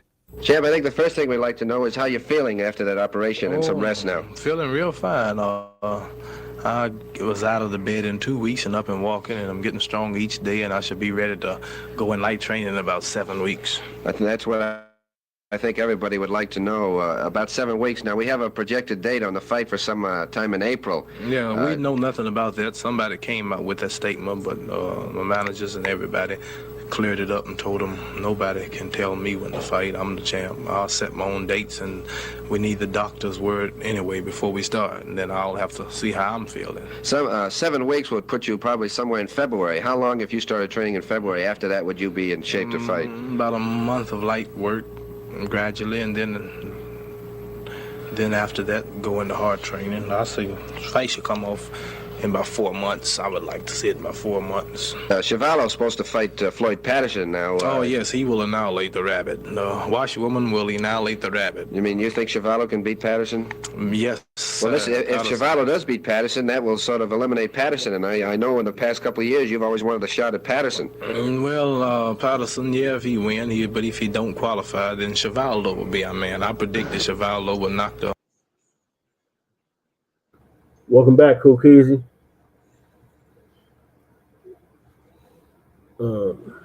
Yeah, so Ali had nicknames for all his fighters, everybody that he fought. So. Okay. Yo. Can you hear me? Yeah. I'm here. Yep, we hear you. What up, bro? I'm in here. He's still at work. Y'all need to do a track together. That's what I was saying before you hopped on. Oh, most definitely. Yeah. I'm still at work.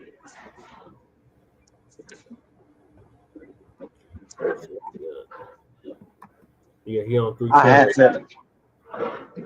I had to turn off one of them damn things. I had YouTube up and another channel. I'm in another window up. Echoes going around. Y'all know how it go.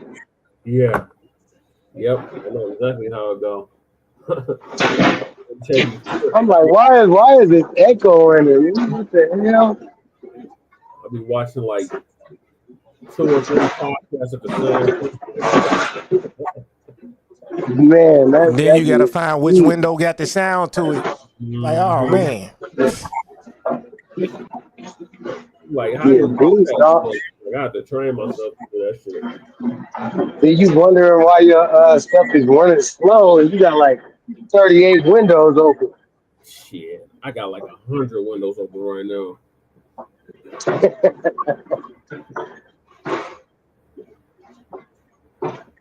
And don't dare close one, because that be the one you need in the middle of the live stream.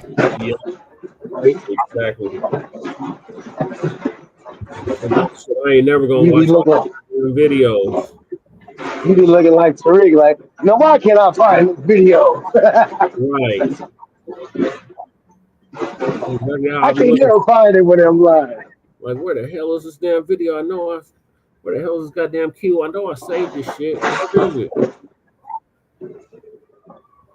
And then you got that troll right there talking about, yeah, you can't find it because you're lying. That's what it is. You're lying.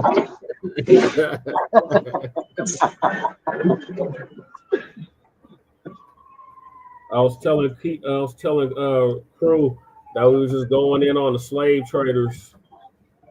Oh man, that made me kind of down, man. Made Shabaka mad the mother. He got up out of here. I warned him. I said, Shabaka, this is gonna be a heated topic. I did say that too. I gave him a disclaimer, and then that my disclaimer was enough for him. He didn't even want to listen. After that disclaimer, he was like, "Well," he gave his disclaimer and was like, "That means this ain't for me, and I'm gonna get on out of here." Yeah, that was his exit. Look, we didn't get to the point to where we debunking John Henry Clark. Damn. You get me? Because he just Well, said he no, man, lies.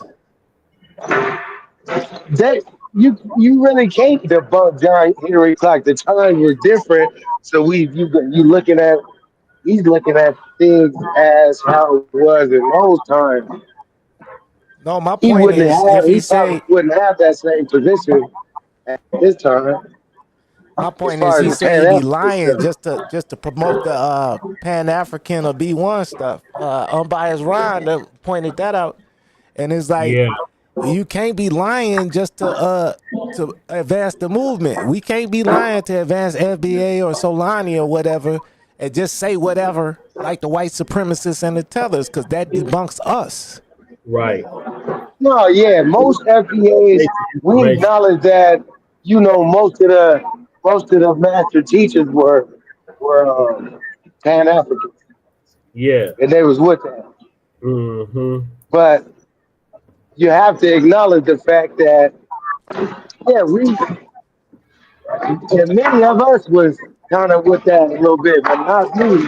Right? So here's the thing: what you learn, if you do stuff like when you were a little kid, we all used to do stuff that that probably wasn't we shouldn't have been doing. Now, Right. at this age, you're not still doing that stuff, right? Because you learned it was Right. wrong. When you was little, Right. you used to pee on yourself and doo-doo on yourself, but you learned how to, use the bathroom. Right. You're not still running around using the bathroom when you say. Nah. Yeah, that's cool. Yeah. So So when you until they can get some Pan African going and sorry. A lot of the Pan Africanists, they don't want to update their information. They still holding on to stuff from the 70s.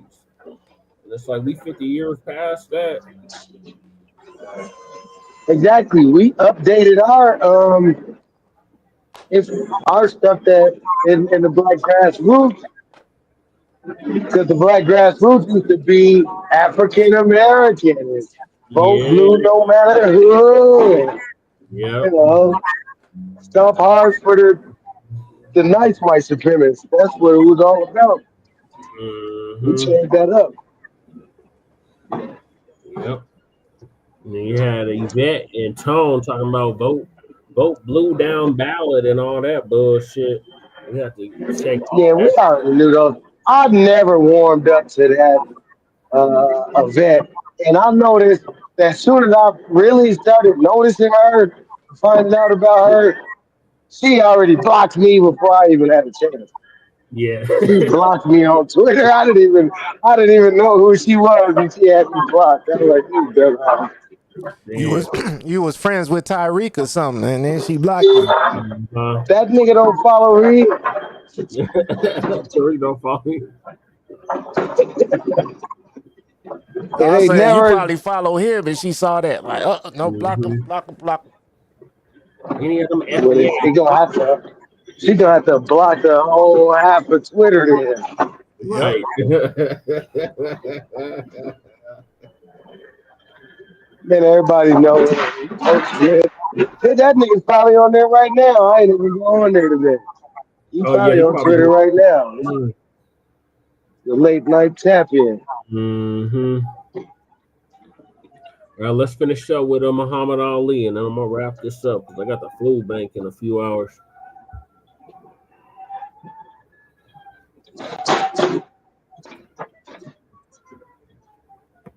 Wrap it out.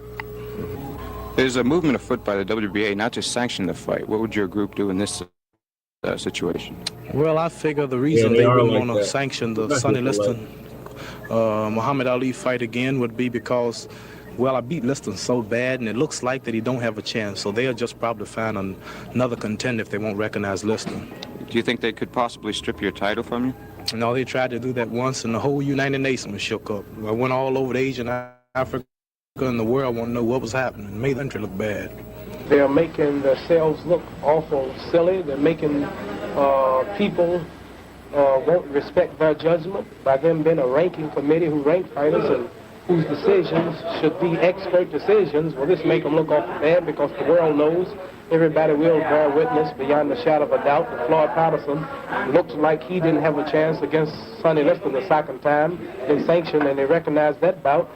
Floyd Patterson was annihilated by Johansson 7 times in 1 round. He hit the ground. They built that up to be another big fight.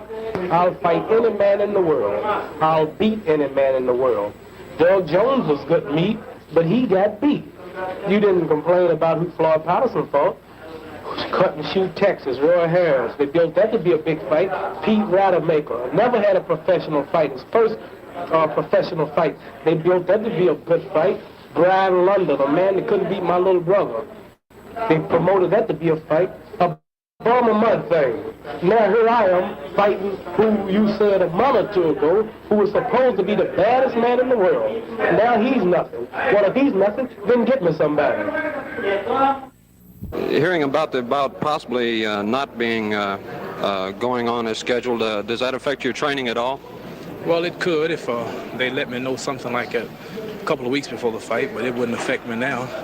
All I would like to do is see the fight out of the way so we can work on the next challenge of Floyd Patterson and get the boxing game back on the move again. I don't want to waste too much time with Dustin, and I hope the thing goes off. If not in Boston, somewhere else and soon, but it will go off according to the latest news I heard, and everything will be all right. Champ, how do you feel about your training so far? What physical shape are you in right now? Well, I'm just about 75% up the hill.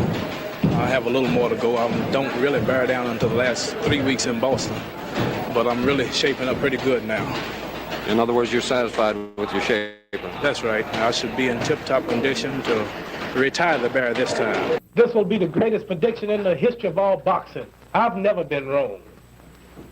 I meet Sonny Liston in Boston, Massachusetts, November the 16th. Are we going to get him? You're going to get them gold stools for him, ain't you? Yeah, we're having some little stools made up, the Sonny Liston sit-down stools. They will also be sold, and I want all of you to buy one. And for the prediction, and I am always perfect, I want all of you to know, listen, wait, and see. Sonny Liston will be all mine in round 9. He must fall in 9. Ah! Rumble, young man, rumble. Are we going to get him? Gonna dance, float like a butterfly and sting like a bee. Ah! Rumble, young man, rumble. Ah! Sonny Liston made 2 mistakes in his whole life. That's when he fought me the first time, and that's when he fights me the second time. And I want to say one thing to the people out there, and to all of Miami. Channel 4 made me great. That's why I stopped listening in 8.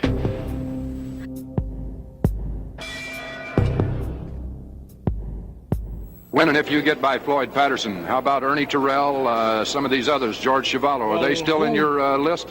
Whoever the world and the public wants me to fight, as you know, I'm a confident man. I don't believe or can't see anyone beat me. All my predictions up to date for the past 4 years have been accurate. I would fight who the public wants me to fight. And right now, all over the world, I've toured Scotland, Sweden, London, Bermuda, British Honduras, Virgin Islands, and Puerto Rico. All of these countries I've visited in Asia, and Africa, Egypt, and all over the world. Here in America, from the slums of Harlem to the slums of Georgia, I've been all around talking to the children and the old people, and everybody wants to see Patterson. So Patterson is next. And then I'll take another world tour after Patterson to see who they want to see next. And whoever the world wants me to fight, in line, I'll fight. The late 1960s proved difficult for Ali. While his fight record remained perfect, his personal life was in shambles. His first marriage ended in divorce, and his life was threatened when he spoke out publicly against Malcolm X. Do you feel your recent marital difficulty will affect your career in any way? No, that's nothing. That's out of the way. That'll soon be over. We'd rather not discuss it in public. It's in the courts. They'll handle it. But this is just another small problem that will soon be out of my way. Has anything occurred in connection with this that has dissatisfied you in any way? No, nothing. Nothing can stop me. As you know, I've been under all type of controversy, all kind of pressures, not only by one individual, but by rumors about hundreds of Malcolm X's boys coming to assassinate me in the ring, 300 policemen guarding me, people taking insurance on my life. Nothing worries me. This is nothing but a small thing that will soon be out of the way. After your last fight, there was a lot of controversy which came up, and now they want to have federal boxing legislation. How do you feel about that? Well, I don't know what they're going to do. Whatever they're going to do, they're going to do. I'm nothing but a champion, and I can't really stop nothing as far as that's concerned. But whatever they think's best, they'll do. Are you in favor? Do you think it'll help boxing? Well, I don't think. Only thing I think will help boxing is what I've been saying, and I'll keep saying, is we need more white hopes, more good white contenders. That's the only thing that will help boxing. We would like to fight here in the United States, but if not, I guess we'll have to go somewhere else. Is Montreal a sudden move, or have your people been negotiating with Montreal for Well, some I time? really don't know. I've been here on this end waiting to see what happened, and I got a call today saying that it will be in Montreal. On the 29th. Was it very important that you fight this month in March? Well, no matter where it was? Well, it was important because of the time, and it would be the best time to fight. There wasn't much activity going on here in the country. And I've been training, and Terrell and I and everybody's invested a lot of money, and we would like to see it go off.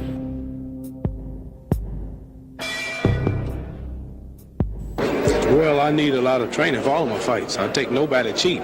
The George Chuvalo fight proved that. If I wasn't in my best shape, but if I had taken him lightly, then he would have probably beat me, because it went 15 and he ended up strong, and I had to work a little harder than him all the way to keep going. Only conditioning did it, but I have about 5 weeks to get ready for this one, and I'm sure I'll be good and ready by that time. Well, are you fighting so soon because you think that you might be in the Army and you won't be able to fight for a while? No, I'm not talking about that. I don't really know who I'm going to fight, but I would like to fight Ernie Terrell since he seemed to be the top man.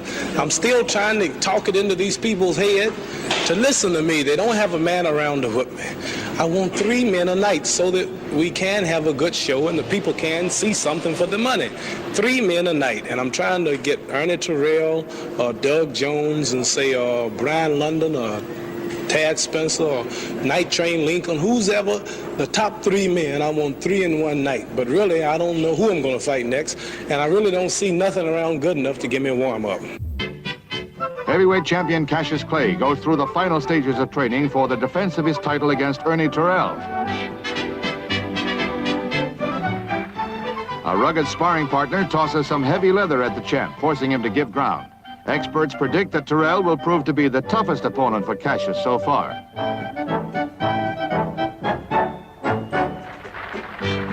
Clay's draft board says he could be drafted in February. 2 appeals for deferment have already been turned down. Cassius rattles off a bit of doggerel verse for the challenger, Terrell. He's going around claiming to be the real heavyweight champ. But after I'm finished, he'll just be a tramp. Now, I'm not saying this just to be funny, but I'm fighting Ernie because he needs the money.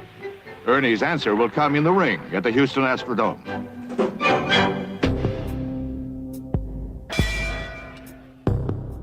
In the late 1960s, Muhammad Ali made repeated requests for deferment in the military draft.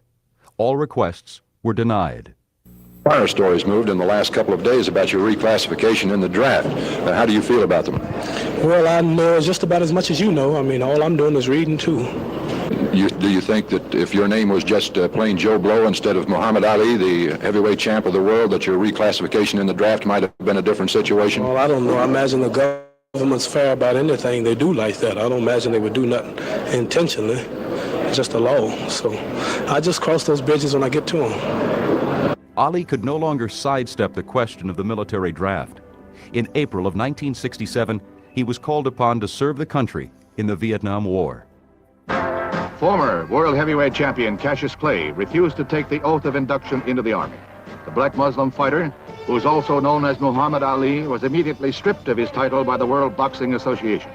Clay insisted that he is an ordained minister and should be exempt. Clay also charges race discrimination by the Houston Draft Board. He faces federal prosecution and a possible 5-year prison sentence plus $10,000 fine. Later, Martin Luther King praised Clay's courage. 9 top Negro athletes meet with Cassius Clay to discuss his anti-draft stand. They include Bill Russell, Lou Alcindor, and former pro footballer Jimmy Brown. Says Brown after the meeting, the champ is sincere in his religious beliefs. He believes in his religion, and his stand is based wholly on that. Clay's induction refusal cost him his title, and he faces a possible 5-year prison sentence. He claims exemption as a minister of the black Muslim faith.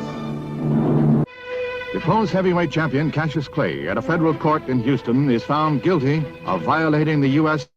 Selective Service laws by refusing to be inducted. Clay contended his status as a black Muslim minister made him exempt from the draft. Released on bail, he faces a possible 18-month wait for an appeal decision. Stripped of his title, Ali lost 3 years at the apex of his boxing career. His refusal to serve in Vietnam cost him the public support.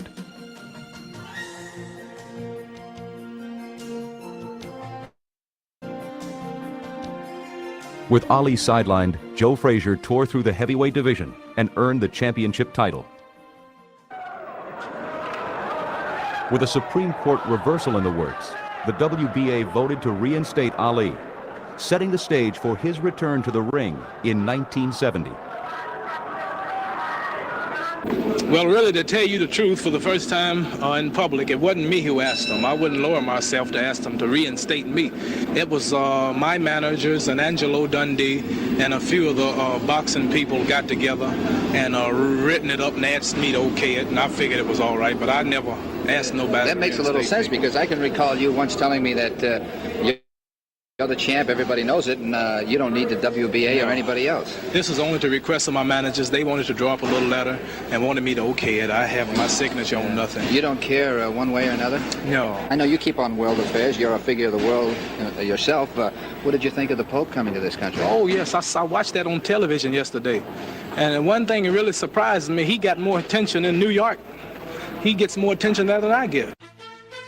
He quickly gained confidence with knockout wins over Jerry Quarry and Oscar Bonavena. A showdown between Ali and Frazier was inevitable. Both men were unbeaten, and the press dubbed their match the fight of the century. Show you what I'm going to do to Joe Frazier. That record. Joe Frazier accused me and all these little people walking around who don't know boxing. But look at my face. I'm the original champion, a veteran of 186 fights, not a scratch. 2-time United States Golden Glove champion, 2-time United States National AAU champion, World Olympic champion, 13 rounds out of addicted when my men are fall, 4 years out of training, a 6-week notice, took Frazier's toughest opponents and whooped him easier than he did. Jerry Quarry fought Joe Frazier and hit us in the first 3 rounds of their 7-round fight. Quarry didn't go for 3 rounds with me, and in those 3 rounds, Quarry did as I am. You want to pick a round? I'll pick the round and everything 5 minutes before the fight. Since everybody can't afford $200 seats and $500 seats, this is going to be a special privilege out there in the TV audience. Muhammad, during these 3 hard years of all the troubles that you had, did you really think you would ever be going back in the ring? I knew I'd be back because my record was too good. I've had too many fights. I fought all contenders. I fought every 2 months. I gave everybody a break of the title. I didn't duck nobody. Look what I'm doing. As soon as I got my license, I've had 2 big fights already. It seems like yesterday when they gave me my license, I've already bumped off Quarry and Bonavena. 2 tough men. I could have lost everything, could have got cut. Never had a chance to get it Frazier. I put everything on the line because I'm a true fighting champion. So I always knew I'd be back because the fans and the little people, they wanted to see me fight. They didn't care what I believe, and they know I've never been beat, and you can't take no title with no pen. And I knew that only in due time, my record was so strong, I was so good, had too many world followers, I knew I'd had to come back. Do you regret at all the trouble that your beliefs No, got you I don't into? regret no trouble. I don't regret nothing that's ever happened to me. I just regret it because I'm going to take it all out on Joe Frazier. Right on his nose. Frazier's just so easy to hit. and he can't back up. He's got no boxing ability whatsoever. He just like I was imitating. That's all he do. Frazier can back up 2 steps. Frazier don't have a left jab. Frazier don't have a right. All Frazier's got is a wild left hook. Frazier has no defense ability. Frazier has no timing, no reflexes, no soul, no rhythm. When you say no soul, what do you mean? Soul, just timing and rhythm, like a Freddie Astaire, a ballet dancer. You know, glad. Pop. The fight of the century proved disappointing for Ali. The world watched as Frazier knocked Ali to the canvas in the 15th round and ultimately won by unanimous decision.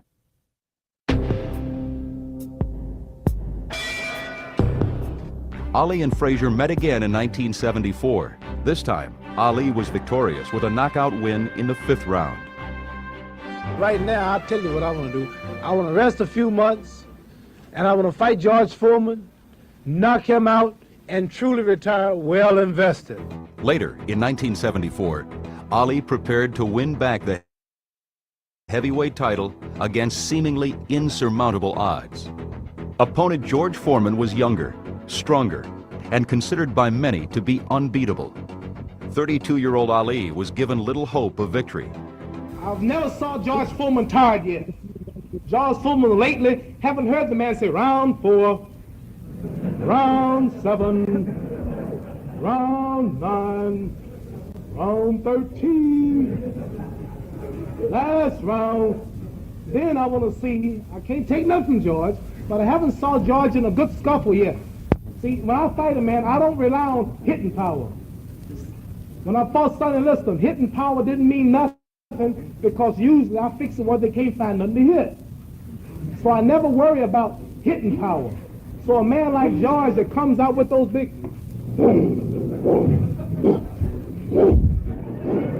That's where he throw him, he draws them back. Hey, watch out, here come the left. Here come the right. Get ready, here come another left. That's what I hear when he's throwing them. So when a man, so I don't believe that I'm going to be knocked out and pushed around. Experience is why I know I'll win. Millions watched the fight as it was beamed out on satellite around the world. Ali was in top form as he used his famous rope-a-dope to tire the big man before knocking him out in the 8th round.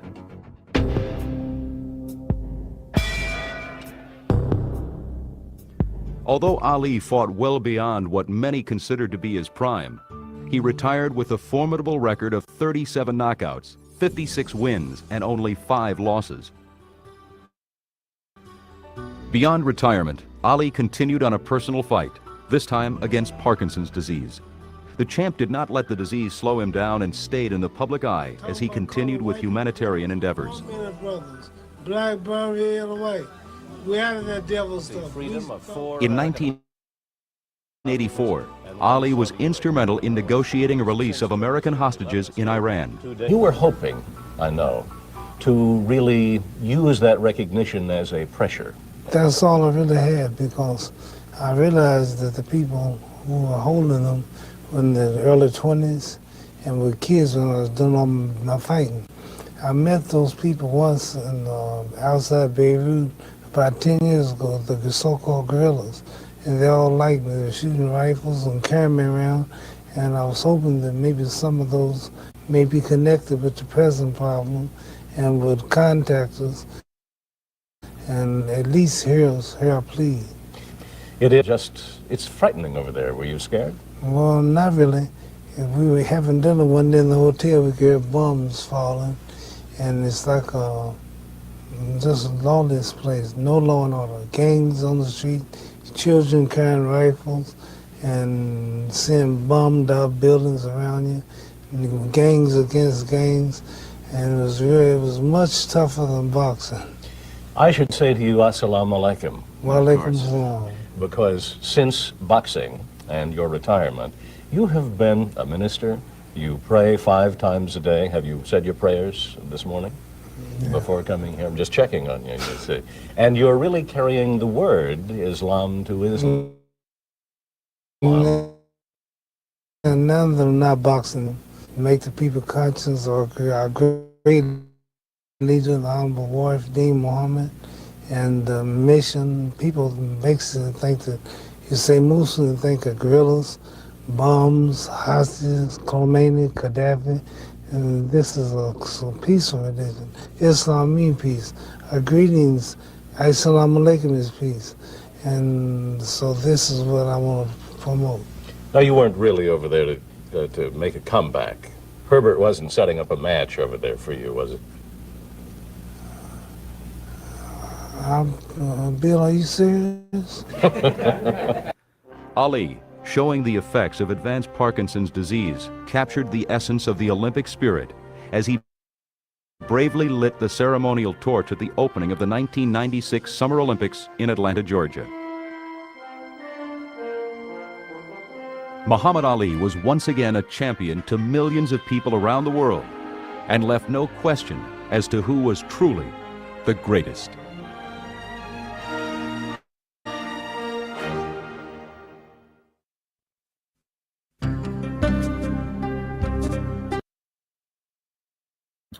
That was a dope documentary.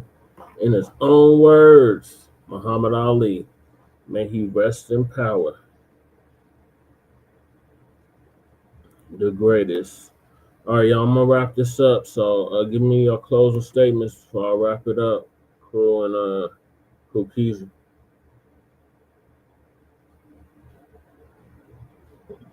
Yeah, that was dope. And I love Muhammad Ali. Funny story is back in like 1994, there was a Denver Nuggets game. Phoenix Suns versus Denver Nuggets.